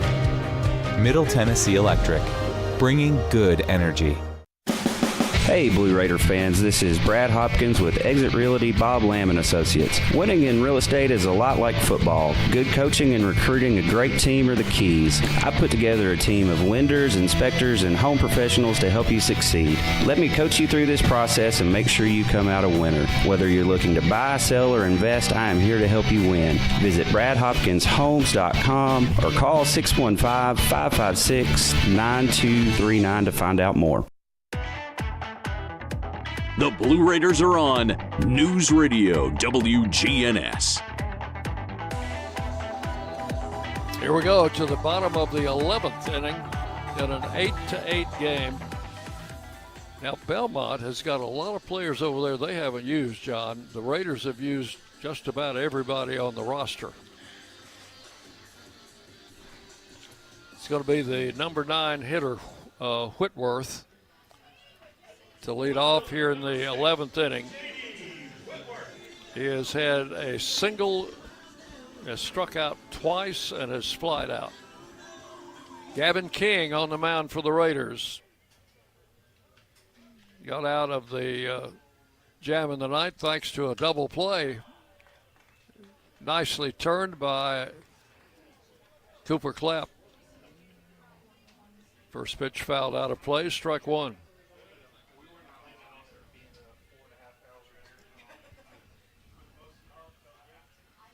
King's pitch in for a strike, 0-2.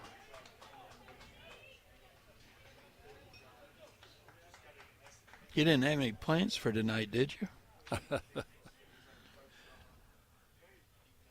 Here's the 0-2 pitch. Just missed outside, 1-2.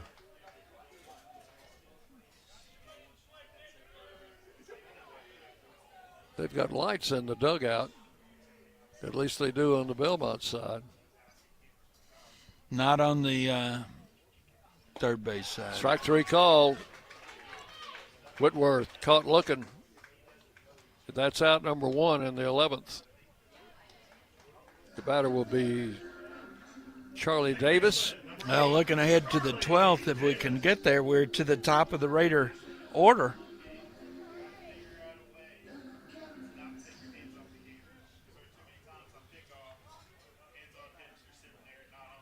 Gavin King with the pitch to Davis. High, ball 1.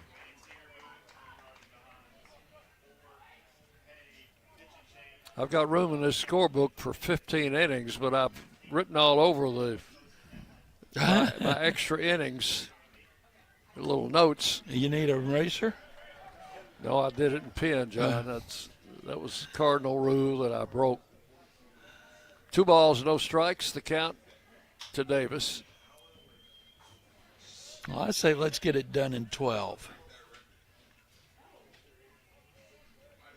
Davis, a left-handed batter against the right-hander King, swings and fouls this one back, and it caroms off the backstop and rolls all the way to the pitcher's mound.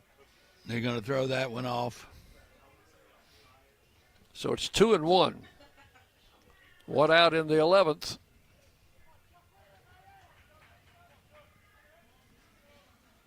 We might play this game right up to the start of the tennis championships tomorrow. There's a swing and a miss, strike 2. Gavin King is just throwing gas. 2 balls, 2 strikes.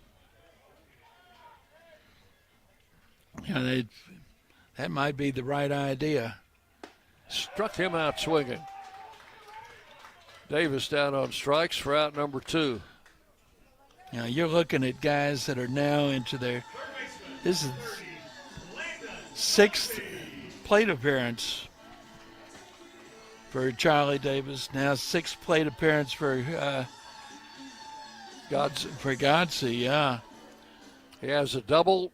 He's been hit by pitch twice. Here's the pitch by King, and it almost hit him a third time. Ball high and inside, ball 1. I don't think he wants to get hit by King. Godsey's a senior. He's their third baseman. There's a swing and a miss. 1-1. Well, I wish we had the radar. I think he's throwing mid-90s Easy. 2 outs, base is empty. Pitch is swung on and fouled out of play somewhere. I never did see it. Back behind us. 1-2.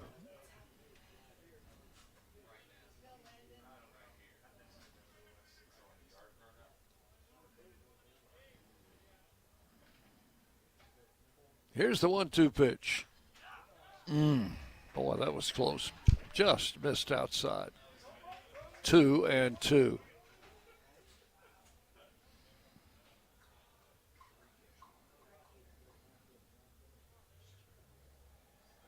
King with the pitch. Struck him out swinging. Gavin King struck out the side in the 11th. 3 men up and 3 men down. We have completed 11 innings. It is still Middle Tennessee 8, Belmont 8, and back for the 12th after this on the Blue Raider Network from Van Wagner.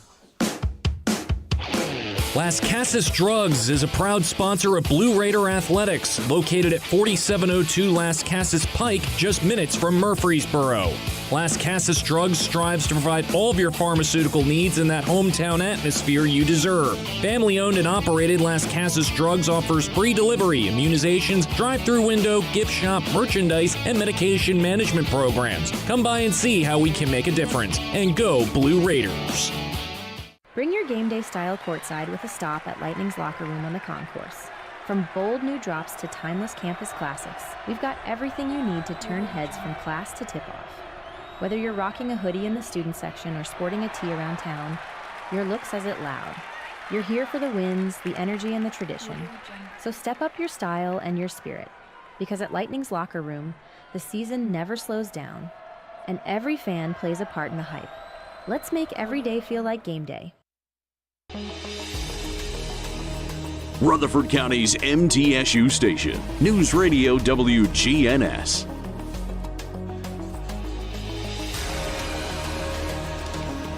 The Raiders and the Belmont Bruins are tied as we go to the 12th inning.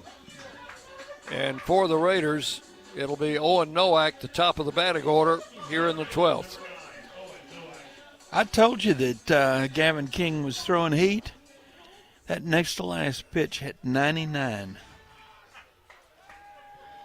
Somebody's got a radar gun. Yeah, just not us. But I was informed between innings. First pitch is a strike to Nowak, 0-1. Top half of the 12th.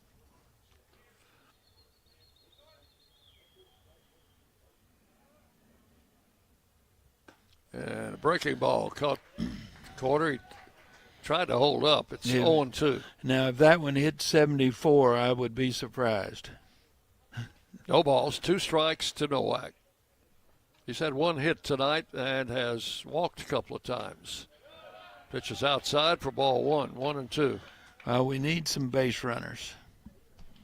And it sure would be nice to get somebody in scoring position with nobody out. The left-hander delivers, and a swing and a foul. Count holds at a ball and 2 strikes. Should have brought a cushion, John. Oh, I tell you what. I am in total agreement with you on that one. Here's the 1-2 pitch, and it swung on and fouled out of play. Count holds at 1-2. The Raiders are battling. They were down 7-1. Is that right? They were down 6-1 after the 6th inning. Another ball fouled off, and that was going to be out of play.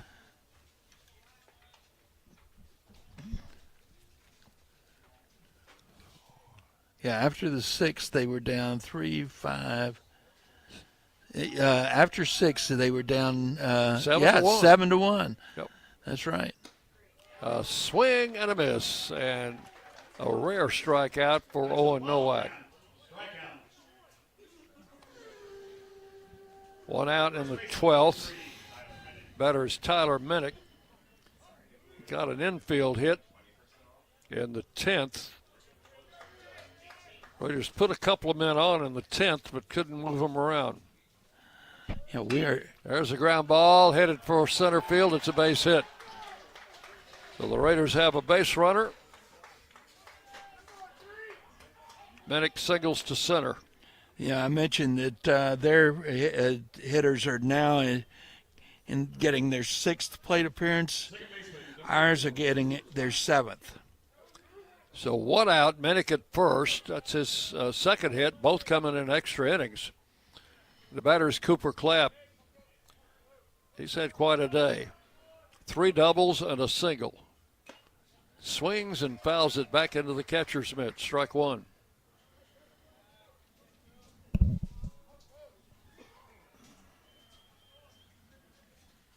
Left-handed batter against the left-hander Tate Marland. Pitch is low and inside. He shortened up, showed bunt. 1 ball and 1 strike. Well, if there was nobody out, I'd be almost certain that he was bunting, but I don't think so. Counts 1-1. He does bunt. In the air, third baseman dove for it in foul ground and just came up short. Came off his glove. That was like the bunt last inning, but he didn't come. He came closer to this one than he did. Yeah, that one was last off his glove. Of course, he had just hit the dirt, so he wasn't quite there to be able to close on it. 1-2 the count. All right.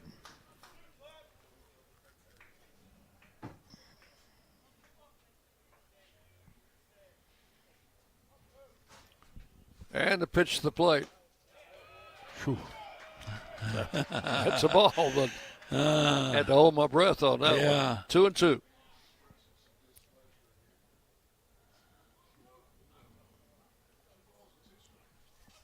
Runner leads at first, and they'll throw over that way. Minnick is back. Tyler is not a base stealer, so they should probably be worried about him too much. 2 balls and 2 strikes to Clapp. And that one was fouled out of play. It was headed right down the middle, and he got the bat on it. I tell you, Dick, they have been playing him around to go opposite field, but look at the third baseman. You'd think in a situation like this they'd be playing no doubles, and he is not. He is way off the line. 2 balls, 2 strikes. Popped it up. That's in the shallow right center. The center fielder is going to make the catch. And that is out number 2. And the batter is Lane Akers. Well, he's had a heck of a day, but his last at bat, he had runners at first and second with just 1 out, and they got him. Yeah, Marlin kind of put it into another gear and struck out Akers and Grant Snyder to end the inning. Akers takes it low for ball 1. Tyler Minnick, the runner at first, with 2 outs. That wind's still blowing out, just not with quite the same not quite the same speed as it. There's a ball hit sharply to short. Shortstop fell down, but got the toss over to second for the force out. And that's going to retire the side. In the 12th, Akers grounded to short. They get the force out at second. No runs, 1 hit, 1 left. And we'll go to the bottom of the 12th inning. And it's still Middle Tennessee 8 and Belmont 8. You're listening to Blue Raider Baseball from Van Wagner. Hey folks, it's Chip Walters from Exit Realty Bob Lamb & Associates, helping Middle Tennessee make smart moves in a fast-moving market. Whether you're buying, selling, or just exploring your options, you deserve someone who knows this community and treats your goals like their own. From first-timers to long-time homeowners, I'm here to guide you with clarity, confidence, and a steady hand. When you're ready to make the next move, Start with someone you trust. Visit choosechip.net and let's make your 2026 move the right move. Nothing is more expensive than a missed opportunity that could have changed your life. Maybe you're just graduating high school or are working and need to earn a degree to advance your career. Or you aspire to be a leader, and a graduate degree can make that happen. Whether you're just starting out or retooling for the future, Middle Tennessee State University can help you get there. MTSU, the University of Opportunities. The flagship station for Middle Tennessee sports, WGNS, Murfreesboro, Smyrna. The Blue Raiders play here.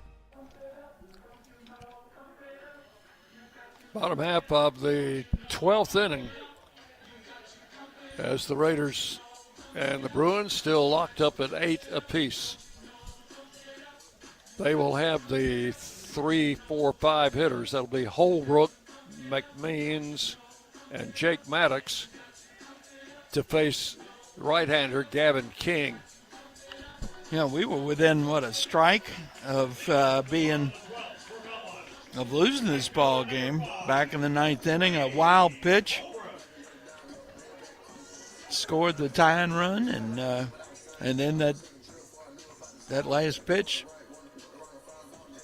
to keep it tied. Here's Holbrook. 0 for 4 with a walk.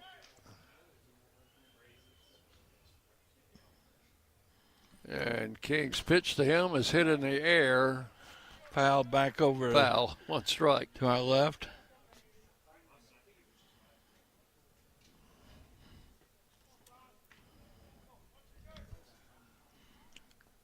So Gavin King came on in the 10th with a runner on at first base. Got a double play ball, then a strikeout. He has struck out 4 in a row. And he's ahead here, 0-2 on Holbrook. It swung on, hit in the air to left field. And it's going to be caught out there. Is that Grant Snyder still out there? Yes, it is. He made a nice catch. That was near the foul line. And there was a little bit of an adventure there.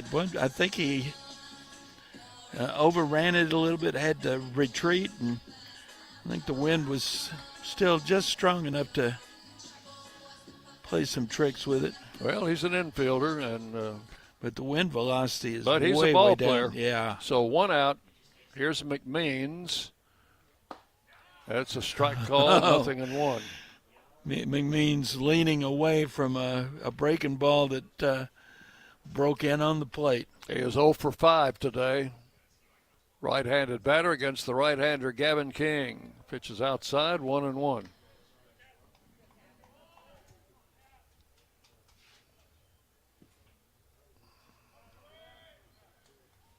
Maddox would be next.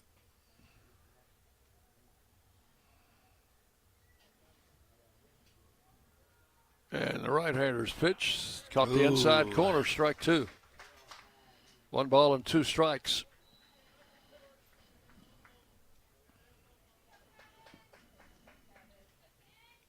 King out of Sumner County.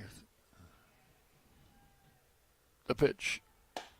Strike 3 called. Outside corner.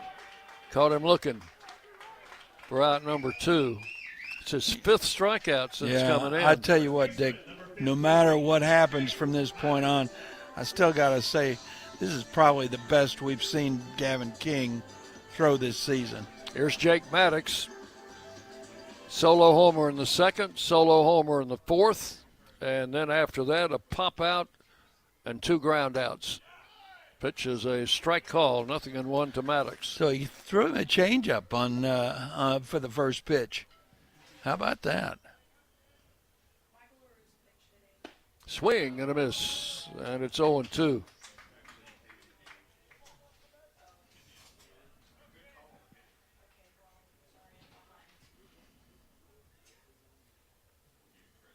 Struck him out swinging.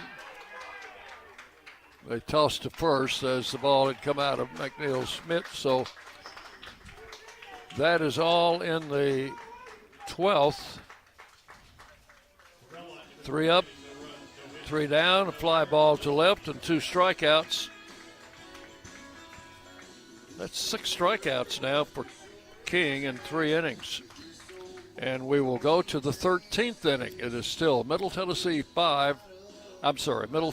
8 and Belmont 8. It's getting late, folks. You're listening to Blue Raider Baseball from Van Wagner.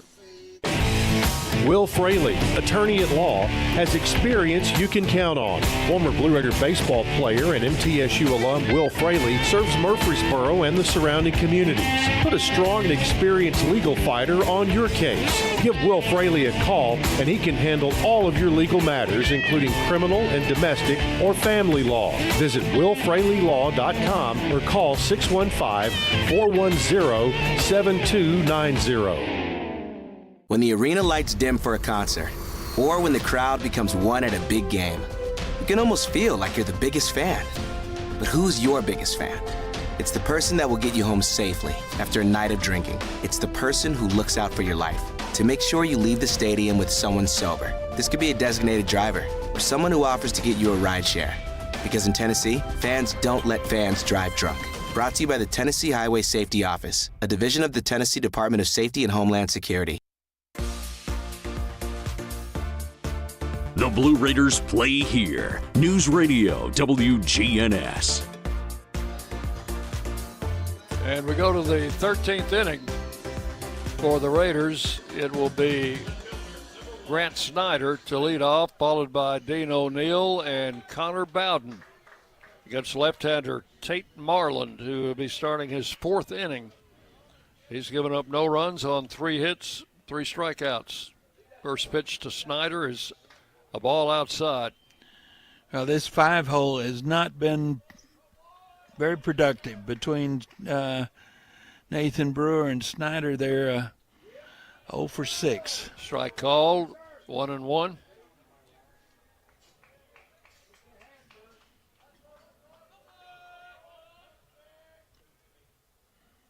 Pitch is high and outside, ball 2. I thought as the game progressed, the lights might get better, but it's still pretty dark in that home plate area. As a swing and a miss, strike 2, 2-2.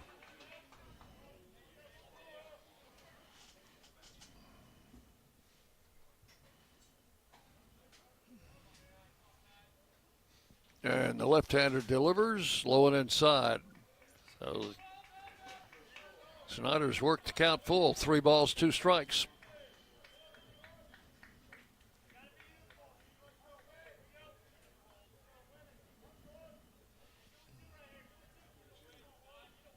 A walk. Pitch is low for ball 4. You called it, John. Or was that just wishing? Well, yes and yes. Runner at first, no outs. The batter is O'Neill. Well, I'm thinking now, what do? You don't want O'Neill bunting. I think. No, you got your best power hitter, or one of your best power hitters up there. And right? you don't have much behind him. What about letting Snyder try to steal second base? The pitcher was thinking about that. He just threw to first. Snyder back in there. O'Neill's had a couple of doubles in the game. Yeah, what they'd like to do is get Snyder to scoring position. Pitch the plate, swing and a foul back. Well, it's 0-1. That's not a running count. If he could work it to 2-1, that might be a running count.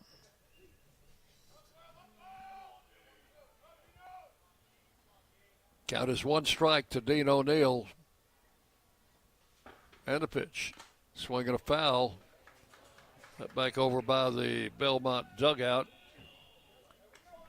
Count is 0-2. Folks, we appreciate you listening. If you've hung with us this whole game, we really appreciate that. Yeah.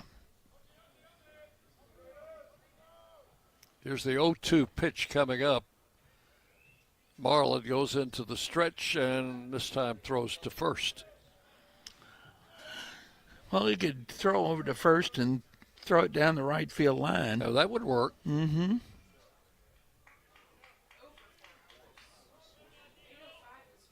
Left-hander comes set, and a snap throw to first. Made it a little closer. Yeah, that was a pretty good move. Apparently they think Snyder's going to be running. Pitch is low and inside to O'Neill. Ball 1-2.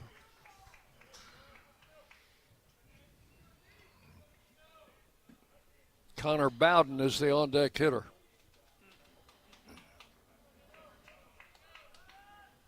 Here's the pitch, and he fouls it out of play to the right.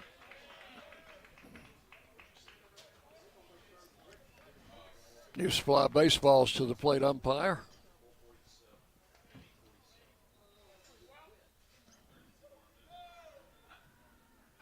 One ball, 2 strikes to Dean O'Neill. Wind still kicking up a little bit. Pitch is swung on and fouled, out of play.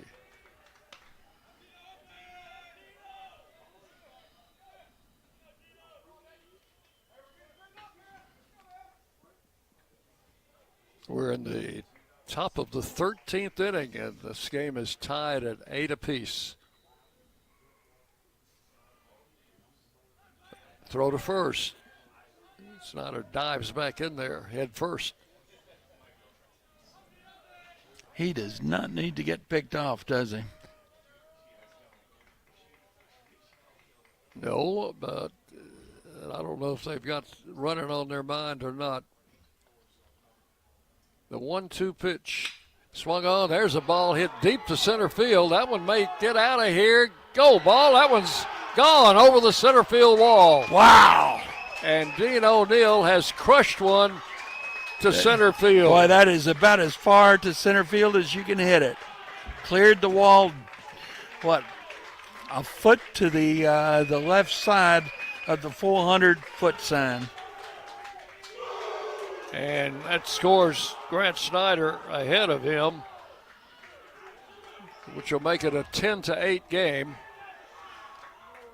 And we're going to have a visit to the mound.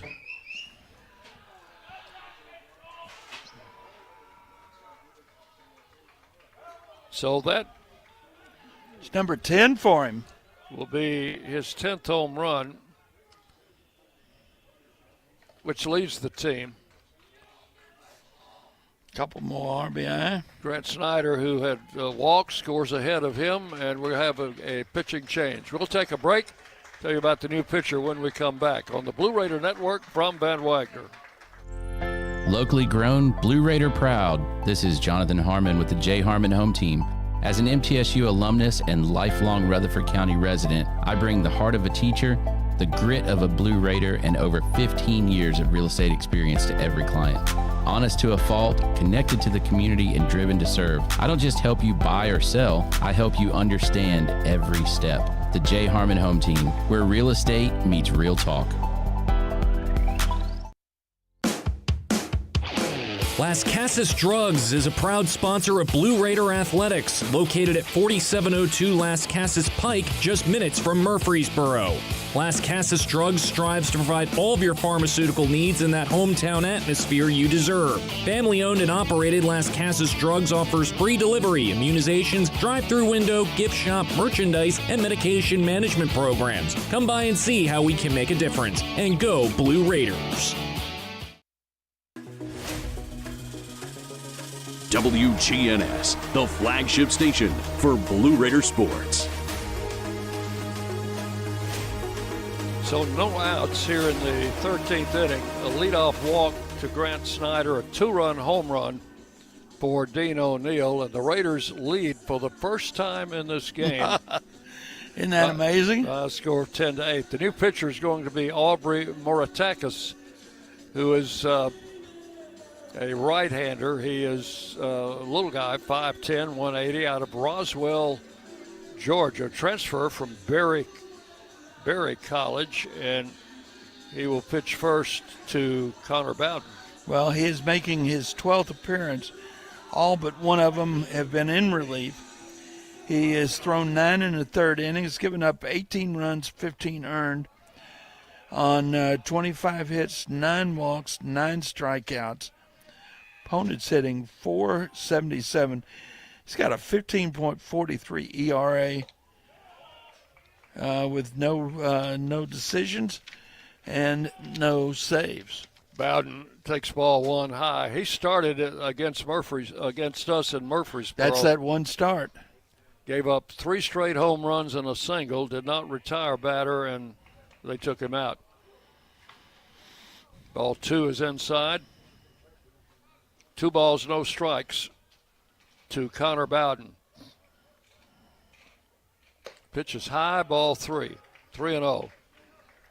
Final numbers on Tate Marlin. He goes 3 innings, gives up 2 runs on 4 hits, 1 walk, 5 strikeouts. You know, he was pretty darn good. We just got to him.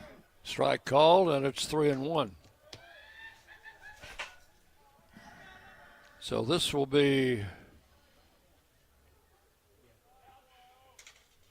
Connor's second at bat or third? Third at bat. Third at bat. Takes Correct. the pitch, strike 2. He drove in a run with a ground out in the top of the 9th inning when the Raiders scored 3 to tie the game. Yeah, that got us within 1. Strike 3 call. Pitch caught the inside corner, and that's out number 1. And with the bases empty, Cale Benson will step in. Third baseman, number 36. Cale has struck out twice and walked twice.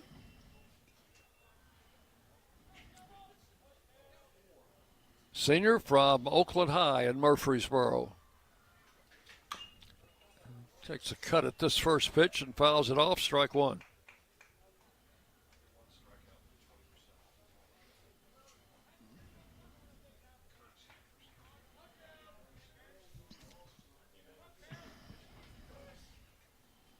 Murtakis, the right-hander, with the pitch.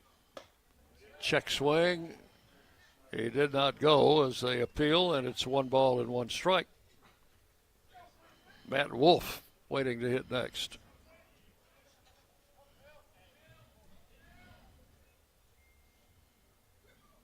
A swing and a miss. The count goes to 1-2 on Benson.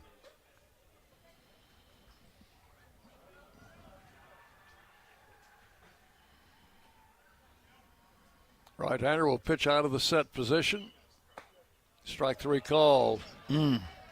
First 2 batters have been called out on strikes that he has faced. And with 2 outs, bases empty, the batter is Matt Wolf. He's playing shortstop now. He came in to pinch hit for Badalack and hit a 2-run homer in the 7th inning. Since then, he has struck out 3 consecutive times. Takes pitch high for ball 1.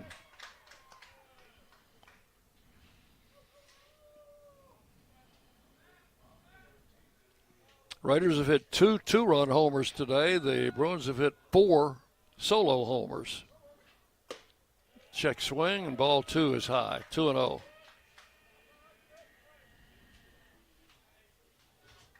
I'd like to get Nowak up there against this right-hander. He homered against him in our first meeting. There's a strike, 2-1.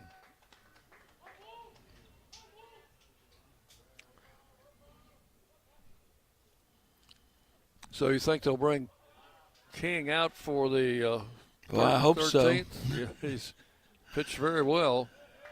There's a ball low, 3-1. Now you look at what he's done. Came in with a runner on, got a double play ball. He is retired now 1, 2, 3, 4, 5, 6, 7, 8, 9 in a row. Strike call, and the count goes full, 3-2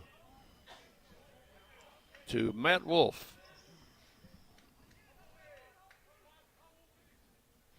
And you're going to be pitching to the bottom end of their lineup.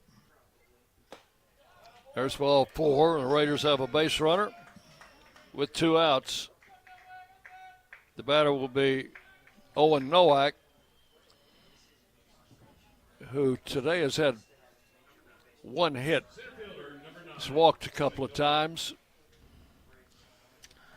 This is his 8th plate appearance of the evening, or the evening.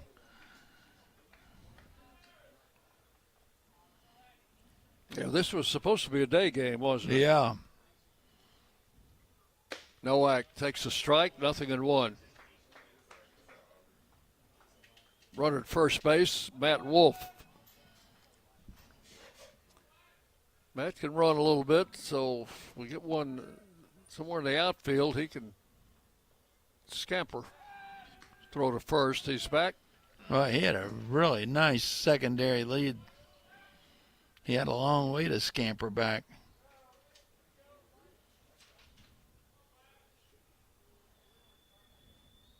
Muratakis with a pitch outside, 1-1.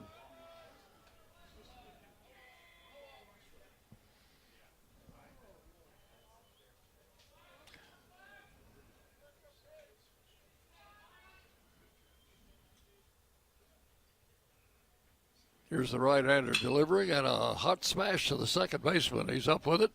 Over to first in time, and that's going to retire the Raiders here in the 13th inning, but not before they come up with 2 runs on 1 hit. The home run by Dean O'Neill, and they leave a base runner.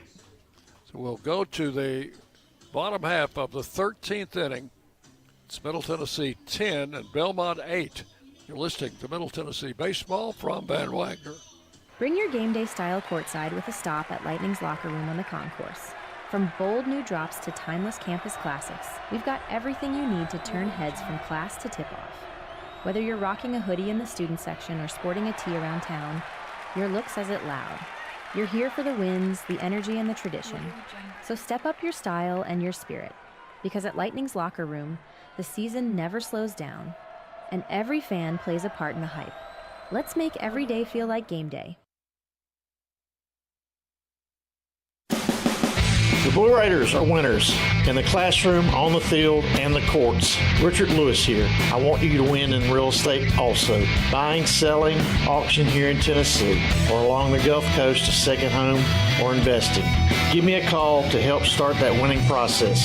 615-319-9981. Oh, I'm never too busy for your referrals. Richard Lewis, Exit Realty, Bob Lamb & Associates.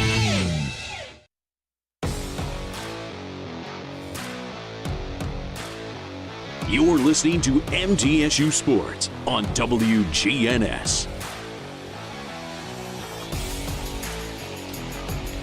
Bottom of the 13th, first batter will be Noah Burnham. And this will be his first plate appearance, I believe. It is. In this game. He's the catcher that took Sprockett's place. And when Sprockett went out for a pinch runner. Burnham is a freshman from Valdosta, Georgia, stands in from the left side. I'm glad we're not facing Sprocket. He was 3 for 5. Had a home run. So Gavin King ready to work. We got a pinch hitter. Pitch is low and inside. It goes back to the backstop, ball 1. 1 ball, no strikes. Got it. Okay, I've been corrected. This is not Burnham. This is LaRue. So LaRue is the center fielder. Swinging a foul down the left field line. I can't see it, John. You're going to have to check it out. They ran. 3 guys ran a long way, and none of them caught it. All right, so that is strike 1, 1-1. Okay, so this is Michael LaRue, the center fielder. Okay. If you say so, John. I am saying so. And that means that Burnham is in the 8 hole. 1 ball, 1 strike to LaRue, a left-handed hitter.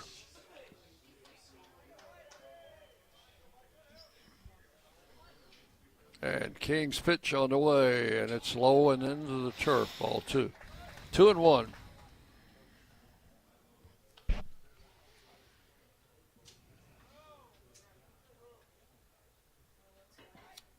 Okay, I think we got everybody in the right place now.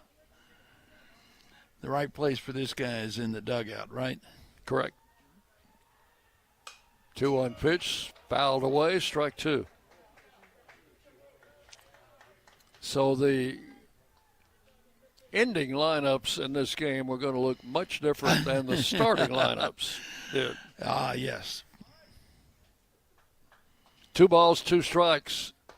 Strike 3 call, struck him out. 1 out in the 13th. That's 7 strikeouts for King. Well, he has been just absolutely magnificent, hasn't he? Here's Nate Webb. Now Webb has a home run, a double. He has struck out, grounded out, and been safe on an error.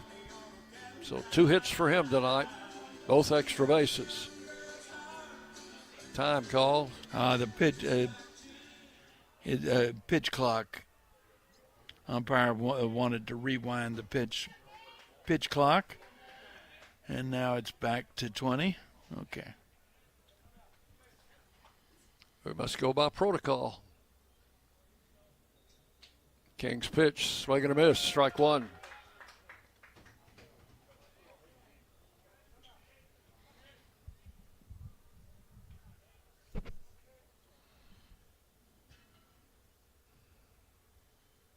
Swung on and missed, strike 2. King out in front. 2 strikes, no balls.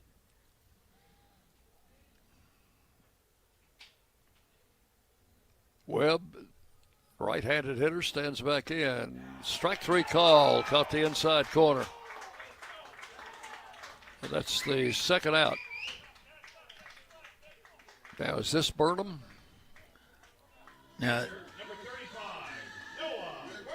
this is Burnham. Yes, this is Burnham. I knew we'd get him in there sooner or later. No, they would just kind of. I thought I checked the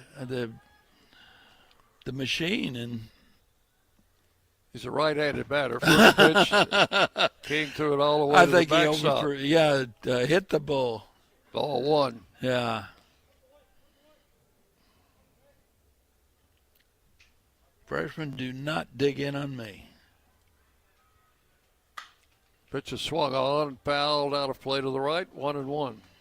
Yeah, they haven't had many foul balls even off of him. A lot of swing and misses, and several caught looking. Yeah, strikes, third strikes. And the pitch, hit in the air. Somebody needs to catch that one. Nowak coming in, they can't get it. It drops in front of him. And the ball fell behind him then, but the runner will stick to first base. They were playing so deep that nobody could get to that. Playing no doubles. King had retired 10 in a row up to that single. First hit he's given up. Maybe the first base runner.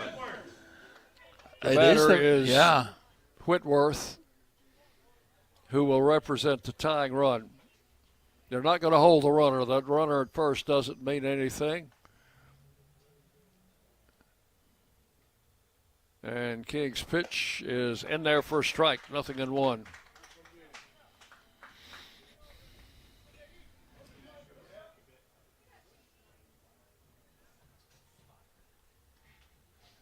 One strike to the right-handed hitting Whitworth. Ground ball to short. Wolf to second, out, and the game is over. That is a 6-4 force play at second base for out number 3. So no runs, 1 hit, and 1 left in the 13th inning. And the Raiders win it 10-8. And in the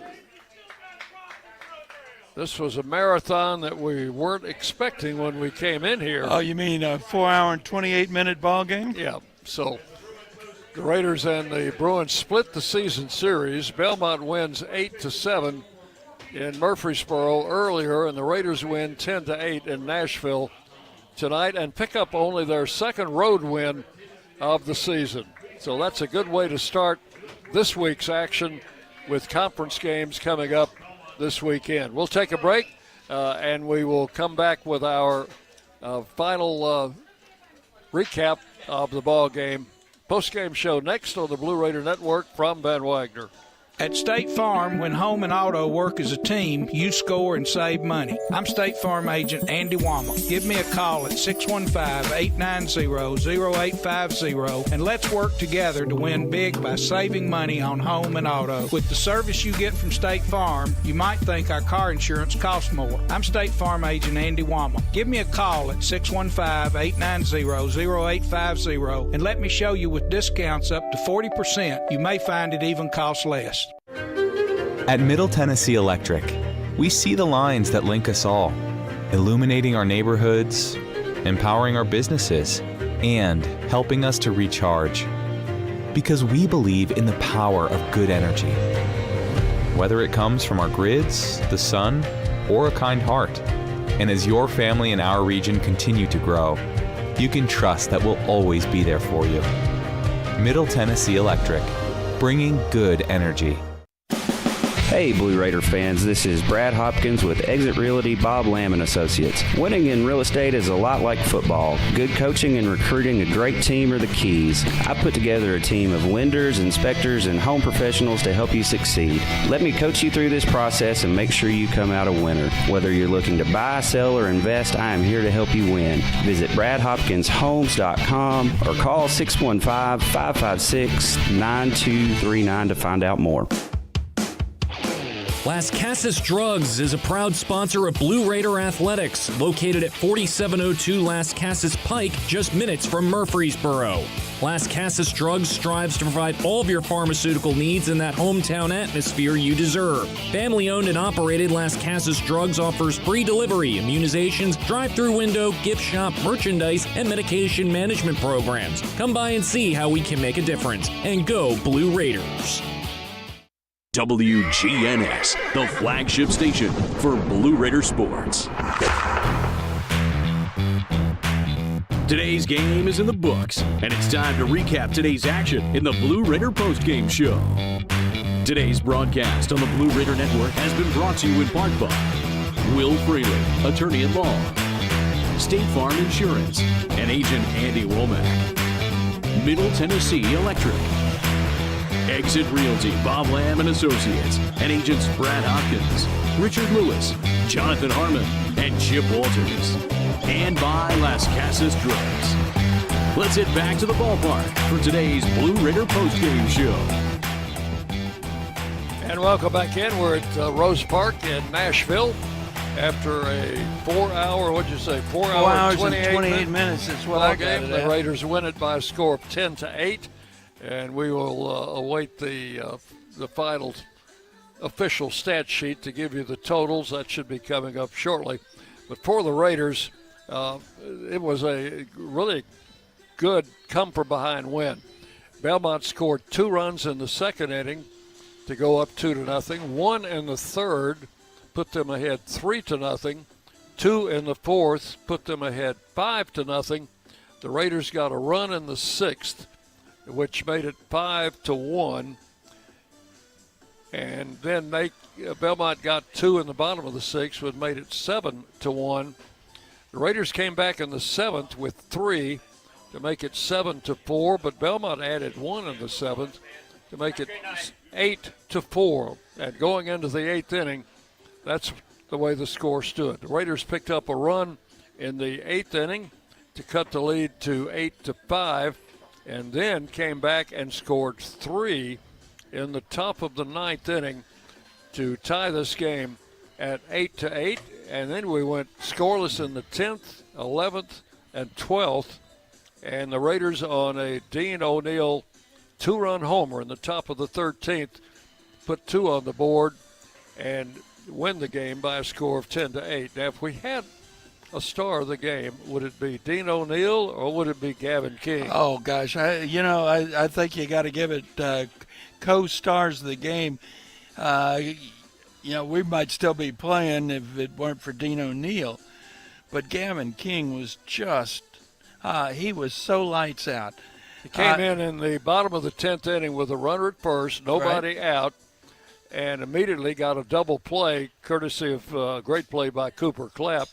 And then he struck out the next guy, struck out the side in the 11th, struck out in the 12th inning, struck out 2 of the 3 batters, set them down in order, and then in the bottom of the 13th, struck out the first 2 guys, got the last guy on a fly ball, and he was just lights out tonight. Well, with looking for that last out, he gave up the only hit. He gave up a single, and that runner is forced, and that got us the win. 7 strikeouts in 4 innings. And it was just bomb, bomb, bomb, bomb. John Michael Pickens started for the Raiders a week ago and pitched 2 2/3 innings tonight, and it seems like a week ago. Abel Aberon came in. Walker Shaw pitched to a few batters, but it was basically Bryant Baranek and Gavin King carrying the load late in the ball game. Yeah, I mean, with that great performance from King, you forget about Baranek.